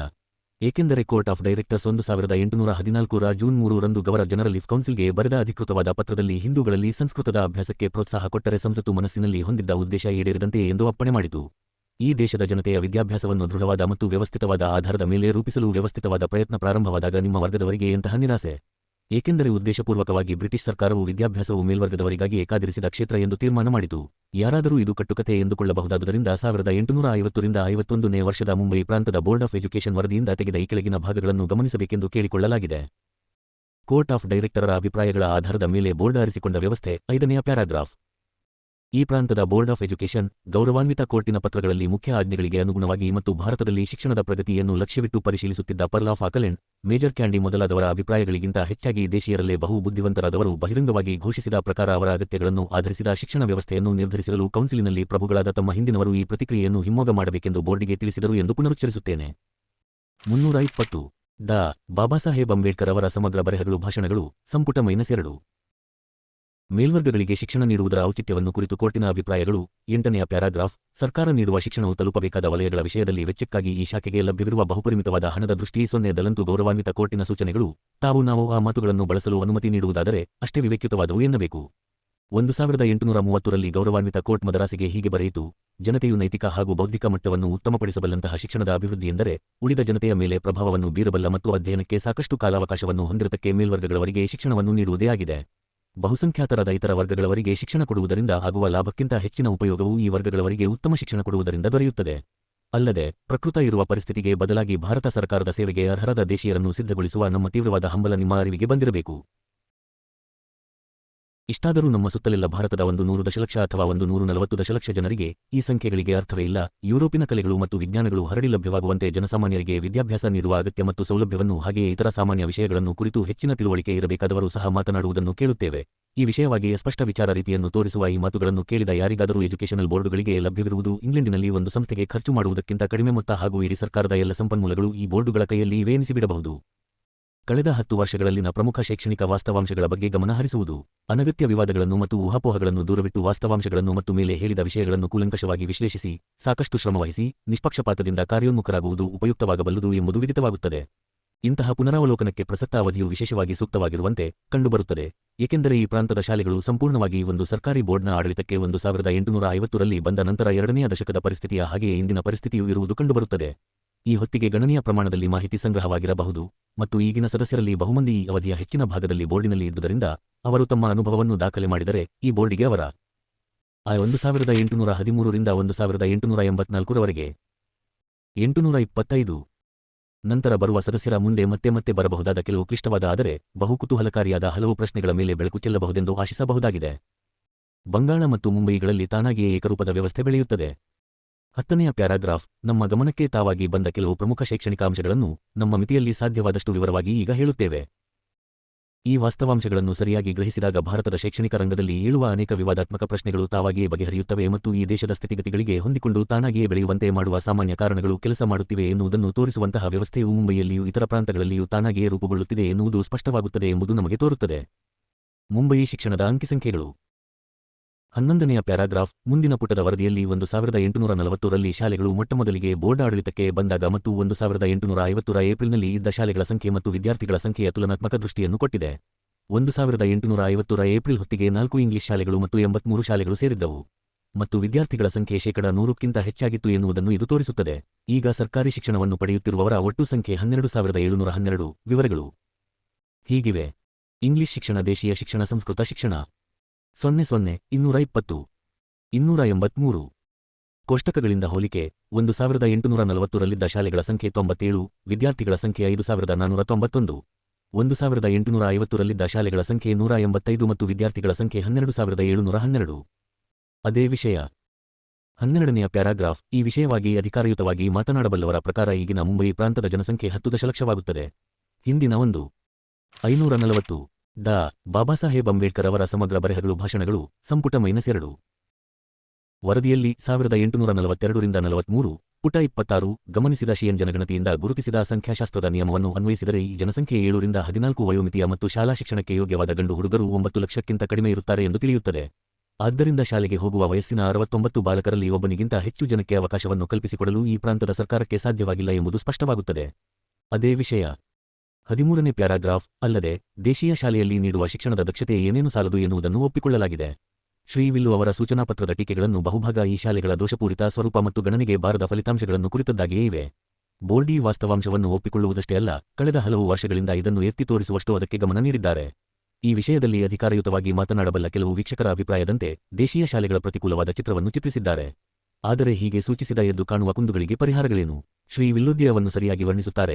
ಇನ್ನೂ ಉತ್ತಮ ವರ್ಗದ ಶಾಲಾ ಉಪಾಧ್ಯಾಯರು, ಶಿಕ್ಷಣ ಶಾಲೆಗಳು, ಇನ್ನೂ ದಕ್ಷ ಮೇಲ್ವಿಚಾರಣೆ, ದೇಶೀಯ ಭಾಷೆಗಳ ಸಾಹಿತ್ಯಗಳ ಸೇರ್ಪಡೆಗಳು. ಆದರೆ ಇವೆಲ್ಲ ಹಲವಾರು ವರ್ಷಗಳಿಂದ ಬೋರ್ಡ್ ಗಮನಕ್ಕೆ ತಂದುಕೊಂಡಿರುವ ವಿಷಯಗಳೇ. ಇವು ಹೆಚ್ಚಿನ ವೆಚ್ಚವಿಲ್ಲದೆ ಒಂದೇ ಒಂದು ಹೆಜ್ಜೆಯನ್ನು ಮುಂದಿಡಲು ಸಾಧ್ಯವಿಲ್ಲದಿರುವಂತಹವು.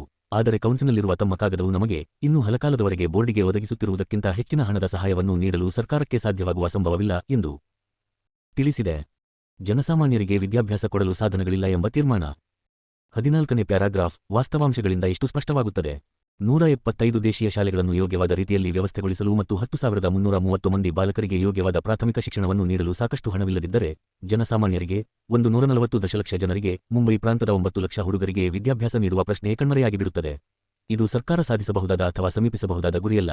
ತಮ್ಮ ಮಿತವಾದ ಕಾರ್ಯಕ್ಷೇತ್ರದಲ್ಲಿ ಕಾರ್ಯನಿರ್ವಹಿಸಬೇಕಾಗಿರುವ ವಿದ್ಯಾಮಂಡಳಿಗಳು ವಿವೇಕ್ಯುತವಲ್ಲದ ಔದಾರ್ಯ, ಕನಸುಗಾರಿಕೆಯ ಯೋಜನೆಗಳಿಂದ ವಿಚಲಿತವಾಗಬಾರದು. 1813ರಿಂದ 1884ರವರೆಗೆ ಮಿತವಾದ ಸಾಧನಗಳೊಡನೆ ಕಾರ್ಯನಿರ್ವಹಣೆಯ ಅತ್ಯುತ್ತಮ ವಿಧಾನವನ್ನು ಕುರಿತು ಕೋರ್ಟ್ ಆಫ್ ಡೈರೆಕ್ಟರ್ಸ್ ಅಭಿಪ್ರಾಯಗಳು. 15ನೇ ಪ್ಯಾರಾಗ್ರಾಫ್ ಕಳೆದ ಪ್ಯಾರಾಗ್ರಾಫ್ನಲ್ಲಿ ಹೇಳಲಾಗಿರುವ ಅಭಿಪ್ರಾಯವನ್ನು ಸನ್ಮಾನ್ಯ ಕೋರ್ಟು ಸದಾ ಸ್ಪಷ್ಟವಾಗಿ ಗಮನದಲ್ಲಿರಿಸಿಕೊಂಡಿರುವಂತೆ ಕಾಣುತ್ತದೆ. ಜನರ ಸ್ಥಿತಿಯನ್ನು ಸುಧಾರಿಸಲು ತೀರ ಮಿತವಾದ ಪ್ರಮಾಣದಲ್ಲಿ ಮಾತ್ರ ಶೈಕ್ಷಣಿಕ ಪ್ರಯತ್ನಗಳನ್ನು ಮಾಡಲು ಸಾಧ್ಯ ಎನ್ನುವುದನ್ನು ಕಂಡುಕೊಂಡಿರುವ ಅವರು ಮಿತವಾದ ಸಾಧನೆಗಳಿಂದ ಅತ್ಯಂತ ಹೆಚ್ಚಿನ ಪರಿಣಾಮಗಳನ್ನು ಸಾಧಿಸುವ ಸರಿಯಾದ ಮಾರ್ಗವನ್ನು ವಿವಿಧ ಸರ್ಕಾರಗಳಿಗೆ ತೋರಿಸಿಕೊಡುವುದು ಅಗತ್ಯ ಎಂದು ಭಾವಿಸಿದ್ದಾರೆ. ಈ ವಿಷಯದಲ್ಲಿ ಅವರು ಮದ್ರಾಸ್ ಸರ್ಕಾರಕ್ಕೆ ನೀಡಿದ ಆದೇಶವನ್ನು ಆಗಲೇ ಉಲ್ಲೇಖಿಸಿದ್ದೇವೆ. 7ನೇ ಪ್ಯಾರಾ ಮತ್ತು ಅದೇ ದಿನ ಅವರು ಸರ್ಕಾರಕ್ಕೆ ಕಳುಹಿಸಿದ ಪತ್ರವು ಅದೇ ಇಂಗಿತದ ಅನಿಸಿಕೆಯನ್ನು ಸ್ಪಷ್ಟಪಡಿಸುತ್ತದೆ. ಭಾರತದ ನಿವಾಸಿಗಳಲ್ಲಿ ಮೇಲು ವರ್ಗದವರಿಗೆ ಯುರೋಪಿನ ವಿಜ್ಞಾನಗಳಲ್ಲಿ ಬೋಧನೆಯನ್ನು ಮತ್ತು ನಾಗರಿಕ ಯುರೋಪಿನ ಸಾಹಿತ್ಯವನ್ನು ಅಭ್ಯಾಸ ಮಾಡುವ ಸಾಧನಗಳನ್ನು ಒದಗಿಸಿಕೊಡುವುದು ನಮ್ಮ ತೀವ್ರವಾದ ಅಪೇಕ್ಷೆ. ವಿರಾಮವು ಸಹಜವಾದ ಪ್ರಭಾವವು ಇರುವ ವರ್ಗಗಳಿಗೆ ಕೊಡುವ ಚಾರಿತ್ರದ ಶಿಕ್ಷಣವು ಕಟ್ಟಕಡೆಯಲ್ಲಿ ಇಡೀ ಜನತೆಯ ಚಾರಿತ್ರ್ಯದ ಮೇಲೆ ಪ್ರಭಾವವನ್ನು ಬೀರುತ್ತದೆ. ಭಾರತದ ಮೇಲ್ವರ್ಗದವರನ್ನು ಕುರಿತು ಶೋಧನೆ. 16ನೆಯ ಪ್ಯಾರಾಗ್ರಾಫ್. ಭಾರತದ ಜನತೆಯಲ್ಲಿ ಒಂದು ಸಣ್ಣ ವಿಭಾಗವನ್ನು ಮಾತ್ರ ಸರ್ಕಾರದ ಶಿಕ್ಷಣಕ್ಕೆ ಒಳಪಡಿಸಿಕೊಳ್ಳಬಹುದೆಂಬುದು ಸ್ಪಷ್ಟವಾಗಿದ್ದು, ಗೌರವಾನ್ವಿತ ಕೋರ್ಟು ಮೇಲ್ವರ್ಗದವರನ್ನು ಈ ಗುಂಪಿಗೆ ಸೇರಿಸಬೇಕೆಂದು ತೀರ್ಮಾನಿಸಿರುವುದರಿಂದ ಈ ಮೇಲ್ವರ್ಗಗಳು ಯಾವುವು ಎಂಬುದನ್ನು ಕಂಡುಕೊಳ್ಳುವುದು ಅಗತ್ಯವಾಗಿದೆ. ಇಂತಹ ಶೋಧನೆಗಳಲ್ಲಿ ತೊಡಗಿಕೊಳ್ಳುವ ಯುರೋಪಿಯನ್ನರು ಆಂಗ್ಲೋ ಇಂಡಿಯನ್ ಪರಿಕಲ್ಪನೆಗಳಲ್ಲಿ ಅರಿವಿಲ್ಲದೆ ಎನಿಸಿಕೊಂಡು ಬರುವ ಯುರೋಪಿಯನ್ ಸಾಮಾನ್ಯ ಊಹೆಗಳನ್ನು ತಮ್ಮ ಮನಸ್ಸಿನಿಂದ ಹೊರಗಟ್ಟುವುದು ಅತ್ಯಂತ ಅಗತ್ಯ. ಯುರೋಪಿನಲ್ಲಿ, ಅದರಲ್ಲಿಯೂ ಇಂಗ್ಲೆಂಡಿನಲ್ಲಿ ಮೇಲ್ವರ್ಗದವರು ಮತ್ತು ಕೆಳವರ್ಗದವರ ನಡುವೆ ಅಲ್ಲಿನ ಸನ್ನಿವೇಶಗಳೇ ಗೆರೆ ಎಳೆದಿವೆ. ಈ ಗೆರೆಯನ್ನು ಅವರ ರೀತಿನೀತಿಗಳಲ್ಲಿ, ಶ್ರೀಮಂತಿಕೆಯಲ್ಲಿ, ರಾಜಕೀಯ ಮತ್ತು ಸಾಮಾಜಿಕ ಪ್ರಭಾವದಲ್ಲಿ ಕಾಣಬಹುದು. ಭಾರತದಲ್ಲಿ ಇಂತಹ ವಿಭಾಗ ಕಾಣುವುದಿಲ್ಲ. ಎಲ್ಲ ಸರ್ವಾಧಿಕಾರಗಳಲ್ಲಿರುವಂತೆ ಇಲ್ಲಿಯೂ ಮಹಾರಾಜನ ಇಚ್ಛೆಯೊಂದೇ ಜನರನ್ನು ಬದುಕಿನ ಅತ್ಯಂತ ಹೀನಸ್ಥಿತಿಯಿಂದ ಅತ್ಯಂತ ಮೇಲಿನ ಸ್ಥಾನಕ್ಕೆ ಏರಿಸಿಬಿಡಬಲ್ಲುದಾಗಿದೆ. ಇದರಿಂದಾಗಿ ರೀತಿನೀತಿಗಳಲ್ಲಿ ಹೆಚ್ಚಿನ ಏಕರೂಪತೆ ಸಾಮಾನ್ಯವಾಗಿ ಕಂಡಿದೆ. ಇಂಗ್ಲಿಷರ ಅಭಿಪ್ರಾಯದಂತೆ ಭಿಕ್ಷುಕನನ್ನು ದಂಡನೆಯ ಚೌಕಟ್ಟಿನಲ್ಲಿ ಇಡಬೇಕು ಅಥವಾ ಅವನಿಂದ ಕಡ್ಡಾಯವಾಗಿ ಕೆಲಸ ಮಾಡಿಸಬೇಕು, ಅವನು ಇಷ್ಟಕ್ಕೆ ಮಾತ್ರ ಯೋಗ್ಯ. ಆದರೆ ಭಾರತದಲ್ಲಿ ಅವನು ಗೌರವಾನ್ವಿತ ವ್ಯಕ್ತಿ. ಬ್ರಾಹ್ಮಣರ ಸಿದ್ಧಾಂತದ ಪ್ರಕಾರ ಅವನು ಬದುಕಿನ ಎಲ್ಲ ಸಂತೋಷಗಳನ್ನು, ಆಮಿಷಗಳನ್ನು ತ್ಯಜಿಸಿ ವಿದ್ವತ್ತು ಮತ್ತು 541, 542 ಡಾ. ಬಾಬಾಸಾಹೇಬ್ ಅಂಬೇಡ್ಕರ್ ಅವರ ಸಮಗ್ರ ಬರೆಹಗಳು ಭಾಷಣಗಳು, ಸಂಪುಟ -2. ದೇವರನ್ನು ಕುರಿತ ತಪಸ್ಸು ಇವುಗಳಿಗಾಗಿಯೇ ಬದುಕಿರುವವನು, ಆದ್ದರಿಂದ ಅವನನ್ನು ಪೂಜ್ಯ ಭಾವನೆಯಿಂದ ಕಾಣಬೇಕು. ಭಾರತದಲ್ಲಿ ಮೇಲ್ವರ್ಗಗಳವರು. 17ನೆಯ ಪ್ಯಾರಾಗ್ರಾಫ್. ಪ್ರಭಾವವುಳ್ಳವರಾಗಿ, ಆ ಕಾರಣದಿಂದ ಭಾರತದಲ್ಲಿ ಮೇಲ್ವರ್ಗದವರು ಎಂದು ಭಾವಿಸಬಹುದಾದವರನ್ನು ಹೀಗೆ ಪಟ್ಟಿ ಮಾಡಬಹುದು. ಮೊದಲನೆಯದಾಗಿ ಜಮೀನ್ದಾರರು ಮತ್ತು ಜಹಗೀರುದಾರರು, ದೇಶೀಯ ಆಡಳಿತದಲ್ಲಿ ಅಧಿಕಾರದಲ್ಲಿದ್ದ ಸಾಮಂತರು ಮತ್ತು ಯೋಧವರ್ಗದವರು. ಎರಡನೆಯದಾಗಿ ವಾಣಿಜ್ಯ ವ್ಯವಹಾರಗಳಲ್ಲಿ ಹಣ ಗಳಿಸಿದವರು ಅಥವಾ ವ್ಯಾಪಾರಿಗಳು. ಮೂರನೆಯದಾಗಿ ಸರ್ಕಾರದಲ್ಲಿನ ಉನ್ನತ ನೌಕರರು. ನಾಲ್ಕನೆಯದಾಗಿ ಬ್ರಾಹ್ಮಣರು. ಇವರಿಂದ ಬಹುದೂರವಾಗಿ ಆದರೆ ಇದೇ ವರ್ಗದಲ್ಲಿ ಮುಂಬೈ ಪ್ರಭುಗಳು ಮತ್ತು ಶೆಣ್ಣಿಗಳು, ಬಂಗಾಳದ ಕಾಯಸ್ಥರು. ಇವರು ವಿದ್ವತ್ತಿನಿಂದ ಅಥವಾ ಪದವಿಯಿಂದ ಸ್ಥಾನಗಳಿಸಿದ್ದಲ್ಲಿ ಮಾತ್ರ ಹೀಗೆ ಬರಹದಿಂದ ಜೀವನ ಸಂಪಾದಿಸುವ ಮೇಲುಜಾತಿಗಳ ಬರಹಗಾರರು. ಬ್ರಾಹ್ಮಣರೇ ಅತ್ಯಂತ ಪ್ರಭಾವಿಗಳು. 18ನೆಯ ಪ್ಯಾರಾಗ್ರಾಫ್. ಈ ನಾಲ್ಕು ವರ್ಗಗಳಲ್ಲಿ ಏನೇ ಇಲ್ಲದಷ್ಟು ಪ್ರಭಾವಶಾಲಿಗಳು, ಅತ್ಯಂತ ಹೆಚ್ಚಿನ ಸಂಖ್ಯೆಯಲ್ಲಿರುವವರು ಮತ್ತು ಸರ್ಕಾರವು ಅತ್ಯಂತ ಸುಲಭವಾಗಿ ಪ್ರಭಾವ ಬೀರಲು ಸಾಧ್ಯವಿರುವವರು ಕಡೆಯ ವರ್ಗದವರೇ. ನಮ್ಮ ಆಡಳಿತದಲ್ಲಿ ಹಿಂದಿನ ಜಹಗೀರುದಾರರು, ಯೋಧ ವರ್ಗದವರು ದಿನದಿನಕ್ಕೆ ಕ್ಷೀಣಿಸುತ್ತಿದ್ದಾರೆ ಎನ್ನುವುದು ಇಡೀ ಭಾರತದಲ್ಲಿ ತಿಳಿದಿರುವ ವಿಷಯ. ಅವರ ಹಳೆಯ ವೃತ್ತಿ ಹೊರಟು ಹೋಯಿತು. ಹೊಸ ವೃತ್ತಿಯನ್ನು ಕಲಿಯುವ ಇಚ್ಛೆಯನ್ನಾಗಲಿ ಸಾಮರ್ಥ್ಯವನ್ನಾಗಲಿ ಅವರು ತೋರಿಸಿಲ್ಲ. ಶಾಂತಿಯಿಂದ ಬಾಳುವ ಅಭ್ಯಾಸವನ್ನು ಬೆಳೆಸಿಕೊಳ್ಳುವ ಇಚ್ಛೆಯೂ ಇಲ್ಲ. ಈ ಪ್ರಾಂತದಲ್ಲಿ ಜಮೀನ್ದಾರರು ಮತ್ತು ಜಹಗೀರುದಾರರ ವರ್ಗವನ್ನು ಎತ್ತಿ ಹಿಡಿಯಲು ಶ್ರೀ ಎಲ್ಸಿನ್ಸ್ಟನ್ ಮತ್ತು ಅವರ ನಂತರ ಬಂದವರು ಮಾಡಿದ ಪ್ರಯತ್ನಗಳು ವಿಷಾದನೀಯವಾಗಿ ವಿಫಲಗೊಂಡಿವೆ. ಪ್ರತಿಷ್ಠೆಯ ವೈಭವ ಮತ್ತು ದುಂದು ಖರ್ಚು, ಹಿಂದೂಸ್ಥಾನದ ಬಯಲು ಪ್ರದೇಶಗಳಲ್ಲಿ ತಮ್ಮ ಪೂರ್ವಿಕರ ವಿಜಯಗಳ ನೆನಪುಗಳು, ಇವಲ್ಲದೆ ಬೇರೆ ಯಾವುದರಿಂದಲೂ ಉತ್ತೇಜನ ಪಡೆಯಲಾಗದ ಜನಾಂಗಕ್ಕೆ ನಾಗರಿಕ ಸನ್ಮಾನಗಳು ಮತ್ತು ಶಿಕ್ಷಣದ ಮೂಲಕ ಹೊಸ ದಾರಿಯನ್ನು ತೋರಿಸುವ ಎಲ್ಲ ಪ್ರಯತ್ನಗಳಿಗೆ ಈವರೆಗೆ ಸೋಲೆ ಒದಗಿದೆ. ವಾಣಿಜ್ಯ ವರ್ಗಗಳಲ್ಲಿಯೂ ಕೆಲವರನ್ನು ಬಿಟ್ಟರೆ ಮೇಲ್ಮಟ್ಟದ ಶಿಕ್ಷಣದ ಪ್ರಭಾವಕ್ಕೆ ಹೆಚ್ಚಿನ ಅವಕಾಶವಿಲ್ಲ. ಎಲ್ಲ ದೇಶಗಳಲ್ಲಿರುವಂತೆ, ಆದರೆ ಯುರೋಪಿನ ಹೆಚ್ಚು ನಾಗರಿಕ ದೇಶಗಳಲ್ಲಿ ಕಾಣುವುದಕ್ಕಿಂತ ಹೆಚ್ಚಾಗಿ, ಭಾರತದಲ್ಲಿ ತರುಣ ವ್ಯಾಪಾರಿಗಳು ಅಥವಾ ವರ್ತಕರು ಮಾರುಕಟ್ಟೆಯಲ್ಲಿ ಅಥವಾ ಲೆಕ್ಕದ ಕಚೇರಿಯಲ್ಲಿ ತನ್ನ ವೃತ್ತಿಗೆ ಅವಶ್ಯಕವಾದ ವಿಶೇಷ ಶಿಕ್ಷಣವನ್ನು ಪಡೆಯಲು ಶಾಲೆಯನ್ನು ಬೇಗನೆ ಬಿಡಬೇಕಾಗುತ್ತದೆ. ಕಡೆಯದಾಗಿ ಸರ್ಕಾರಿ. 1813 ರಿಂದ 1884 ರವರೆಗೆ ನೌಕರರಿಗೆ ಸರ್ಕಾರದೊಡನೆ ಸಂಪರ್ಕ ಪಡೆಯುವ ಅಧಿಕ ಸಂಖ್ಯೆಯ ಜನರ ಮೇಲೆ ಹೆಚ್ಚಿನ ಪ್ರಭಾವ ಇರುವುದಾದರೂ, ಸರ್ಕಾರವನ್ನು ಅವಲಂಬಿಸದ ಇನ್ನೂ ಅಧಿಕ ಸಂಖ್ಯೆಯ ಜನರ ಮೇಲೆ ಅವರಿಗೆ ಒಂದಿಷ್ಟು ಪ್ರಭಾವವಿಲ್ಲ. ಹಲವೊಮ್ಮೆ ಸರ್ಕಾರಿ ನೌಕರರು ಇಂಗ್ಲೆಂಡಿನಲ್ಲಿ ಸಾರ್ವಜನಿಕರಲ್ಲಿ ಮೂಡಿಸಿರುವ ಅಪನಂಬಿಕೆಯನ್ನೇ ಇಲ್ಲಿಯ ಇತರ ಜನಸಾಮಾನ್ಯರ ದೃಷ್ಟಿಯಲ್ಲಿ ಮೂಡಿಸುತ್ತಾರೆ. ಬ್ರಾಹ್ಮಣರ ಬಡತನ. 19ನೇ ಪ್ಯಾರಾಗ್ರಾಫ್. ಮೇಲಿನ ವಿಶ್ಲೇಷಣೆಯು ದೀರ್ಘವಾಯಿತೆಂದು ಕಂಡರೂ ಅದು ಅನಿವಾರ್ಯ. ಏಕೆಂದರೆ ಹಲವು ಮುಖ್ಯವಾದ ತೀರ್ಮಾನಗಳು ಇದರಿಂದ ಉದ್ಭವಿಸುತ್ತದೆ. ಮೊದಲನೆಯದಾಗಿ, ಶಿಕ್ಷಣದ ಬೀಜಗಳನ್ನು ಎರಚಲು ಸರ್ಕಾರವು ಬಳಸಿಕೊಳ್ಳಬಹುದಾದ ಪ್ರಭಾವಿ ವರ್ಗ ಎಂದರೆ ಬ್ರಾಹ್ಮಣರು ಮತ್ತು ಬ್ರಾಹ್ಮಣರ ಸಮೀಪದ ಮೇಲು ಜಾತಿಯವರು ಎನ್ನುವುದನ್ನು ಇದು ತೋರಿಸುತ್ತದೆ. ಆದರೆ ಬ್ರಾಹ್ಮಣರು, ಈ ಮೇಲುಜಾತಿಯವರು ಕರುಣಾಜನಕ ದಾರಿದ್ರ್ಯದಲ್ಲಿದ್ದಾರೆ. ಭಾರತದ ಹಲವು ಭಾಗಗಳಲ್ಲಿ ಬ್ರಾಹ್ಮಣ ಎಂದರೆ ಭಿಕ್ಷುಕ ಎಂದೇ ಅರ್ಥ. ಶ್ರೀಮಂತ ವರ್ಗಗಳು ಈಗ ಮೇಲ್ಮಟ್ಟದ ಶಿಕ್ಷಣವನ್ನು ಬೆಂಬಲಿಸುವುದಿಲ್ಲ.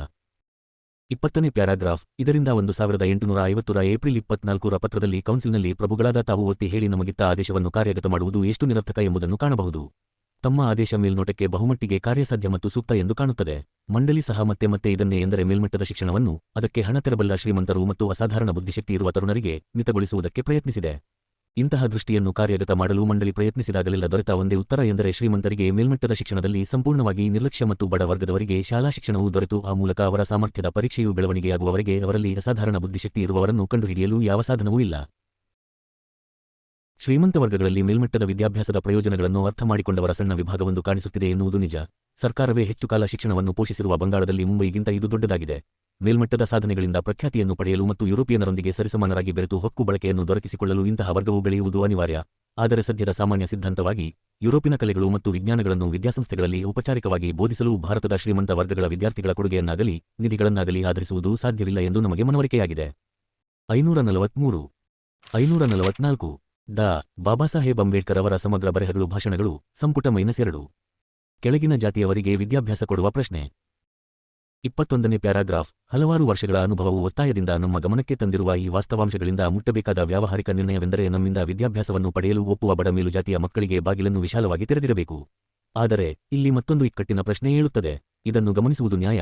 ಬಡವರ ಮಕ್ಕಳನ್ನು ಮುಕ್ತವಾಗಿ ಸರ್ಕಾರಿ ಸಂಸ್ಥೆಗಳಿಗೆ ಸೇರಿಸಿಕೊಳ್ಳುವುದಾದರೆ ದೇಡರು, ಮಹಾರರು ಮುಂತಾದ ಉಪೇಕ್ಷಿತ ಜಾತಿಯವರೆಲ್ಲ ಈ ಶಾಲೆಗಳಿಗೆ ನುಗ್ಗುವುದನ್ನು ತಡೆಗಟ್ಟುವುದು ಹೇಗೆ? ಹಿಂದೂಗಳ ಸಾಮಾಜಿಕ ಪೂರ್ವಾಗ್ರಹಗಳು. 22ನೇ ಪ್ಯಾರಾಗ್ರಾಫ್. ಈ ಉಪೇಕ್ಷಿತ ಜಾತಿಯವರ ವರ್ಗವೊಂದನ್ನು ಮುಂಬಯಿಯಲ್ಲಿ ರೂಪಿಸಿದಲ್ಲಿ ಮಂಡಳಿಯ ಸೇವೆಯಲ್ಲಿರುವ ಪ್ರೊಫೆಸರುಗಳು ಮತ್ತು ಉಪಾಧ್ಯಾಯರ ಮಾರ್ಗದರ್ಶನದಿಂದ ಸಮುದಾಯದಲ್ಲಿ ಬೇರೆ ಯಾರನ್ನೇ ಆಗಲಿ ಮೀರಿಸಿದ ಬುದ್ಧಿಶಕ್ತಿ ಜನರನ್ನಾಗಿ ಇವರನ್ನು ತರಬೇತು ಮಾಡಬಹುದು ಎನ್ನುವುದರಲ್ಲಿ ಅನುಮಾನವಿಲ್ಲ. ಅವರು ಪಡೆದುಕೊಳ್ಳುವ ಇಂತಹ ಅರ್ಹತೆಯಿಂದ ದೇಶೀಯ ಜನರಿಗೆ ಲಭ್ಯವಿರುವ ಅತ್ಯಂತ ಉಚ್ಚ ಸ್ಥಾನಗಳನ್ನು ಸಹ ನ್ಯಾಯಾಧೀಶರು, ನ್ಯಾಯದರ್ಶಿಗಳ ಮಹಾಮಂಡಲಿಯ ಸದಸ್ಯರು, ಚಕ್ರವರ್ತಿನಿಯವರ ಶಾಂತಿ ನ್ಯಾಯಾಧಿಕಾರಿಗಳು ಇಂತಹ ಸ್ಥಾನಗಳನ್ನು ಸಹ ಅವರು ಬಯಸುವುದಕ್ಕೆ ಅಡ್ಡಿಯೇನೂ ಇರುವುದಿಲ್ಲ. ಇಂತಹ ನೇಮಕಾತಿಗಳು ಹಿಂದೂ ಜನಾಂಗದವರಲ್ಲಿ ಉಂಟುಮಾಡುವ ಜಿಗುಪ್ಪೆಗೆ ಹೆದರಿ ಸುಮ್ಮನಾಗುವುದು ಬ್ರಿಟಿಷ್ ಸರ್ಕಾರದ ಅನುದಾರತೆ ಮತ್ತು ದೌರ್ಬಲ್ಯಗಳ ಪರಮಾವಧಿ ಎಂದು ಜಾತಿಗಳ ನಡುವಣ ಅಡ್ಡಿಗಳನ್ನು ಬಹಿರಂಗವಾಗಿ ಖಂಡಿಸಬೇಕೆಂದು ಅನೇಕ ಮಂದಿ ಉದಾರಿಗಳು ಭಾವಿಸುತ್ತಾರೆ. ಸನ್ಮಾನ್ಯ ಮೌಂಟ್ ಸ್ಟುವರ್ಟ್ ಎಲ್ಸಿನ್ಸ್ಟನ್ರ ವಿವೇಕದ ಮಾತುಗಳ ಉಲ್ಲೇಖನ.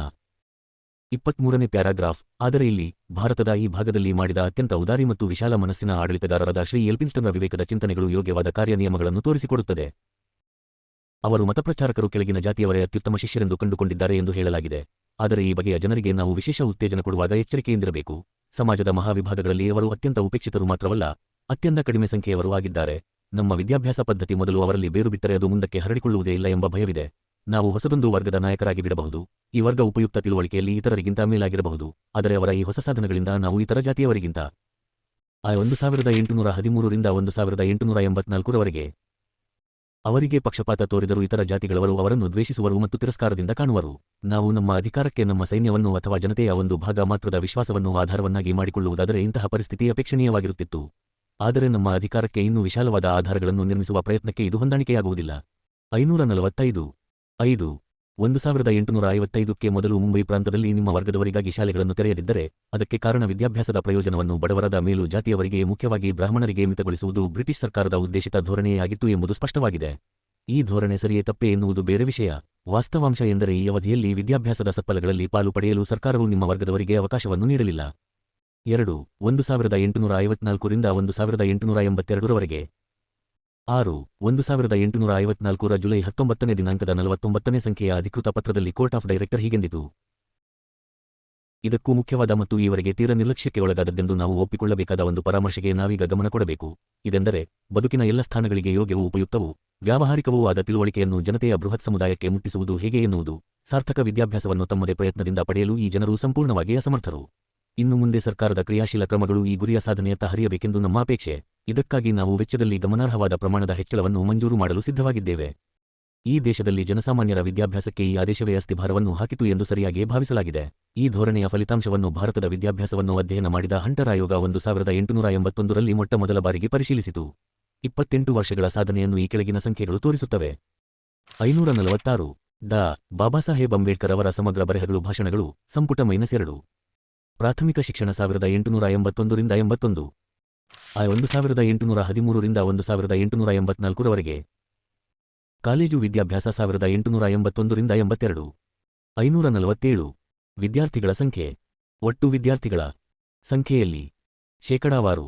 ಕ್ರಿಶ್ಚಿಯನ್ನರು 14, ಬ್ರಾಹ್ಮಣರು 241, 50, ಕೃಷಿಕರು, ಇತರ ಹಿಂದೂಗಳು, ಕೆಳಜಾತಿಯವರು, ಇತರ ಜಾತಿಯವರು, ಮಹಮದೀಯರು, ಪಾರ್ಸಿಗಳು 002, 90.2, 2, 0, 108, 21.5, ಆದಿವಾಸಿಗಳು ಮತ್ತು ಗುಡ್ಡಗಾಡಿನ ಜನರು, ಇತರರು, ಯಹೂದ್ಯರು ಮೊದಲಾದವರು. 7 ಈ ಸಂಖ್ಯೆಗಳು ತೋರಿಸುವ ಅಂಶವೆಂದರೆ ಜನಸಾಮಾನ್ಯರ ಶಿಕ್ಷಣವೇ ಸರ್ಕಾರದ ಧೋರಣೆಯಾಗಿದ್ದರೂ ಜನಸಾಮಾನ್ಯರು 1854ಕ್ಕೆ ಮೊದಲು ಎಷ್ಟರಮಟ್ಟಿಗೆ ಶಿಕ್ಷಣ ಕ್ಷೇತ್ರದ ಹೊರಗೆ ಇದ್ದರೋ ಅಷ್ಟರಮಟ್ಟಿಗೆ ಇನ್ನೂ ಹೊರಗುಳಿದಿದ್ದರು ಮತ್ತು ವಿದ್ಯಾಭ್ಯಾಸ ಪಡೆದವರು ಹಿಂದೂಗಳ ಪಟ್ಟಿಯಲ್ಲಿ ಅತ್ಯಂತ ಕೆಳಗಿನ ವರ್ಗದವರು ಮತ್ತು ಆದಿವಾಸಿಗಳು ಕಟ್ಟಕಡೆಯವರಾಗಿ ಉಳಿದಿದ್ದರು. ಇದು ಎಷ್ಟರಮಟ್ಟಿಗಿತ್ತೆಂದರೆ 1881 ರಿಂದ 82ರಲ್ಲಿ ಈ ಸಮುದಾಯದಿಂದ ಈ ಪ್ರಾಂತದ ಪ್ರೌಢಶಾಲೆಗಳು ಮತ್ತು ಕಾಲೇಜುಗಳಲ್ಲಿ ಒಬ್ಬನೇ ಒಬ್ಬ ವಿದ್ಯಾರ್ಥಿಯೂ ಇರಲಿಲ್ಲ. ವಿದ್ಯಾಭ್ಯಾಸದಲ್ಲಿ ನಿಮ್ಮ ವರ್ಗದವರನ್ನು ಇತರರ ಮಟ್ಟಕ್ಕೆ ಏರಿಸುವಲ್ಲಿ ಸೋಲಾದುದಕ್ಕೆ ಕಾರಣ ಏನಿರಬಹುದು? ಈ ಪ್ರಶ್ನೆಗೆ ಉತ್ತರ ಹೇಳಲು ಈ ಪ್ರಾಂತದ ಸರ್ಕಾರದ ಶೈಕ್ಷಣಿಕ ನೀತಿಯ ಇತಿಹಾಸಕ್ಕೆ ಮತ್ತೆ ತಿರುಗುವುದು ಅಗತ್ಯವಾಗುತ್ತದೆ. 8. 1854ರಲ್ಲಿ ಕೋರ್ಟ್ ಆಫ್ ಡೈರೆಕ್ಟರ್ಸ್ ಕಳುಹಿಸಿದ ಅಧಿಕೃತ ಪತ್ರದಲ್ಲಿ 40 ವರ್ಷಗಳು ಕಳೆದ ನಂತರ ಮೊಟ್ಟಮೊದಲ ಬಾರಿಗೆ ಜನತೆಯ ಬೃಹತ್ ಸಮುದಾಯದ ವಿದ್ಯಾಭ್ಯಾಸವು ಸರ್ಕಾರದ ಹೊಣೆ ಎಂಬುದನ್ನು ಗುರುತಿಸಲಾಯಿತು. ಆದರೆ ಈ ಅಧಿಕೃತ ಪತ್ರದಲ್ಲಿ ನಿರೂಪಿಸಿದ ತತ್ವದ ವಿವೇಕದಲ್ಲಿ ತುಂಬಾ ಅಪನಂಬಿಕೆಯನ್ನಿಟ್ಟುಕೊಂಡಿದ್ದ ಮತ್ತು ಈ ನೀತಿಯನ್ನು ಕೈಬಿಡುವಂತೆ ಮಾಡಲು ತೊಡಗಿಕೊಂಡಿದ್ದ ಹಠಮಾರಿಗಳು ಇದ್ದೇ ಇದ್ದರು. ಹಿಂದುಳಿದ ವರ್ಗಗಳವರಿಗೆ ಜೀವನದಲ್ಲಿ ಅವರ ಸ್ಥಾನವನ್ನು ಮೀರಿದ ವಿದ್ಯಾಭ್ಯಾಸವನ್ನು ಕೊಟ್ಟು ಅವರನ್ನು ಮೇಲೇರಿಸುವುದರಿಂದ ಬ್ರಿಟಿಷ್ ಪ್ರಭುತ್ವಕ್ಕಾಗುವ ಘೋರ ಪರಿಣಾಮಗಳ ಚಿಂತೆ ಬೋರ್ಡ್ ಆಫ್ ಕಂಟ್ರೋಲ್ ಅಧ್ಯಕ್ಷ ಲಾರ್ಡ್ ಎಲೆನ್ಬರೋ ಅವರನ್ನು ಕಾಡುತ್ತಲೇ ಇತ್ತು. 548 ಡಾ. ಬಾಬಾಸಾಹೇಬ್ ಅಂಬೇಡ್ಕರ್ ಅವರ ಸಮಗ್ರ ಬರೆಹಗಳು ಭಾಷಣಗಳು, ಸಂಪುಟ -2. 1858ರ ಏಪ್ರಿಲ್ 28ರಂದು ಅವರು ಕೋರ್ಟ್ ಆಫ್ ಡೈರೆಕ್ಟರ್ನ ಅಧ್ಯಕ್ಷರಿಗೆ ಬರೆದ ಕಾಗದದಲ್ಲಿ ಈ ಕೆಳಗಿನ ಎಚ್ಚರಿಕೆಯನ್ನು ಕೊಡಲು ಹಿಂಜರಿಯಲಿಲ್ಲ. ಮಾನ್ಯರೇ, 1854ರಲ್ಲಿ ಕೋರ್ಟ್ ಆಫ್ ಡೈರೆಕ್ಟರ್ ಕಳುಹಿಸಿದ ಸೂಚನೆಗಳ ಪ್ರಕಾರ ಭಾರತದ ವಿವಿಧ ಭಾಗಗಳಲ್ಲಿ ಪ್ರಚಲಿತವಿರುವ ಶಿಕ್ಷಣ ವ್ಯವಸ್ಥೆಯನ್ನು ವಿಮರ್ಶಿಸಿ ಈಚೆಗೆ ನನಗೆ ಹೆಚ್ಚಿನ ಸಂಖ್ಯೆಯಲ್ಲಿ ಪತ್ರಗಳು ಬರುತ್ತಿವೆ. ಆಗ ಸ್ಥಾಪಿಸಿದ ವ್ಯವಸ್ಥೆಯಿಂದ ನಿರೀಕ್ಷಿಸಿದ ಸತ್ಪರಿಣಾಮ ಆಗಿದೆ ಎನ್ನುವ ಭಾವನೆಯನ್ನು ಅವು ಮೂಡಿಸಿಲ್ಲವಾದರೂ ನಿರೀಕ್ಷಿಸಬಹುದಾಗಿದ್ದ ವೆಚ್ಚವೆಲ್ಲ ಮುಂದುವರಿಯುತ್ತಿದೆ ಎಂದು ನಾನು ಒಪ್ಪಿಕೊಳ್ಳಬೇಕು. 11ನೆಯ ಪ್ಯಾರಾಗ್ರಾಫ್. ಕೆಳವರ್ಗಗಳ ತಂದೆ ತಾಯಿಯರಿಗೆ ತಮ್ಮ ಮಕ್ಕಳನ್ನು ನಮ್ಮ ಶಾಲೆಗಳಿಗೆ ಕಳಿಸಲು ನಾವು ಮನವೊಲಿಸುವುದೇ ಇಲ್ಲ ಎನ್ನುವಷ್ಟು ಅದು ವಿರಳ. ನಾವು ಬಯಸಿದಂತೆ ಶಿಕ್ಷಣವನ್ನು ವಿಸ್ತರಿಸಿದ್ದೇ ಆದರೆ ನಾವು ವಾಸ್ತವವಾಗಿ ಕಾರ್ಮಿಕ ವರ್ಗದವರ ಮನಸ್ಸನ್ನು ಬಹು ಎತ್ತರಕ್ಕೆ ಬೆಳೆಸುತ್ತಾ ಶ್ರೀಮಂತರಾದವರನ್ನು ಇನ್ನೂ ಅಜ್ಞಾನದಲ್ಲಿ ಉಳಿಸಿ ದಂತಾಯಿತು. 12ನೆಯ ಪ್ಯಾರಾಗ್ರಾಫ್. ಈ ಫಲಿತಾಂಶದಿಂದ ಸ್ವಸ್ಥ ಸಮಾಜದ ನಿರ್ಮಾಣಕ್ಕೆ ಅನುಕೂಲವಾಗುವಂತೆ ಕಾಣುವುದಿಲ್ಲ. ಕೆಳವರ್ಗದಲ್ಲಿ ಅತ್ಯುತ್ತಮ ಶಿಕ್ಷಣ ಪಡೆದವರಿಗೆ ನಾವು ಪ್ರಚೋದಿಸತಕ್ಕ ಆಕಾಂಕ್ಷೆಯನ್ನು ತೃಪ್ತಿಗೊಳಿಸಿಕೊಳ್ಳುವ ಸಾಧನವನ್ನು ಒದಗಿಸುವುದು ಸರ್ಕಾರಕ್ಕೆ ಸಾಧ್ಯವಾಗಲಿಲ್ಲ. 13ನೆಯ ಪ್ಯಾರಾಗ್ರಾಫ್. ಬಡವರಿಗೆ ಕೊಟ್ಟ ಮೇಲ್ಮಟ್ಟದ ಶಿಕ್ಷಣದ ಮೂಲಕ ಜನಸಾಮಾನ್ಯರ ಮೇಲೆ ಅವರಿಗೆ ಅಧಿಕ ಅಧಿಕಾರವನ್ನು ಕೊಟ್ಟು ನಾವು ಅತ್ಯಂತ ತೃಪ್ತವಾದ ಬಡವರ ಸಮುದಾಯವೊಂದನ್ನು ಸೃಷ್ಟಿಸುತ್ತೇವೆ. 14ನೆಯ ಪ್ಯಾರಾಗ್ರಾಫ್. ಶಿಕ್ಷಣ ಮತ್ತು ನಾಗರಿಕತೆ ಮೇಲ್ವರ್ಗಗಳಿಂದ ಕೆಳಗಿನ ವರ್ಗಗಳಿಗೆ ಇಳಿದು ಬರಬಹುದು. ಹೀಗೆ ಅವರಿಗೆ ತಲುಪಿ ಸಮುದಾಯಕ್ಕೆ ಹೊಸ ಚೈತನ್ಯವನ್ನು ನೀಡಬಹುದು. ಆದರೆ ಅವು ಎಂದು ಕೆಳಗಿನ ವರ್ಗದವರಿಂದ ಮೇಲಿನ ವರ್ಗಗಳಿಗೆ ಏರಲಾರವು. ಕೆಳಗಿನ ವರ್ಗಗಳಿಗೆ ಮಾತ್ರವೇ ಅವನ್ನು ಬೋಧಿಸಿದರೆ ಅವುಗಳಿಂದ ಎಲ್ಲೆಡೆ ಪ್ರತಿಭೆಗೆ ಎಡೆಯಾಗಿ ಅದಕ್ಕೆ ವಿದೇಶಿಯರೇ ಮೊದಲು ಬಲಿಯಾಗುತ್ತಾರೆ. 15ನೆಯ ಪ್ಯಾರಾಗ್ರಾಫ್. ನಾವು ಶಿಕ್ಷಣ ಪ್ರಸಾರವನ್ನು ಬಯಸುವುದಾದರೆ ಮೇಲಿನ ವರ್ಗಗಳಿಗೆ ನೀಡಲು ಪ್ರಯತ್ನಿಸೋಣ. 1813ರಿಂದ 1884ರವರೆಗೆ. 16ನೆಯ ಪ್ಯಾರಾಗ್ರಾಫ್. ಇದಕ್ಕೆ ಎರಡೇ ದಾರಿ. ಮೇಲಿನ ವರ್ಗಗಳವರಿಗೆ ಮಾತ್ರವೇ ಪ್ರವೇಶವಿರುವ ಕಾಲೇಜುಗಳನ್ನು ಸ್ಥಾಪಿಸುವುದು ಮತ್ತು ಸೈನ್ಯವನ್ನು ಪುನರ್ ವ್ಯವಸ್ಥೆಗೊಳಿಸುವಾಗ ದೇಶೀಯ ಗೌರವಸ್ಥರ ಮೇಲಿನ ಗಂಡು ಮಕ್ಕಳಲ್ಲಿ ಕಮಿಷನ್ ಹುದ್ದೆಗಳನ್ನು ಪಡೆಯಲು ಅರ್ಹತೆ ಪಡೆದಿರುವ ಎಲ್ಲರಿಗೂ ಕೂಡಲೇ ಕಮಿಷನ್ ನೀಡುವುದು. 549. 9. ಅಸ್ಪೃಶ್ಯರ ವಿಷಯದಲ್ಲಿ ಯುರೋಪಿಯನ್ ಅಧಿಕಾರಿಗಳಿಗಿದ್ದ ಈ ವೈರವನ್ನು ಅಂತಿಮವಾಗಿ ಭಾರತದ ಸೆಕ್ರೆಟರಿ ಆಫ್ ಸ್ಟೇಟ್ದ 1859ರ ಆದೇಶ ತಿದ್ದಿತು. ಈ ಆದೇಶವು ಜನಸಾಮಾನ್ಯರ ಶಿಕ್ಷಣದ ವಿಷಯದಲ್ಲಿ ಸರ್ಕಾರದ ಹೊಣೆಯನ್ನು ಪುನರುಚ್ಚರಿಸಿತು. 10.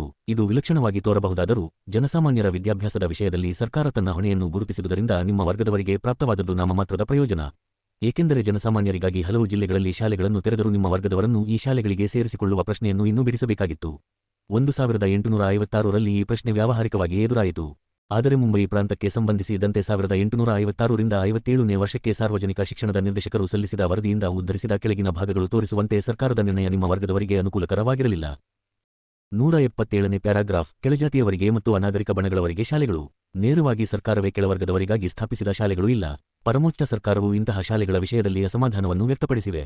ಸರ್ಕಾರದ ಸಂಪೂರ್ಣ ನೆರವಿನಿಂದ ಸಾಮಾನ್ಯ ಶಾಲೆಗಳು ತತ್ವದಲ್ಲಿ ತಾರತಮ್ಯವಿಲ್ಲದೆ ಎಲ್ಲರಿಗೂ ತೆರೆದಿವೆ. 1855ರಿಂದ 56ರ ನನ್ನ ವರದಿಯನ್ನು ಕುರಿತು ಅಭಿಪ್ರಾಯವನ್ನು ವ್ಯಕ್ತಪಡಿಸುತ್ತಾ ಸರ್ಕಾರವು ಈ ಕೆಳಗಿನ ಆಜ್ಞೆಯನ್ನು ಹೊರಡಿಸಿತು. ಸರ್ಕಾರಿ ಶಾಲೆಗಳಿಗೆ ಅತ್ಯಂತ ಕೆಳವರ್ಗದ ಬಾಲಕರನ್ನು ಸೇರಿಸಿಕೊಳ್ಳುವ ಪ್ರಶ್ನೆಯನ್ನು ಈವರೆಗೆ ಸರ್ಕಾರದ ಮುಂದೆ ಒಂದೇ ಒಂದು ಬಾರಿ ಮಾತ್ರ ಇಡಲಾಗಿದೆ. 1856ರ ಜೂನ್ ತಿಂಗಳಿನಲ್ಲಿ ಒಬ್ಬ ಮಹಾರ್ ಹುಡುಗನ ಪರವಾಗಿ ಒಪ್ಪಿಸಿದ ಮನವಿಯಲ್ಲಿ ಅವನು ಶಿಕ್ಷಣದ ಸಾಮಾನ್ಯ ಶುಲ್ಕವನ್ನು ಕೊಡಲು ಸಿದ್ಧನಿದ್ದರೂ ಧಾರವಾಡದ ಸರ್ಕಾರಿ ಶಾಲೆಗೆ ಅವನಿಗೆ ಪ್ರವೇಶವನ್ನು ನಿರಾಕರಿಸಲಾಯಿತೆಂದು ದೂರು ಕೊಡಲಾಯಿತು. ಹೀಗೆ ಸರ್ಕಾರಿ ವಿದ್ಯಾಭ್ಯಾಸ ಇಲಾಖೆಯನ್ನು ಸ್ಥಾಪಿಸಿರುವುದು ದೇಶೀಯರ ತಿಳಿವಳಿಕೆಗಾಗಿ, ಅಮೂರ್ತವಾದ ನ್ಯಾಯದ ವಿಷಯದಲ್ಲಿ ದೇಶೀಯರಲ್ಲಿ ಬಹುಮಂದಿಯ ಸಾಮಾನ್ಯ ಭಾವನೆಗಳಿಗೆ ವಿರುದ್ಧವಾಗಿ ನಿರ್ಣಯ ತೆಗೆದುಕೊಳ್ಳಬೇಕಾಗಿ ಬಂದುದರಿಂದ ಸರ್ಕಾರವು ಒಂದು ದೊಡ್ಡ ವ್ಯಾವಹಾರಿಕ ಸಂಕಷ್ಟವನ್ನು ಎದುರಿಸಬೇಕಾಯಿತು. ಆ ಸಮಯದಲ್ಲಿ ಸಾಕಷ್ಟು ಹಿಂಜರಿಕೆಯಿಂದಲೇ ಅನುಮೋದಿಸಿದ ನಿರ್ಣಯದಲ್ಲಿ ಹೀಗೆ ತೀರ್ಮಾನಿಸಲಾಯಿತು. 550. ಡಾ. ಬಾಬಾಸಾಹೇಬ್ ಅಂಬೇಡ್ಕರ್ ಅವರ ಸಮಗ್ರ ಬರೆಹಗಳು ಭಾಷಣಗಳು, ಸಂಪುಟ -2. ನಕ್ಷತ್ರ ಚಿಹ್ನೆ. 1856ರ ಜುಲೈ 21ರಂದು ಸರ್ಕಾರ ಅನುಮೋದಿಸಿದ ನಿರ್ಣಯದ ಪಾಠ. 1. ಪತ್ರವ್ಯವಹಾರದಲ್ಲಿ ಚರ್ಚಿಸಿದ ಪ್ರಶ್ನೆ ವ್ಯಾವಹಾರಿಕವಾಗಿ ಬಹು ಕಷ್ಟದ ಪ್ರಶ್ನೆ. 2. ಅಮೂರ್ತ ನ್ಯಾಯ ಮಹಾರ್ ಮನವಿದಾರನ ಪರವಾಗಿದೆ ಎನ್ನುವುದರಲ್ಲಿ ಅನುಮಾನವೇ ಇಲ್ಲ. ಧಾರವಾಡದಲ್ಲಿ ಲಭ್ಯವಿರುವ ಶಿಕ್ಷಣ ಸಾಧನವನ್ನು ಅವನು ಬಳಸಿಕೊಳ್ಳಲು ಈಗ ಇರುವ ಪೂರ್ವಾಗ್ರಹವನ್ನು ಸ್ವಲ್ಪ ಕಾಲದಲ್ಲಿಯೇ ಕೊನೆಗಾಣಿಸಲು ಸಾಧ್ಯವಾಗುವುದೆಂದು ಸರ್ಕಾರ ನಂಬುತ್ತದೆ. 3. ಆದರೆ ಒಬ್ಬ ವ್ಯಕ್ತಿ ಅಥವಾ ಕೆಲವೇ ವ್ಯಕ್ತಿಗಳಿಗಾಗಿ ಯುಗಯುಗಗಳ ಪೂರ್ವಾಗ್ರಹಗಳಲ್ಲಿ ಹಸ್ತಕ್ಷೇಪ ಮಾಡುವುದೆಂದರೆ ಶಿಕ್ಷಣದ ಗುರಿಗೆ ಪ್ರಾಯಶಃ ಬಹುಮಟ್ಟಿನ ಹಾನಿಯಾಗುವುದೆಂಬ ಸಂಗತಿಯನ್ನು ಸರ್ಕಾರ ಗಮನಿಸಬೇಕಾಗಿದೆ. ಮನವಿದಾರನು ಅನುಭವಿಸುತ್ತಿರುವ ತೊಂದರೆ ಈ ಸರ್ಕಾರದಿಂದ ಉದ್ಭವಿಸಲಿಲ್ಲ ಮತ್ತು ಆತ ಬೇಡಿರುವಂತೆ ಅವನ ಪರವಾಗಿ ಮಧ್ಯಪ್ರವೇಶಿಸಿ ಕ್ಷಿಪ್ರಕ್ರಮದಿಂದ ಸರ್ಕಾರವು ತೆಗೆದುಹಾಕಲು ಸಾಧ್ಯವಾಗುವಂತಹ ತೊಂದರೆಯೂ ಅದಲ್ಲ. ಒಬ್ಬ ಮಹಾವ್ಯಕ್ತಿಗಾಗಿ ಬಲಾತ್ಕಾರವಾಗಿ ಇತರರು ಅವನೊಡನೆ ಸೇರುವಂತೆ ಮಾಡಿ ದೇಶೀಯ ಜನರಲ್ಲಿ ಬಹುಸಂಖ್ಯಾತರಿಗೆ ಶಾಲೆಯು ವಾಸ್ತವಿಕವಾಗಿ ನಿಷ್ಪ್ರಯೋಜಕವನ್ನಾಗಿ ಮಾಡುವ ಅಪಾಯವನ್ನು ತಂದುಕೊಳ್ಳುವುದು ಸರಿಯಲ್ಲ. ಈ ವಿಷಯದಲ್ಲಿ ಮುಂಬೈ ಸರ್ಕಾರದ ನಡವಳಿಕೆಗಳನ್ನು ಭಾರತ ಸರ್ಕಾರವು 1857ರಲ್ಲಿ ಜನವರಿ 23ನೇ ದಿನಾಂಕದ 11ನೇ ಸಂಖ್ಯೆಯ ಪತ್ರದಲ್ಲಿ ಈ ಮಾತುಗಳನ್ನು ಗಮನಿಸಿತು. ಗವರ್ನರ್ ಜನರಲ್ ಇನ್ ಕೌನ್ಸಿಲ್ ಈ ವಿಷಯದಲ್ಲಿ ಮುಂಬೈ ಸರ್ಕಾರ ವಿವೇಕದಿಂದ ನಡೆದುಕೊಂಡಿದೆ ಎಂದು ಭಾವಿಸುತ್ತಾರೆ. ಆದರೆ ಆ ಬಾಲಕನಿಗೆ ಬಂಗಾಳ ಪ್ರಾಂತದ ಯಾವುದೇ ಸರ್ಕಾರಿ ಶಾಲೆಯು ಪ್ರವೇಶವನ್ನು ನಿರಾಕರಿಸುತ್ತಿರಲಿಲ್ಲ ಎಂದು ಭಾರತ ಸರ್ಕಾರದ ಕಾರ್ಯದರ್ಶಿಯಾದ ನಾನು ಹೇಳಬೇಕೆಂದು ಕೌನ್ಸಿಲ್ ಅಪೇಕ್ಷಿಸುತ್ತದೆ. ಈ ಪತ್ರ ತಲುಪಿದಾಗ ಇಡೀ ದೇಶದಲ್ಲಿನ ಶಾಲೆಗಳ ಜಾತಿಯ ವಿಚಾರದಲ್ಲಿ ಹೊಂದಿರುವ ಪ್ರತ್ಯೇಕತಾ ಭಾವನೆಯನ್ನು ಕಡಿಮೆಯಾಗುವಂತೆ ಮಾಡುವಲ್ಲಿ ಯಾವುದೇ ಸಾಧನವನ್ನು ಅಲಕ್ಷ್ಯ ಮಾಡಲು ಸರ್ಕಾರಕ್ಕೆ ಎಳ್ಳಷ್ಟು ಇಷ್ಟವಿಲ್ಲ ಎನ್ನುವ ಬಗ್ಗೆ ಭಾರತದ 1858ರ 28ನೇ ಏಪ್ರಿಲ್ ದಿನಾಂಕದ 58ನೇ ಸಂಖ್ಯೆಯ ಪತ್ರದಲ್ಲಿ ಕೋರ್ಟ್ ಆಫ್ ಡೈರೆಕ್ಟರರು ಈ ವಿಷಯವಾಗಿ ಕೆಳಗಿನ ಆಜ್ಞೆಯನ್ನು ಮಾಡಿದರೂ ಸರ್ಕಾರದ ಶಿಕ್ಷಣ ಸಂಸ್ಥೆಗಳು ಎಲ್ಲರಿಗೂ ತೆರೆದಿರಬೇಕೆಂದು ನನ್ನ ಅಪೇಕ್ಷೆ. ಮೂಲತಃ ವಿರುದ್ಧವಾಗಿರುವ ಮತ್ತು ಅನುರಕ್ಷಣೆಯು ಬಹುಮುಖ್ಯವಾಗಿರುವ ತತ್ವವನ್ನು ನಾವು ದೂರ ಮಾಡಲು ಸಾಧ್ಯವಿಲ್ಲ. ಕೆಲವು ಸಂದರ್ಭಗಳಲ್ಲಿ ಈ ತತ್ವವನ್ನು ಕಾರ್ಯಗತ ಮಾಡುವುದರಿಂದ ವಿದ್ಯಾರ್ಥಿಗಳಲ್ಲಿ ಒಂದು ಭಾಗವು ಶಾಲೆಯನ್ನು ಬಿಟ್ಟು ಹೋಗುವುದು ಅಸಂಭವವಲ್ಲ. ಆದರೆ ಇದನ್ನು ಕಾರ್ಯಗತ ಮಾಡುವುದನ್ನು ನಕ್ಷತ್ರ ಚಿಹ್ನೆ ಮೇಲುಜಾತಿಯ ಬಾಲಕರು ಮಾತ್ರ ಸೇರಿರುವ ಶಾಲೆಗೆ ಪ್ರವೇಶವನ್ನು ಕೋರಿದವನು ಒಬ್ಬನೇ ಒಬ್ಬ ಮಹಾ. 1813 ರಿಂದ 1884ರವರೆಗೆ 230 ವಿರೋಧಿಸುವವರು ತಮ್ಮ ವಂತಿಗೆಗಳನ್ನು ಹಿಂದಕ್ಕೆ ತೆಗೆದುಕೊಂಡು ತಮ್ಮ ಹಣವನ್ನು ಬೇರೆ ಆಧಾರದ ಮೇಲೆ ಶಾಲೆಗಳ ಸ್ಥಾಪನೆಗೆ ಬಳಸಲು ಸ್ವತಂತ್ರರು ಎಂದಷ್ಟೇ ಹೇಳಿದರೆ ಸಾಕು. ಸರ್ಕಾರಿ ಶಾಲೆಗಳಿಗೆ ಸಾಮಾನ್ಯವಾಗಿ ಅಪಖ್ಯಾತಿಯುಂಟಾಗಿ ಆ ಮೂಲಕ ಅವುಗಳ ದಕ್ಷತೆಯನ್ನು ನಾಶಮಾಡಿ ಅವನ್ನು ಯಾವ ಉದ್ದೇಶಕ್ಕಾಗಿ ಸ್ಥಾಪಿಸಲಾಯಿತೋ ಅದೇ ವಿಫಲವಾಗದಂತೆ ಇದನ್ನು ಜಾರಿಗೊಳಿಸಲು ಸಾಧ್ಯವಾದರೆ ಹಾಗೆ ಮಾಡಬಹುದಾಗಿದೆ. ಬಂಗಾಳದಲ್ಲಿ ಅನುಸರಿಸಲಾಗುತ್ತಿದೆ ಎನ್ನಲಾದ ತತ್ವ ಸಾಮಾನ್ಯ ಉಪಯುಕ್ತತೆಯ ಮೇಲೆ ವ್ಯಾವಹಾರಿಕ ಕಾರ್ಯಾಚರಣೆಯಿಂದ ಸರ್ಕಾರಿ ಶಾಲೆಗೆ ಯಾವ ಪರಿಣಾಮವಾಗಿದೆ ಎನ್ನುವುದರ ಬಗೆಗೆ ವಿಚಾರಣೆ ನಡೆಸಬೇಕೆಂತಲೂ ಸಹ ನಿರ್ಧರಿಸಲಾಯಿತು. 11 ಬಂಗಾಳದಲ್ಲಿ ರೂಢಿಯಲ್ಲಿದ್ದ ಆಚರಣೆಗಳನ್ನು ಕುರಿತು ವಿಚಾರಣೆ ನಡೆಸಿದಾಗ ಭಾರತ ಸರ್ಕಾರ ಭಾವಿಸಿದ್ದುದಕ್ಕೆ ವ್ಯತಿರಿಕ್ತವಾಗಿ ಬಂಗಾಳದ ಅಧಿಕಾರಿಗಳು ಕೆಳಗಿನ ಜಾತಿಗಳು ವಿದ್ಯಾರ್ಥಿಗಳಿಗೆ ಪ್ರವೇಶ ನೀಡುವ ಅಥವಾ ತಿರಸ್ಕರಿಸುವ ನಿರ್ಧಾರವನ್ನು ಸ್ಥಳೀಯ ದೇಶೀಯರ ಭಾವನೆಗಳನ್ನು ಗಮನಿಸಿ ಕೈಗೊಳ್ಳುವಂತೆ ಶಿಕ್ಷಣದ ಜಿಲ್ಲಾ ಸಮಿತಿಗಳಿಗೆ ಬಿಟ್ಟುಬಿಟ್ಟಿದ್ದರೆಂದು ತಿಳಿದುಬಂದಿತು. ಇದರ ಪರಿಣಾಮವಾಗಿ ನಿಮ್ಮ ವರ್ಗದವರು ಕೇಳುವವರೇ ಇಲ್ಲದೆ ಸಹಾಯಹೀನರಾಗಿ ಉಳಿದರು. ಏಕೆಂದರೆ ಸರ್ಕಾರವು ತನ್ನ ಸಕಲ ಪ್ರಜೆಗಳ ಒಳಿತಿಗಾಗಿ ಹೊತ್ತಿಸಿದ್ದ ಜ್ಞಾನವೆಂಬ ಅಗ್ನಿಯ ಬಳಿ ನಿಮ್ಮ ವರ್ಗದವರು ಕುಳಿತುಕೊಳ್ಳಲು ಸ್ಪೃಶ್ಯ ವರ್ಗದವರು ಅವಕಾಶ ಕೊಡಲಿಲ್ಲ. 12 ಇಂತಹ ಸನ್ನಿವೇಶದಲ್ಲಿ 1854ರ ಅಧಿಕಾರ ಪತ್ರದಲ್ಲಿ ಸರ್ಕಾರ ಸೂಚಿಸಿದ ಜನಸಾಮಾನ್ಯರ ಶಿಕ್ಷಣವು ಬಳಕೆಯಲ್ಲಿ ನಿಮ್ಮ ವರ್ಗಗಳವರನ್ನು ಬಿಟ್ಟು ಉಳಿದವರಿಗೆಲ್ಲ ಲಭ್ಯವಾಯಿತು. ನಿಮ್ಮ ವರ್ಗದವರ ವಿದ್ಯಾಭ್ಯಾಸಕ್ಕೆ ವಿಧಿಸಿದ್ದ ನಿರ್ಬಂಧವನ್ನು 1854ರಲ್ಲಿ ತೆಗೆದುಹಾಕಿದ್ದು ಹೆಸರಿಗೆ ಮಾತ್ರವಾಯಿತು. ಏಕೆಂದರೆ ಪ್ರತ್ಯೇಕತೆ ಕೂಡದು ಎಂಬ ತತ್ವವನ್ನು ಸರ್ಕಾರ ದೃಢವಾಗಿ ಹೇಳಿದರೂ ಅದನ್ನು ವ್ಯಾವಹಾರಿಕವಾಗಿ ಕಾರ್ಯಗತ ಮಾಡುವುದನ್ನು ಎಚ್ಚರಿಕೆಯಿಂದ ತಪ್ಪಿಸಲಾಯಿತು. ಆದುದರಿಂದ ಪ್ರತಿಬಂಧವನ್ನು ಬಳಕೆಯಲ್ಲಿ ಮೊದಲಿನಂತೆಯೇ ಮುಂದುವರಿಸಿಕೊಂಡು ಹೋಗಲಾಯಿತು ಎಂದು ನಾವು ಹೇಳಬಹುದು. ನಿಮ್ಮ ವರ್ಗದವರ ವಿದ್ಯಾಭ್ಯಾಸದ ಕಾರ್ಯವನ್ನು ವಹಿಸಿಕೊಳ್ಳಬಲ್ಲ ಏಕೈಕ ಸಾಧನವೆಂದರೆ ಕ್ರೈಸ್ತ ಮತ ಪ್ರಚಾರಕರು. ಮೌಂಟ್ ಸ್ಟೆವರ್ಟ್ ಎಲ್ಸಿನ್ಸ್ಟನ್ನ ಮಾತುಗಳಲ್ಲಿ ಅತಿ ಕೆಳವರ್ಗದವರೇ ಅತ್ಯುತ್ತಮ ಜನ ಎಂದು ಅವರಿಗೆ ಕಂಡಿತು. ಆದರೆ ಸರ್ಕಾರ ಧಾರ್ಮಿಕ ವಿಷಯದಲ್ಲಿ ನೀತಿಗೆ ವಚನಬದ್ಧವಾಗಿತ್ತು. ಮತ ಪ್ರಚಾರಕರ ಶಾಲೆಗಳಿಗೆ ನೆರವು ನೀಡುವ ದಾರಿ ಕಾಣದಾಯಿತು. ಇದರಿಂದ 1854ರ ಶೈಕ್ಷಣಿಕ ಅಧಿಕಾರ ಪತ್ರವು ಮತ ಪ್ರಚಾರಕರ ಶಾಲೆಗಳಿಗೆ ಅನುದಾನ ನೀಡುವುದನ್ನು ಪ್ರತಿಬಂಧಿಸದಿದ್ದರೂ ಈ ಅವಧಿಯ ಪ್ರಾರಂಭದ ಭಾಗದಲ್ಲಿ ಈ ಪ್ರಾಂತದಲ್ಲಿ ಮತ ಪ್ರಚಾರಕರ ಯಾವ ಶಾಲೆಗೂ ಹಣದ ಸಹಾಯವನ್ನು ನೀಡಲಿಲ್ಲ. 13 ಈ ಇಕ್ಕಟ್ಟಿನಿಂದ ಪಾರಾಗಲು ಸರ್ಕಾರವು 2 ಕ್ರಮಗಳನ್ನು ಕೈಗೊಂಡಿತು. 1 ಕೆಳವರ್ಗದ ಹುಡುಗರಿಗಾಗಿ ಪ್ರತ್ಯೇಕ ಸರ್ಕಾರಿ ಶಾಲೆಗಳ ಸ್ಥಾಪನೆ ಮತ್ತು 2 ಸಹಾಯಾನುದಾನಗಳ ನಿಯಮಗಳನ್ನು ಸಡಿಲಿಸುವುದರ ಮೂಲಕ ಮತಪ್ರಚಾರದ ಸಂಸ್ಥೆಗಳು ಅವರ ವಿದ್ಯಾಭ್ಯಾಸವನ್ನು ವಹಿಸಿಕೊಳ್ಳಲು ವಿಶೇಷ ಪ್ರೋತ್ಸಾಹವನ್ನು ವಿಸ್ತರಿಸುವುದು. ಈ 2 ಕ್ರಮಗಳನ್ನು ಕೈಗೊಳ್ಳದೆ ಹೋಗಿದ್ದರೆ 552 ಡಾ. ಬಾಬಾಸಾಹೇಬ್ ಅಂಬೇಡ್ಕರ್ ಅವರ ಸಮಗ್ರ ಬರೆಹಗಳು ಭಾಷಣಗಳು ಸಂಪುಟ -2 1882ರಲ್ಲಿ ಹಂಟರ್ ಆಯೋಗವು ಪರಿಸ್ಥಿತಿಯ ವಿಮರ್ಶನೆಯನ್ನು ಮಾಡಿದಾಗ ಕಂಡ ತೀರಾ ಅಲ್ಪ ಪ್ರಮಾಣದ ಫಲಿತಾಂಶವು ಸಾಧ್ಯವಾಗುತ್ತಿರಲಿಲ್ಲ. 1882 ರಿಂದ 1920 ಡಾ. ಬಾಬಾಸಾಹೇಬ್ ಅಂಬೇಡ್ಕರ್ ಅವರ ಸಮಗ್ರ ಬರೆಹಗಳು ಭಾಷಣಗಳು ಸಂಪುಟ -2 1882ರಲ್ಲಿ ಹಂಟರ್ ಆಯೋಗವು ಪರಿಸ್ಥಿತಿಯ ವಿಮರ್ಶನೆಯನ್ನು ಮಾಡಿದಾಗ ಕಂಡ ತೀರಾ ಅಲ್ಪ ಪ್ರಮಾಣದ ಫಲಿತಾಂಶವು ಸಾಧ್ಯವಾಗುತ್ತಿರಲಿಲ್ಲ. 1882 ರಿಂದ 1928 14 ಮುಂಬೈ ಪ್ರಾಂತದ ಶೈಕ್ಷಣಿಕ ಇತಿಹಾಸದಲ್ಲಿ 1882ನೇ ವರ್ಷದ ನಂತರ ಮುಂದಿನ ಹೆಗ್ಗುರುತು 1923ನೇ ವರ್ಷ. ಪ್ರಾಥಮಿಕ ಶಿಕ್ಷಣವು ಪ್ರಾಂತೀಯ ಸರ್ಕಾರಗಳ ನಿಯಂತ್ರಣದಿಂದ ಬಿಡುಗಡೆಯಾಗಿ ಸ್ಥಳೀಯ ಸಂಸ್ಥೆಗಳ ನಿಯಂತ್ರಣಕ್ಕೆ ಬಂದದ್ದು ಆ ವರ್ಷವೇ. ಆದ್ದರಿಂದ 1923ರಲ್ಲಿ ಪರಿಸ್ಥಿತಿ ಹೇಗಿತ್ತು ಎಂದು ಪರಿಶೀಲಿಸುವುದು ಸೂಕ್ತ. ಶೈಕ್ಷಣಿಕ ಪ್ರಗತಿಯಲ್ಲಿ 1923ರಲ್ಲಿ ಮುಂಬೈ ಪ್ರಾಂತದಲ್ಲಿನ ಬೇರೆ ಬೇರೆ ಕೋಮುಗಳ ಸ್ಥಾನಗಳನ್ನು ಕೆಳಗಿನಂತೆ ಕೋಷ್ಟಕದ ರೂಪದಲ್ಲಿ ತೋರಿಸಬಹುದು. ಶಿಕ್ಷಣದಲ್ಲಿ ಅನುಕ್ರಮ, ಪ್ರಾಂತದಲ್ಲಿ ಜನರಲ್ಲಿ, ಜನಸಂಖ್ಯೆಯಲ್ಲಿ, ವರ್ಗಗಳು, ಅನುಕ್ರಮ, ಪ್ರೌಢ, ಪ್ರಾಥಮಿಕ, ಕಾಲೇಜ್, ಸೆಕೆಂಡರಿ, ಮುಂದುವರಿದ ಹಿಂದೂಗಳು, 4ನೇಯದು, 1ನೇಯದು, 1ನೇಯದು, ಮಧ್ಯಮ ವರ್ಗದ ಹಿಂದೂಗಳು, 1ನೇಯದು, 3ನೇಯದು, 3ನೇಯದರು, ಹಿಂದುಳಿದ ಹಿಂದೂಗಳು, 2ನೇಯದು, 4ನೇಯದು, 4ನೇಯದರು, ಮಹಮ್ಮದೀಯರು, 3ನೇಯದು, 2ನೇಯದು, 15 ಈ ಕೋಷ್ಟಕದಿಂದ ಶಿಕ್ಷಣದ ವಿಷಯದಲ್ಲಿ ಈ ಬೇರೆ ಬೇರೆ ಕೋಮುಗಳ ಮುನ್ನಡೆಯನ್ನು ತುಲನಾತ್ಮಕವಾಗಿ ನೋಡಿದಾಗ ಬಹು ಹೆಚ್ಚಿನ ಏರುಪೇರುಗಳು ಕಾಣುತ್ತವೆ.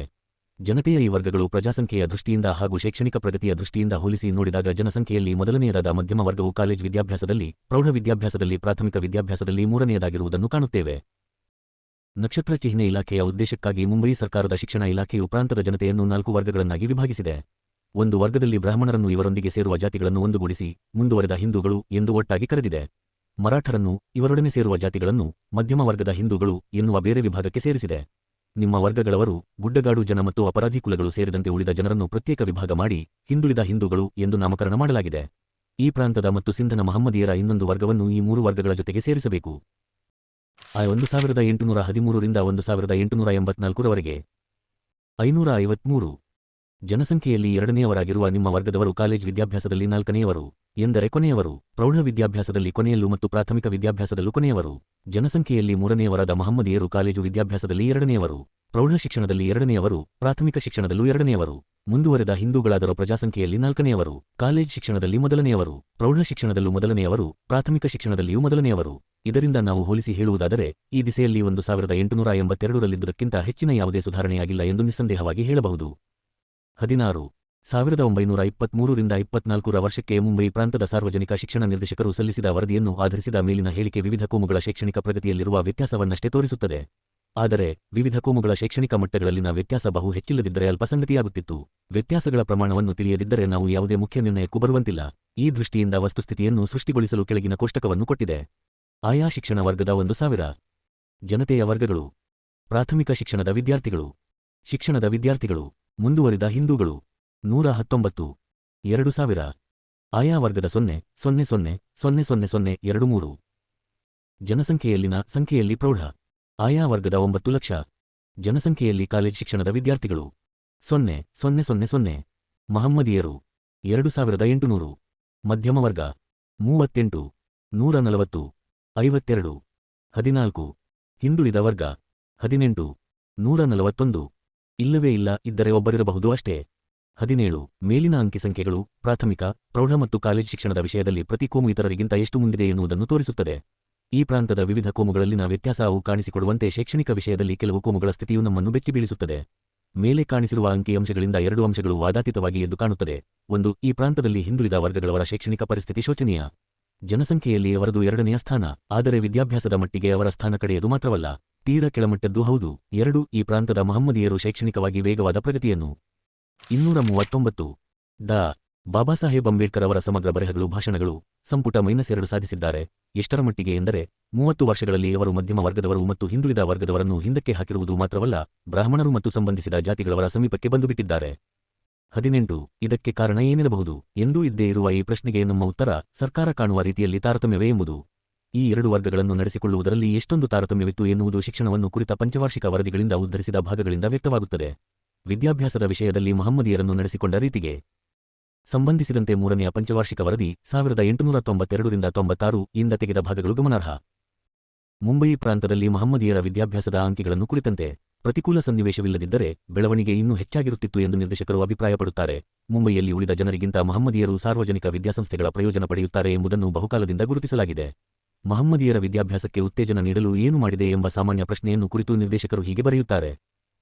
ಮೊದಲನೆಯದಾಗಿ ಪ್ರತಿ ಜಿಲ್ಲೆಯಲ್ಲಿ ಉಪ ಅಥವಾ ಸಹಾಯಕ ಉಪ ಮೇಲ್ವಿಚಾರಕರಾಗಿ ಒಬ್ಬ ಮಹಮ್ಮದೀಯ ಅಧಿಕಾರಿಯನ್ನು ನೇಮಿಸಲಾಗುತ್ತಿದೆ. ಕ್ರೂರ, ಕೊಲ್ಲಾಪುರ ಮತ್ತು ಹೈದರಾಬಾದುಗಳಲ್ಲಿ 3 ಮಹಮ್ಮದೀಯ ಪದವೀಧರರು ಉಪ ಮೇಲ್ವಿಚಾರಕರಾಗಿದ್ದಾರೆ. ಕಂದಾಯ ಇಲಾಖೆಯ ಮೇಲಿನ ವರ್ಗಕ್ಕೆ 4ನೆಯ ಪದವೀಧರನನ್ನು ಸೇರಿಸಿಕೊಂಡಿದೆ. ಹೀಗೆ ಸಿಬ್ಬಂದಿಯು ಮಹಮ್ಮದೀಯ ಪ್ರಜಾವರ್ಗದೊಡನೆ ಸಂಪರ್ಕ ಹೊಂದಿಲ್ಲದ ಒಂದೇ ಜಿಲ್ಲೆಯೂ ಇಲ್ಲ. ಅಲ್ಲದೆ ಮುಂಬಯಿ, ಕರಾಚಿ ಮತ್ತು ಜುನಾಗಢ, ಕಾಥೇವಾಡದ 1 ಮಹಮ್ಮದೀಯ ಸಂಸ್ಥಾನಗಳಲ್ಲಿ ಮಹಮ್ಮದೀಯರಿಗಾಗಿ ಕಡಿಮೆ ಶುಲ್ಕ ದರಗಳ ಪ್ರೌಢಶಾಲೆಗಳನ್ನು ಸ್ಥಾಪಿಸಲು ವಿಶೇಷ ಪ್ರಯತ್ನಗಳನ್ನು ಮಾಡಲಾಗಿದೆ ಮತ್ತು ಇತರೆಡೆಗಳಲ್ಲಿ ಇತರ ಅಂಜುಮಾನ್ಗಳು, ಮಹಮ್ಮದೀಯ ಸಂಘಗಳು ಸಣ್ಣ ಪಾಠಶಾಲೆಗಳನ್ನು ತೆರೆದಿವೆ. ಅವರ ಅನುಕೂಲಕ್ಕಾಗಿಯೇ ಇಲಾಖೆಯ ವಿಶೇಷ ಗುಣಮಟ್ಟಗಳನ್ನು ನಿರ್ಧರಿಸಿದೆ ಮತ್ತು ಕೆಲವು ಪ್ರದೇಶಗಳ ವಿಶೇಷ ಪಾಠಶಾಲೆಗಳನ್ನು ನಡೆಸುತ್ತದೆ. ಅಲ್ಲದೆ ಪ್ರಾಂತೀಯ ಮತ್ತು ಸ್ಥಳೀಯ ಸಂಸ್ಥೆಗಳ ವಿದ್ಯಾರ್ಥಿ ವೇತನಗಳಲ್ಲಿ 3ರಲ್ಲಿ 1ರಷ್ಟನ್ನು ಕಾದಿರಿಸಲಾಗಿದೆ. ಇದಲ್ಲದೆ ಖಾನ್ ಬಹದ್ದೂರ್ ಕಾಜಿ ಶಾಬುದ್ದೀನರು, ಒಂದು ಕಾಲದಲ್ಲಿ ಬರೋಡದ ದಿವಾನರು ಸ್ಥಾಪಿಸಿದ ವಿಶೇಷ ವಿದ್ಯಾರ್ಥಿ ವೇತನಗಳಿವೆ. ಸಿಂಧ್ ಕಾಲೇಜಿಗೆ ಬರುವ ವಿದ್ಯಾರ್ಥಿಗಳಿಗಾಗಿ ಖಾರಿಪುರ ದೇಶೀಯ ಸಂಸ್ಥಾನದ ಉತ್ತರಾಧಿಕಾರಿ ಊಟದ ವ್ಯವಸ್ಥೆಗಾಗಿಯೇ ಒಂದಿಷ್ಟು ವಿದ್ಯಾರ್ಥಿ ವೇತನಗಳನ್ನು ಕೊಟ್ಟಿದ್ದಾರೆ. ವಿದ್ಯಾರ್ಥಿ ವೇತನ 25 ರೂಪಾಯಿಗಳಷ್ಟಿದ್ದರೂ ಕಳೆದ ವರ್ಷ ಅದನ್ನು ಕೊಡುವುದಕ್ಕೂ ನನಗೆ ಕಷ್ಟವಾಯಿತು. ಪ್ರಾಥಮಿಕ ಶಾಲೆಗಳಲ್ಲಿ ಶುಲ್ಕದ ವಿಷಯದಲ್ಲಿ ಮಹಮ್ಮದೀಯರನ್ನು ಬಹು ಉದಾರವಾಗಿಯೇ ಕಾಣಲಾಗುತ್ತಿದೆ.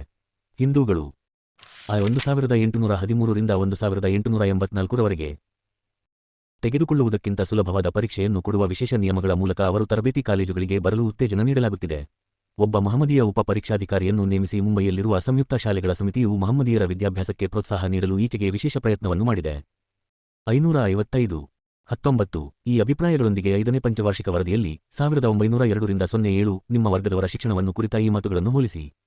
959. ಮುಂಬಯಿಯ ಕೇಂದ್ರ ವಿಭಾಗದಲ್ಲಿ ಕೆಳಜಾತಿಯ ಮಕ್ಕಳನ್ನು ಶುಲ್ಕವಿಲ್ಲದೆ ಶಾಲೆಗಳಿಗೆ ಸೇರಿಸಿಕೊಳ್ಳಲಾಗುತ್ತದೆ ಮತ್ತು ಪುಸ್ತಕಗಳು, ಪ್ಲೇಟುಗಳು ಮೊದಲಾದವುಗಳ ರೂಪದಲ್ಲಿ ಉಡುಗೊರೆಗಳನ್ನು ಕೊಡಲಾಗುತ್ತದೆ. ಕಾಥೇವಾಡದಲ್ಲಿ ನಿಮ್ಮ ವರ್ಗದ 3 ಮಕ್ಕಳು ಮಾತ್ರ ಶಿಕ್ಷಣ ಪಡೆಯುತ್ತಿದ್ದಾರೆ. ದಕ್ಷಿಣ ವಿಭಾಗದಲ್ಲಿ ಅವರಿಗಾಗಿ 72 ವಿಶೇಷ ಶಾಲೆಗಳು ಅಥವಾ ತರಗತಿಗಳಿವೆ. ಇವುಗಳ ಉಪಾಧ್ಯಾಯರಲ್ಲಿ ಬಹುಮಂದಿ ಸಾಕಷ್ಟು ಅರ್ಹತೆ ಇಲ್ಲದವರು. 20. ಈ ತಾರತಮ್ಯಕ್ಕೆ ಮೂಲ ಹಂಟರ್ ಆಯೋಗದ ಶಿಫಾರಸುಗಳು. ಮಹಮ್ಮದೀಯರ ವಿಷಯದಲ್ಲಿ ಅದು ಮಾಡಿದ ಶಿಫಾರಸುಗಳನ್ನು ನಿಮ್ಮ ವರ್ಗದವರ ಹಿತಾಸಕ್ತಿಗಾಗಿ ಮಾಡಿದ ಶಿಫಾರಸುಗಳೊಂದಿಗೆ ಹೋಲಿಸಿದರೆ ಹಂಟರ್ ಆಯೋಗಕ್ಕೆ ಮಹಮ್ಮದೀಯರ ವಿಷಯದಲ್ಲಿ ಎಷ್ಟೊಂದು ಪಕ್ಷಪಾತವಿತ್ತು ಎನ್ನುವುದು ಸ್ಪಷ್ಟವಾಗುತ್ತದೆ. ಮಹಮ್ಮದೀಯರ ವಿಷಯದಲ್ಲಿ ಆಯೋಗವು ಮಾಡಿದ 17 ಶಿಫಾರಸುಗಳಲ್ಲಿ ಈ ಕೆಳಗಿನವು ಗಮನಾರ್ಹವಾದವು. 1. ಮಹಮ್ಮದೀಯ ಶಿಕ್ಷಣದ ವಿಶೇಷ ಉತ್ತೇಜನವು ಸ್ಥಳೀಯ, ಪುರಸಭೆಯ ಮತ್ತು ಪ್ರಾಂತ್ಯದ ಹಣಕಾಸುಗಳ ವೆಚ್ಚಕ್ಕೆ ನ್ಯಾಯವಾಗಿಯೇ ಸೇರಿದುದು ಎಂದು ಭಾವಿಸಬೇಕು. 7. ಪ್ರೌಢ ಶಿಕ್ಷಣಕ್ಕೆ ವಿದ್ಯಾಭ್ಯಾಸದಲ್ಲಿ ಈ ಕೋಮಿಗೆ ವಿಶೇಷ ನೆರವು ಅಗತ್ಯವಾದುದರಿಂದ ಅದಕ್ಕೆ ಉದಾರವಾಗಿ ಪ್ರೋತ್ಸಾಹವನ್ನು ನೀಡಬೇಕು. 8 ಅಗತ್ಯವಿದ್ದಲ್ಲಿ ಮಹಮ್ಮದೀಯರಿಗೆ ದರ್ಜೆಗಳಾಗಿ ವರ್ಗೀಕರಿಸಿದ ವ್ಯವಸ್ಥೆಗನುಗುಣವಾಗಿ ವಿಶೇಷ ವಿದ್ಯಾರ್ಥಿವೇತನಗಳನ್ನು ಸ್ಥಾಪಿಸಬೇಕು. ಇವನ್ನು ಮಾಧ್ಯಮಿಕ ಶಾಲೆಗಳಲ್ಲೂ ಮುಂದುವರಿಯುವಂತೆ ಪ್ರಾಥಮಿಕ ಶಾಲೆಗಳಲ್ಲಿ, ಪ್ರೌಢಶಾಲೆಗಳಲ್ಲೂ ಮುಂದುವರಿಯುವಂತೆ ಮಾಧ್ಯಮಿಕ ಶಾಲೆಗಳಲ್ಲಿ, ಮೆಟ್ರಿಕ್ಯುಲೇಷನ್ ಮತ್ತು ಫಸ್ಟ್ ಆರ್ಟ್ಸ್ ಪರೀಕ್ಷೆಗಳ ಫಲಿತಾಂಶಗಳ ಆಧಾರದ ಮೇಲೆ ಕಾಲೇಜುಗಳಲ್ಲಿಯೂ ಮುಂದುವರಿಯುವಂತೆ ನೀಡಬೇಕು. ಸಾರ್ವಜನಿಕ ಹಣಕಾಸಿನಿಂದ ನಿರ್ವಹಿಸುವ ಎಲ್ಲ ಶಾಲೆಗಳಲ್ಲಿ ಮಹಮ್ಮದೀಯ ವಿದ್ಯಾರ್ಥಿಗಳಿಗಾಗಿಯೇ ಒಂದು ನಿಶ್ಚಿತ ಭಾಗವನ್ನು ಮೀಸಲಾಗಿಡಬೇಕು. ಬಾಬಾಸಾಹೇಬ್ ಅಂಬೇಡ್ಕರ್ ಅವರ ಸಮಗ್ರ ಬರೆಹಗಳು ಭಾಷಣಗಳು ಸಂಪುಟ -2.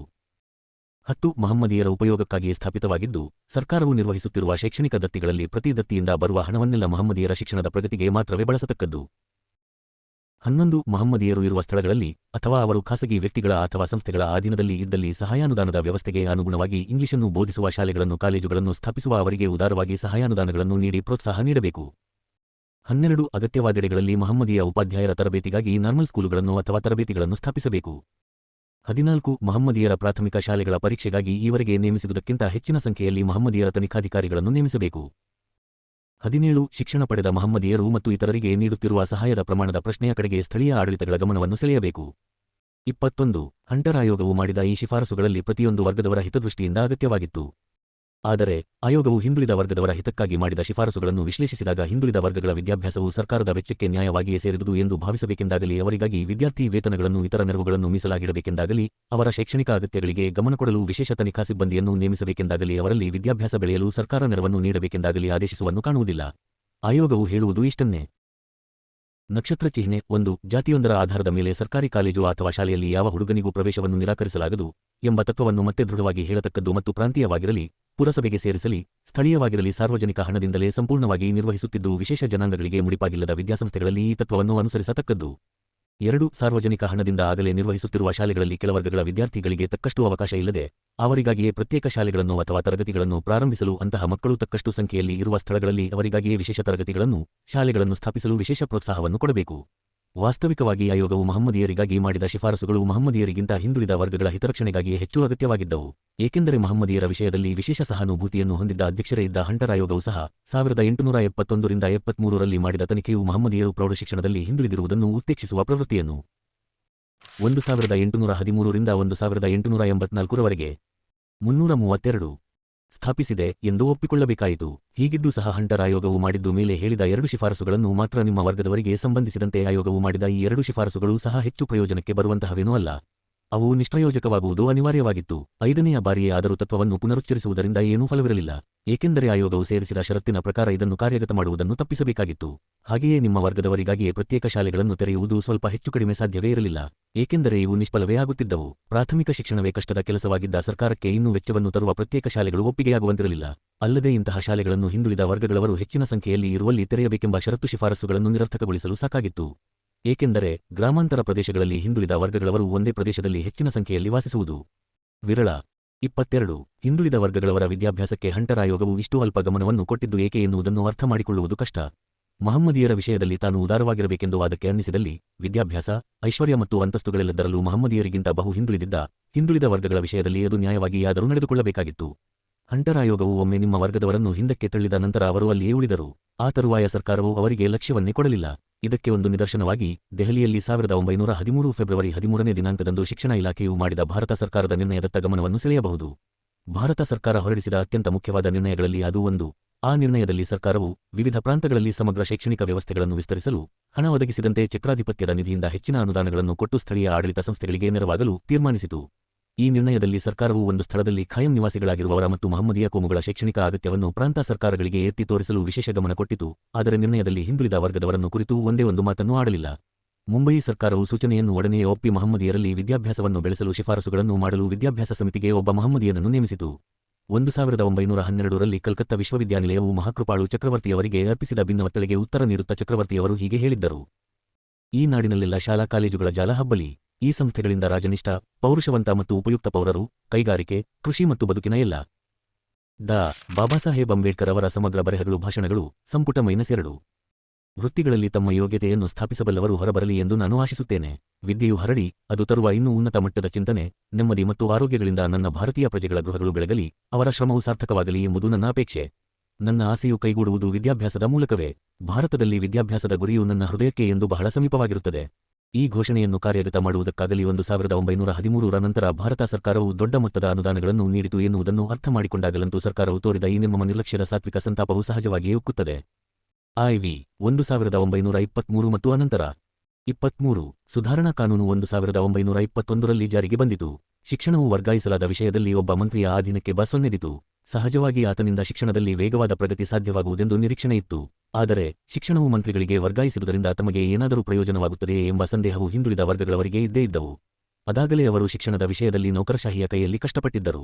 ಪೌರರಾಹಿ ಅಸ್ತಿತ್ವವನ್ನು ಮೊದಲ ಅವಧಿಯಲ್ಲಿ ಅವರಿಗೆ ವಿದ್ಯಾಭ್ಯಾಸದ ಪ್ರಯೋಜನವನ್ನು ಪಡೆಯಲು ಅವಕಾಶವನ್ನು ನೀಡಲಿಲ್ಲ. ಎರಡನೆಯ ಅವಧಿಯಲ್ಲಿ ಅಧಿಕಾರಶಾಹಿಯು ವಿದ್ಯಾಭ್ಯಾಸವನ್ನು ಪಡೆಯುವುದರಲ್ಲಿ ಅವರಿಗೆ ನೆರವಾಗಲಿಲ್ಲ. ಇಷ್ಟಾದರೂ ಅಧಿಕಾರಶಾಹಿಗೆ ಎಷ್ಟು ತಿಳುವಳಿಕೆ ಇತ್ತೆಂದರೆ ಹಿಂದುಳಿದ ವರ್ಗಗಳಿಗೂ ವಿದ್ಯಾಭ್ಯಾಸದ ಹಕ್ಕುಂಟು ಎನ್ನುವ ತತ್ವವನ್ನು ಅದು ತಿರಸ್ಕರಿಸುವಂತಿರಲಿಲ್ಲ. ಅಧಿಕಾರಶಾಹಿಯು ಸ್ಥಾನವನ್ನು ಪಡೆಯಲು ಹೆಣಗುತ್ತಿದ್ದ ಭಾರತೀಯ ಬೌದ್ಧಿಕ ವರ್ಗಕ್ಕೆ ಎಷ್ಟು ತಿಳುವಳಿಕೆ ಉಂಟು ಎಂದು ಭಾವಿಸಲು ಹಿಂದುಳಿದ ವರ್ಗಗಳವರು ಸಿದ್ಧರಿರಲಿಲ್ಲ. ಹಿಂದುಳಿದ ವರ್ಗಗಳವರಿಗೆ ಸಿದ್ಧ ಹಕ್ಕುಗಳು ಇಲ್ಲದ ಭಾಗದಲ್ಲಿ ಭಾರತೀಯ ಬೌದ್ಧಿಕ ವರ್ಗಗಳ ಬೇರುಗಳಿದ್ದುದರಿಂದ ಹಿಂದಾದದ್ದೇ ವರ್ತಮಾನದಲ್ಲಿಯೂ ಆಗಬಹುದೆಂಬ ಭಯ ಹಿಂದುಳಿದ ವರ್ಗಗಳನ್ನು ಕಾಡುತ್ತಿತ್ತು. 24 ದುರದೃಷ್ಟದಿಂದ ಅವರ ಸಂದೇಹಗಳು ನಿಜವೇ ಆದವು. ಸುಧಾರಣೆಗಳಿಂದ ಮುಂಬೈ ಪ್ರಾಂತದ ಹಿಂದುಳಿದ ವರ್ಗದವರು ಪರಿಶುದ್ಧ ಲೋಕದಿಂದ ನರಕಕ್ಕೆ ಬಿದ್ದರೆಂದು ವಾಸ್ತವವಾಗಿಯೇ ಹೇಳಬಹುದು. ಪ್ರಸಕ್ತ ಪರಿಸ್ಥಿತಿಯಲ್ಲಿ ಕುರಿತು ಇದು ಬಹು ತೀಕ್ಷ್ಣವಾದ ಅಭಿಪ್ರಾಯ ಎಂದು ತೋರಬಹುದು. ಆದರೆ ಕಡ್ಡಾಯ ಪ್ರಾಥಮಿಕ ಶಿಕ್ಷಣ ಕಾನೂನು ಮುಂಬೈ ಕಾನೂನು ಸಂಖ್ಯೆ IV 1923 ಹಿಂದುಳಿದ ವರ್ಗಗಳವರಿಗೆ ಮುಂಬೈ ಪ್ರಾಂತದಲ್ಲಿ ಸೃಷ್ಟಿಸಿದ ಸನ್ನಿವೇಶವನ್ನು ಬೇರಾವ ಮಾತುಗಳಲ್ಲಿಯೂ ವರ್ಣಿಸುವುದು ಕಠಿಣ. ಬಹುಮುಖ್ಯವಾದ ಅರ್ಥದಲ್ಲಿ ಕಡ್ಡಾಯ ಪ್ರಾಥಮಿಕ ಶಿಕ್ಷಣ ಕಾನೂನು ಒಂದು ವಂಚನೆ. ಪ್ರಾಥಮಿಕ ಶಿಕ್ಷಣವು ಸ್ವಇಚ್ಛೆಗೆ ಬಿಟ್ಟಿದುದು ಹೋಗಿ ಕಡ್ಡಾಯವಾಗುತ್ತದೆ ಎಂದು ಹೇಳಿ ಈ ಕಾನೂನನ್ನು ಸಮರ್ಥಿಸಲಾಗುತ್ತಿತ್ತು. ಈ ಕಾನೂನು ಇಂಥದೇನನ್ನು 1813ರಿಂದ 1884ರವರೆಗೆ ಮಾಡಲಿಲ್ಲ. ಕಾನೂನಿನ 10ನೇ ಪ್ರಕರಣವನ್ನು ಗಮನಿಸಿದರೆ ಸಾಕು, ಈ ವಂಚನೆ ಬಯಲಿಗೆ ಬರುತ್ತದೆ. ಹಿಂದೆ ಈ ವ್ಯವಸ್ಥೆ ಎಷ್ಟು ಸ್ವಇಚ್ಛೆಗೆ ಬಿಟ್ಟಿತ್ತೋ ಈಗಲೂ ಅಷ್ಟೇ ಬಿಟ್ಟಿದೆ ಎಂದು ಇದಕ್ಕೆ ಕೊನೆಯೇ ಕಾಣುವುದಿಲ್ಲ. ಏಕೆಂದರೆ ಅಲ್ಲಿ ಇದನ್ನು ಕಡ್ಡಾಯ ಮಾಡುವ ಹೊಣೆಗಾರಿಕೆಯಿಲ್ಲ. ಮಾತ್ರವಲ್ಲ, ಇಂತಹ ಹೊಣೆಗಾರಿಕೆಯನ್ನು ನೆರವೇರಿಸಲು ಕಾಲಮಿತಿಯನ್ನು ವಿಧಿಸಿಲ್ಲ. ಇದಲ್ಲದೆ ಕಡ್ಡಾಯ ಪ್ರಾಥಮಿಕ ಶಿಕ್ಷಣ ಕಾನೂನು ಪ್ರಾಥಮಿಕ ಶಿಕ್ಷಣ ನಿಯಂತ್ರಣಕ್ಕಾಗಿ ಆಡಳಿತ ವ್ಯವಸ್ಥೆಯಲ್ಲಿ ತೀರ ವಿಪರೀತವೆನಿಸಬಹುದಾದ ಬದಲಾವಣೆಯೊಂದನ್ನು ಮಾಡಿದೆ. ಈವರೆಗೆ ಪ್ರಾಥಮಿಕ ವಿದ್ಯಾಭ್ಯಾಸದ ನಿಯಂತ್ರಣ ಮತ್ತು ನಿರ್ವಹಣೆಯನ್ನು ಪ್ರಾಂತೀಯ ಸರ್ಕಾರಕ್ಕೆ ವಹಿಸಿತ್ತು ಮತ್ತು ಸ್ಥಳೀಯ ಮಂಡಳಿಗಳಿಗೆ ನಿರ್ದಿಷ್ಟವಾಗಿ ಸೂಚಿಸಿದ ಕೆಲವು ಮೂಲಗಳಿಂದ ಬರುವ ವರಮಾನದ ಮೂರನೆಯ ಒಂದು ಭಾಗದ ಸಣ್ಣ ಅನುದಾನವನ್ನು ಬಿಟ್ಟರೆ ಪ್ರಾಥಮಿಕ ಶಿಕ್ಷಣದ ಇಡೀ ವೆಚ್ಚವನ್ನು ಪ್ರಾಂತೀಯ ಆದಾಯದಿಂದ ನಿರ್ವಹಿಸಲಾಗುತ್ತಿತ್ತು. ಕಡ್ಡಾಯ ಪ್ರಾಥಮಿಕ ಶಿಕ್ಷಣ ಕಾನೂನಿನಿಂದ ಇದು ತಿರುಗುಮುರುಗಾಗಿದೆ. ಪ್ರಾಥಮಿಕ ಶಿಕ್ಷಣದ ನಿಯಂತ್ರಣ ಮತ್ತು ನಿರ್ವಹಣೆಯನ್ನು ಈಗ ಜಿಲ್ಲಾ ಶಾಲಾ ಮಂಡಳಿಗಳಿಗೆ, ಇವು ಜಿಲ್ಲಾ ಸ್ಥಳೀಯ ಮಂಡಳಿಗಳ ಸಮಿತಿಗಳು, ವಹಿಸಲಾಗಿದೆ. ಸ್ಥಳೀಯ ಮಂಡಳಿಗಳು ಪ್ರಾಂತ ಸರ್ಕಾರಕ್ಕೆ ಅನುದಾನ ನೀಡುವ ಬದಲು ಪ್ರಾಂತ ಸರ್ಕಾರವೇ ಜಿಲ್ಲಾ ಶಾಲಾ ಮಂಡಳಿಗೆ ಅನುದಾನ ನೀಡಬೇಕೆಂದು ವಿಧಿಸಿದೆ. ಹೀಗೆ ರೂಪಿಸಿರುವ ಈ ಮಾರ್ಪಾಡು ಎಷ್ಟು ಯದ್ವಾತದ್ವಾ ಸ್ಥಿತಿಯಲ್ಲಿದೆ ಎಂದರೆ ಈ ಕಾನೂನು ಶಾಲಾ ಮಂಡಳಿಗೆ ತನ್ನ ಕಾರ್ಯನಿರ್ವಾಹಕ ಅಧಿಕಾರಿಯನ್ನು ನೇಮಿಸಿಕೊಳ್ಳುವ ವಿಶೇಷ ಅಧಿಕಾರವನ್ನು ನೀಡುತ್ತದೆ. ಮುಂಬಯಿ ಪುರಸಭೆಯಂತಹ ಮುಂದುವರೆದ ಮಹಾನಗರ ಪಾಲಿಕೆಗೂ ಈ ಸುಯೋಗವಿಲ್ಲ. 25 ಈ ಮಾರ್ಪಾಟು ಕ್ರಾಂತಿಕಾರವಾದದ್ದು. ಒಟ್ಟಿನಲ್ಲಿ ಈ ಪ್ರಾಂತದ ಮತ್ತು ವಿಶೇಷವಾಗಿ ಹಿಂದುಳಿದ ವರ್ಗಗಳ ಹಿತಾಸಕ್ತಿಗಳಿಗೆ ಇದರಿಂದ ಹಾನಿಯೇ ಆಗುತ್ತದೆ ಎಂದು ಬಹಿಷ್ಕೃತ ಹಿತಕಾರಣಿ ಸಭೆಯು ಅಭಿಪ್ರಾಯಪಡುತ್ತದೆ. ವಿದ್ಯಾಭ್ಯಾಸವು ಜೀವನಕ್ಕೆ ಅತ್ಯಂತ ಅಗತ್ಯ ಎನ್ನುವುದನ್ನು ಜನತೆಯ ಎಲ್ಲ ವರ್ಗಗಳು ಅರ್ಥಮಾಡಿಕೊಂಡಿಲ್ಲ ಎನ್ನುವುದು ಮನಸ್ಸಿನಲ್ಲಿರಬೇಕು. ಬ್ರಾಹ್ಮಣರನ್ನು ಬಿಟ್ಟರೆ ಬೇರೆ ಯಾರಿಗೂ ಶಿಕ್ಷಣದಲ್ಲಿ ಆಸಕ್ತಿ ಇರಬೇಕಾಗಿಲ್ಲ ಎನ್ನುವುದು ಸರ್ವಸಾಧಾರಣ ಭಾವನೆ. ರಾಜಕೀಯವನ್ನು ಪ್ರವೇಶಿಸಿದ ಕೆಲವರಿಗೆ ಮಾತ್ರವೇ ಶಿಕ್ಷಣವು ಹರಡಬೇಕೆಂಬ ಕಳವಳ ಇರುವುದು. ಶಿಕ್ಷಣವು ಬ್ರಾಹ್ಮಣರಿಗೆ ಮಾತ್ರವೇ ಸಂಬಂಧಿಸಿದ್ದು ಎಂಬ ವಾತಾವರಣದಲ್ಲಿ ಬೆಳೆದು ಅದರಲ್ಲಿ ಆಸಕ್ತಿಯೇ ಇಲ್ಲದ ಮತ್ತು ಅದರ ಕಡ್ಡಾಯವನ್ನು ವಿರೋಧಿಸುವ ತಿಳುವಳಿಕೆ ಇಲ್ಲದ ಹಳ್ಳಿಯವರ ಪೈಕಿಯವರನ್ನು ಶಾಲಾ ಮಂಡಳಿಗೆ ನೇಮಿಸಿದ್ದಿರಬೇಕು. ಶಿಕ್ಷಣದ ಆಡಳಿತ ದಕ್ಷತೆಯಿಂದ ನಡೆಯಬೇಕೆಂದರೆ ಅದು ಇನ್ನೂ ಒಂದಿಷ್ಟು ಕಾಲ ವಿಧಾನ ಪರಿಷತ್ತಿನ ನೇರ ನಿಯಂತ್ರಣದಲ್ಲಿ ಪ್ರಾಂತ ಸರ್ಕಾರದ ಅಧೀನದಲ್ಲೇ ಇರಬೇಕು. ಶಿಕ್ಷಣದ ಅಗತ್ಯವನ್ನು ಬಲ್ಲ ಕೆಲವರು ರಾಜಕಾರಣಿಗಳು ಆ ಪರಿಷತ್ತಿನಲ್ಲಿ ಇರುವ ಸಾಧ್ಯತೆಯುಂಟು. ಆದುದರಿಂದ ಶಿಕ್ಷಣವನ್ನು ಶಿಕ್ಷಣ ಇಲಾಖೆಯಿಂದ ಶಾಲಾ ಮಂಡಳಿಗಳಿಗೆ ವರ್ಗಾಯಿಸುವುದೆಂದರೆ ನೆಚ್ಚಬಹುದಾದ ಕೈಗಳಿಂದ ಯೋಗ್ಯತೆ ಇಲ್ಲದ ಕೈಗಳಿಗೆ ವರ್ಗಾಯಿಸುವುದೆಂದೇ ಅರ್ಥ. ಈ ವರ್ಗಾವಣೆಯು ಶಿಕ್ಷಣದ ಒಟ್ಟು ಪ್ರಗತಿಗೆ ಹಾನಿಯನ್ನು ಮಾಡುವಂತಹದಾದರೆ ವಿಶೇಷವಾಗಿ ಹಿಂದುಳಿದ ವರ್ಗಗಳ ಹಿತಾಸಕ್ತಿಗೂ ತೀರಾ ಹಾನಿಕರ. ಜನಸಾಮಾನ್ಯರಿಗೆ ಶಿಕ್ಷಣದಲ್ಲಿ ನಂಬಿಕೆ ಉಂಟೇ ಇಲ್ಲವೇ ಎನ್ನುವ ವಿಷಯದಲ್ಲಿ ಸ್ವಲ್ಪ ಸಂದೇಹವಿರಬಹುದಾದರೂ ಹಿಂದುಳಿದ 320 ಡಾ. ಬಾಬಾಸಾಹೇಬ್ ಅಂಬೇಡ್ಕರ್ ಅವರ ಸಮಗ್ರ ಬರೆಹಗಳು ಭಾಷಣಗಳು ಸಂಪುಟ -2 ವರ್ಗಗಳಿಗೆ ಶಿಕ್ಷಣ ಅಗತ್ಯ. ಈ ವಿಚಾರದಲ್ಲಿ ನಂಬಿಕೆ ಅವರಿಗಿಲ್ಲ ಎನ್ನುವುದರಲ್ಲಿ ಸಂದೇಹವಿಲ್ಲವೆಂಬುದನ್ನು ನೆನಪಿಡಬೇಕು. ಸಮುದಾಯದ ಕೆಳವರ್ಗದವರಿಗೆ ಪ್ರಾಥಮಿಕ ಶಿಕ್ಷಣವನ್ನು ವಿಸ್ತರಿಸುವ ವಿಷಯದಲ್ಲಿ ಮೇಲಿನ ವರ್ಗಗಳವರ ಮನೋಧರ್ಮವನ್ನು ಕುರಿತು ಹಂಟರ್ ಆಯೋಗ ಹೀಗೆಂದಿದೆ: ಶಾಲೆಗೆ ಕೆಳಜಾತಿಯ ಹುಡುಗರನ್ನು ಸೇರಿಸುವ ವಿಷಯದಲ್ಲಿ ಪ್ರಬಲವಾದ ವಿರೋಧವಿದೆ ಎಂದು ಹಲವರು ಸಾಕ್ಷಿಗಳು ನುಡಿದಿದ್ದಾರೆ. ಕಲ್ಲಿಕೋಟೆಯಲ್ಲಿ ಹಿಂದಿನ ಗುಲಾಮರ ಜಾತಿಯಾದ ಚರುಮಾನರಿಗಾಗಿ ಪ್ರತ್ಯೇಕ ಶಾಲೆಯನ್ನು ಸ್ಥಾಪಿಸಿದ ಸಂಗತಿಯನ್ನು ಮದರಾಸಿನ ಒಬ್ಬ ಸಾಕ್ಷಿ ಪ್ರಸ್ತಾಪಿಸುತ್ತಾನೆ.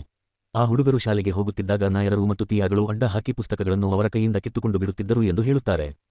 ಈ ವಿಷಯವನ್ನು ನಾವು ಚರ್ಚಿಸಿದಾಗ ಮಧ್ಯಪ್ರಾಂತ ಮತ್ತು ಮುಂಬಯಿಯ ಪ್ರಾಂತದ ಕೆಲ ಭಾಗಗಳಲ್ಲಿ ಕೆಳವರ್ಗದವರಿಗೆ ಶಿಕ್ಷಣ ದೊರೆತರೆ ಅವರು ಮುಂದುವರೆದು ಬಿಡುತ್ತಾರೆ ಮತ್ತು ಇದರಿಂದ ಅವರ ಈಗಿನ ವಾಸ್ಯಸ್ಥಿತಿಯಿಂದ ವಿಮೋಚನೆ ಪಡೆಯಲು ಅವರಿಗೆ ಪ್ರಚೋದನೆಯಾಗುತ್ತದೆ ಎನ್ನುವ ಕಾರಣದಿಂದ ಗ್ರಾಮೀಣ ಸಮುದಾಯಗಳು ವಿಶೇಷವಾಗಿ ಆಕ್ಷೇಪಣೆಯನ್ನು ಎತ್ತುತ್ತಾರೆ ಎಂಬುದನ್ನು ನಮ್ಮ ಗಮನಕ್ಕೆ ತರಲಾಯಿತು. ಮುಂಬಯಿಯ ಸಾರ್ವಜನಿಕ ಶಿಕ್ಷಣದ ನಿರ್ದೇಶಕರು 1896ರಿಂದ 97ರ ತಮ್ಮ ವರದಿಯಲ್ಲಿ ಒಂದು ಪ್ರಸಂಗವನ್ನು ಉಲ್ಲೇಖಿಸಿದರು. ತೈರ ಜಿಲ್ಲೆಯ ಸ್ಥಳೀಯ ಅಧಿಕಾರಿಗಳು ಕೆಳವರ್ಗದ ಹುಡುಗರನ್ನು ಸೇರಿಸಿಕೊಳ್ಳಬೇಕೆಂದು ಅಪ್ಪಣೆ ಮಾಡಿದ್ದರಿಂದ 5-6 ದೊಡ್ಡ ಶಾಲೆಗಳನ್ನು ಹಲವು ವರ್ಷಗಳ ಕಾಲ ಮುಚ್ಚಬೇಕಾಯಿತು. ಒಂದು ಹಳ್ಳಿಯಲ್ಲಿ ಕೆಳಜಾತಿಯ ಜನರ ಗುಡಿಸಲುಗಳನ್ನು, ಬೆಳೆಯನ್ನು ಸುಟ್ಟು ಹಾಕಲಾಯಿತು. ಆ ಹಳ್ಳಿಗೆ 2 ವರ್ಷಗಳ ಕಾಲ ಭಾರೀ ಮಂಡುಗಂದಾಯ ಹಾಕಬೇಕಾಯಿತು. 26 ಗ್ರಾಮಾಂತರ ಸಮುದಾಯಗಳ ಮನೋಧರ್ಮವು ಈ ರೀತಿ ಇರುವಾಗ ಶಾಲಾ ಮಂಡಳಿಗಳ ಸದಸ್ಯರಲ್ಲಿ ಬಹುಮಟ್ಟಿನವರು ಗ್ರಾಮಾಂತರ ಸಮುದಾಯಗಳಿಂದ ಬರುವವರೇ. ಆಗಿರುವಾಗ ಮಂಡಳಿಗಳು ನಿಮ್ಮ ವರ್ಗಗಳವರ ವಿದ್ಯಾಭ್ಯಾಸದ ವಿಷಯದಲ್ಲಿ ತಮ್ಮಲ್ಲಿಟ್ಟ ವಿಶ್ವಾಸಕ್ಕೆ ಪ್ರತಿಯಾಗಿ ಪ್ರಾಮಾಣಿಕವಾಗಿ ಕಾರ್ಯನಿರ್ವಹಿಸುತ್ತವೆ ಎಂದು ನಿರೀಕ್ಷಿಸುವುದು ಹೇಗೆ? ಹಿಂದುಳಿದ ವರ್ಗಗಳವರ ವಿದ್ಯಾಭ್ಯಾಸವನ್ನು ಶಾಲಾ ಮಂಡಳಿಗಳ ಅಧೀನಕ್ಕೆ ವಹಿಸಿಕೊಡುವುದೆಂದರೆ ಪ್ರಾಸಿಕ್ಯೂಟರ್ನನ್ನೇ ಪ್ರಭುವನ್ನಾಗಿ ಮಾಡಿದಂತೆ. ಪ್ರಾಥಮಿಕ ಶಿಕ್ಷಣದ ಹತೋಟಿಯನ್ನು ಶಾಲಾ ಮಂಡಲಗಳಿಗೆ ವರ್ಗಾಯಿಸುವುದನ್ನು ಖಂಡಿಸುತ್ತಾ ಹಿಂದುಳಿದ ವರ್ಗಗಳವರು ನಿರ್ಣಯಗಳನ್ನು ಕೈಗೊಳ್ಳುವುದರಲ್ಲಿ ಆಶ್ಚರ್ಯವೇನೂ ಇಲ್ಲ. ಶಾಲಾ ಮಂಡಲಗಳಲ್ಲಿ ನಿಮ್ಮ ವರ್ಗಗಳವರ ಪ್ರತಿನಿಧಿಗಳು ಸಾಕಷ್ಟು ಸಂಖ್ಯೆಯಲ್ಲಿದ್ದರೆ ಸ್ವಲ್ಪಮಟ್ಟಿನ ನೆರವಾಗುತ್ತಿತ್ತು. ಆದರೆ ಹೀಗಾಗಿಲ್ಲ. ವಿಧಾನ ಪರಿಷತ್ತಿನಿಂದ ಹಿಡಿದು ಸ್ಥಳೀಯ ಆಡಳಿತ ಮಂಡಳಿಗಳವರೆಗೆ ಸ್ವಯಮಾಡಳಿತವಿರುವ ಸಂಸ್ಥೆಗಳಲ್ಲಿ ಪ್ರಾತಿನಿಧ್ಯವನ್ನು ಸರ್ಕಾರವು ಯೋಜಿಸಿರುವ ರೀತಿಯೆಂದರೆ, ತನ್ನ ವಸ್ತು ಸಂಗ್ರಹ ಶಾಲೆಯಲ್ಲಿ ಯಾವುದೇ ವರ್ಗದ ಒಂದೇ ಒಂದು ಮಾದರಿಗಿಂತ ಹೆಚ್ಚಿರಲೇಬಾರದು ಎನ್ನುವ ವಸ್ತು ಸಂಗ್ರಹ ಶಾಲೆಯ ಅಧಿಕಾರಿಯ ರೀತಿ 40 ಮಂದಿ ಸದಸ್ಯರಿರುವ ಜಿಲ್ಲಾ ಸ್ಥಳೀಯ ಮಂಡಳಿಗೆ ಸರ್ಕಾರವು ನಿಮ್ಮ ವರ್ಗದಿಂದ ಒಬ್ಬರನ್ನು ನಾಮಕರಣ ಮಾಡುತ್ತದೆ. ಶಾಲಾ ಮಂಡಳಿಯು ನಿಮ್ಮ ವರ್ಗದ ಒಬ್ಬರನ್ನು ಸಹ ಸದಸ್ಯನಾಗಿ ಸೇರಿಸಿಕೊಳ್ಳಬೇಕೆಂದು ಆದೇಶ ನೀಡಲಾಗಿದೆ. ಸೇರಿಸಿಕೊಳ್ಳುವ ತತ್ವದಲ್ಲಿ ಅನರ್ಹ ಮನುಷ್ಯನನ್ನು 1813 ರಿಂದ 1884 ರವರೆಗೆ ಸೇರಿಸಿಕೊಳ್ಳುವ ಅಪಾಯವಿದ್ದೇ ಇದೆ. ಈಚೆಗೆ ಪೂರ್ವಖಾನ್ ದೇಶದಲ್ಲಿ ನಡೆದ ಶಾಲಾ ಮಂಡಳಿ ಚುನಾವಣೆಯಲ್ಲಿ ನಿಮ್ಮ ವರ್ಗದವರು ಈ ಅಪಾಯವನ್ನು ಎದುರಿಸಬೇಕಾಯಿತು. ಯೋಗ್ಯ ಮನುಷ್ಯನನ್ನೇ ಸಹ ಸದಸ್ಯನಾಗಿ ಸೇರಿಸಿಕೊಳ್ಳುತ್ತಾನೆ ಎಂದು ಭಾವಿಸೋಣ. ಆಗಲೂ ತನ್ನನ್ನು ವಿರೋಧಿಸುವ 15 ಮಂದಿಯ ಶಾಲಾ ಮಂಡಳಿಯ ಸದಸ್ಯರ ಗರಿಷ್ಠ ಸಂಖ್ಯೆ ಇದು. ಗುಂಪಿನಲ್ಲಿ ಒಬ್ಬನೇ ಒಬ್ಬ ವ್ಯಕ್ತಿ ಏನು ಮಾಡಬಲ್ಲ? 27. ನಿಮ್ಮ ವರ್ಗದವರ ಶಿಕ್ಷಣದ ಅಭಿವೃದ್ಧಿಯ ವಿಷಯದಲ್ಲಿ ಸರ್ಕಾರವು ಪ್ರಾಮಾಣಿಕವಾಗಿದ್ದರೆ ಅದು ಕೈಗೊಳ್ಳತಕ್ಕ ಕೆಲವು ಕ್ರಮಗಳುಂಟು. ಈ ಸಂಬಂಧದಲ್ಲಿ ಸರ್ಕಾರವು ಏನು ಮಾಡಬೇಕು ಎಂಬ ವಿಷಯದಲ್ಲಿ ಸಭೆಗೆ ತನ್ನದೇ ದೃಢ ಅಭಿಪ್ರಾಯಗಳಿವೆ. ಇವನ್ನು ಈ ಕೆಳಗಿನ ಪ್ರಸ್ತಾವಗಳ ರೂಪದಲ್ಲಿ ಪ್ರತಿಪಾದಿಸಲು ಬಯಸುತ್ತದೆ. 1. ಕಡ್ಡಾಯ ಪ್ರಾಥಮಿಕ ಶಿಕ್ಷಣದ ಕಾನೂನನ್ನು ರದ್ದು ಮಾಡಿ ಪ್ರಾಥಮಿಕ ಶಾಲೆಗಳನ್ನು ಶಾಲಾ ಮಂಡಳಿಗಳಿಗೆ ವರ್ಗಾಯಿಸುವುದನ್ನು ನಿಲ್ಲಿಸದೆ ಹೋದರೆ ನಿಮ್ಮ ವರ್ಗದವರ ಶಿಕ್ಷಣಕ್ಕೆ ತೀವ್ರ ಹಿನ್ನಡೆಯಾಗುತ್ತದೆ ಎಂಬ ಭಯ ಸಭೆಗಿದೆ. 2. ಪ್ರಾಥಮಿಕ ಶಿಕ್ಷಣವನ್ನು ಕಡ್ಡಾಯ ಮಾಡಲೇಬೇಕೆಂದು ವಿಧಿಸದೆ ಹೋದರೆ ಮತ್ತು ಪ್ರಾಥಮಿಕ ಶಾಲೆಗಳಿಗೆ ಅವರು ಪ್ರವೇಶವನ್ನು ಕಟ್ಟುನಿಟ್ಟಾಗಿ ಪಾಲಿಸದೆ ಹೋದರೆ ಹಿಂದುಳಿದ ವರ್ಗಗಳ ಶೈಕ್ಷಣಿಕ ಪ್ರಗತಿಗೆ ಅತ್ಯಗತ್ಯವಾದ ಪರಿಸ್ಥಿತಿ ಒದಗಿ ಬರುವುದೇ ಇಲ್ಲ. 3. ಹಂಟರ್ ಆಯೋಗವು ಮಹಮ್ಮದೀಯರ ವಿದ್ಯಾಭ್ಯಾಸಕ್ಕೆ ಸಂಬಂಧಿಸಿದಂತೆ ಮಾಡಿದ ಶಿಫಾರಸುಗಳನ್ನು ನಿಮ್ಮ ವರ್ಗದವರಿಗೆ ಅನ್ವಯಿಸದೆ ಹೋದರೆ ಅವರ ಶೈಕ್ಷಣಿಕ ಪ್ರಗತಿಯನ್ನು ಸಾಧಿಸಲು ಎಂದೂ ಇರುವುದಿಲ್ಲ. 4. ಸಾರ್ವಜನಿಕ ಸೇವೆಯಲ್ಲಿ ನಿಮ್ಮ ವರ್ಗದವರಿಗೆ ಪ್ರವೇಶವನ್ನು ವ್ಯವಸ್ಥಿತಗೊಳಿಸದೆ ಹೋದಲ್ಲಿ ಅವರಿಗೆ ವಿದ್ಯಾಭ್ಯಾಸವನ್ನು ಪಡೆದುಕೊಳ್ಳಲು ಪ್ರೇರಣೆಯಾಗುವುದಿಲ್ಲ. 28. ಸುಧಾರಣೆಗನುಗುಣವಾಗಿ ಈ ಪ್ರಾಂತದಲ್ಲಿ ಶೈಕ್ಷಣಿಕ ವಿಷಯಗಳ ನಿರ್ವಹಣೆಯು ನಿಮ್ಮ ವರ್ಗದವರ ಮೇಲೆ ಯಾವ ಪರಿಣಾಮವನ್ನುಂಟು ಮಾಡುತ್ತದೆ ಎನ್ನುವ ವಿಷಯದಲ್ಲಿ ಅಭಿಪ್ರಾಯಗಳನ್ನು ವ್ಯಕ್ತಪಡಿಸುವಾಗ ನಿಮ್ಮ ವರ್ಗದವರ ವಿದ್ಯಾಭ್ಯಾಸಕ್ಕಾಗಿ ಕೆಲವು ವಿದ್ಯಾರ್ಥಿನಿಲಯಗಳ ಮತ್ತು ಉನ್ನತ ಶಿಕ್ಷಣಕ್ಕಾಗಿ ಕೆಲವು ವಿದ್ಯಾರ್ಥಿ ವೇತನಗಳ ರೂಪದಲ್ಲಿ ನೀಡಿರುವ ವಿಶೇಷ ಸೌಲಭ್ಯಗಳನ್ನು ಸಭೆಯು ಮರೆತಿಲ್ಲ. ಆದರೆ ಪ್ರಾಥಮಿಕ ಶಿಕ್ಷಣದ ಬೆಳವಣಿಗೆಗೆ ಅವಕಾಶವನ್ನು ಕಲ್ಪಿಸದೆ ನಿಮ್ಮ ವರ್ಗದವರ ಉನ್ನತ ಶಿಕ್ಷಣಕ್ಕೆ ಸೌಲಭ್ಯಗಳನ್ನು ನೀಡುವುದರಿಂದ ಪ್ರಯೋಜನವಿಲ್ಲ ಎಂಬುದರತ್ತ ವಿನಯದಿಂದ ಗಮನ ಸೆಳೆಯಲು ಸಭೆಯು ಬಯಸುತ್ತದೆ. ಅಲ್ಲದೆ ಇಂತಹ ರಿಯಾಯಿತಿಗಳು ಮುಂದುವರಿಯುತ್ತದೆ ಎಂಬುದಕ್ಕೆ ಖಚಿತ ಆಶ್ವಾಸನೆ ಏನೂ ಇಲ್ಲ. ಸೌಲಭ್ಯಗಳು ಶಿಕ್ಷಣದ ಹೊಣೆ ಹೊತ್ತ ಮಂತ್ರಿಯನ್ನು ವಿಧಾನ ಪರಿಷತ್ತಿನಲ್ಲಿ ನಿಮ್ಮ ವರ್ಗದವರಿಗಿರುವ ಮತಸಂಖ್ಯೆಗಳನ್ನು ಅವಲಂಬಿಸಿದೆ. ಆದರೆ ಇವೆರಡೂ ಅನಿಶ್ಚಿತ ಅಂಶಗಳು ಇದನ್ನು ನೆಚ್ಚುವಂತಿಲ್ಲ.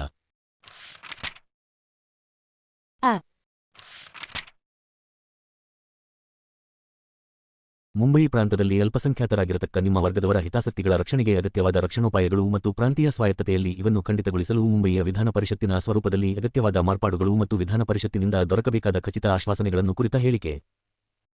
ಭಾರತೀಯ ಶಾಸನಬದ್ಧ ಆಯೋಗಕ್ಕೆ ಬಹಿಷ್ಕೃತ ಹಿತಕಾರಣಿ ಸಭೆ ಮುಂಬಯಿಯ ನಿಮ್ಮ ವರ್ಗಗಳವರ ಸಂಸ್ಥೆ ಯ ಪರವಾಗಿ ಡಾ. Bhimrao R. Ambedkar, M A. Ph.D.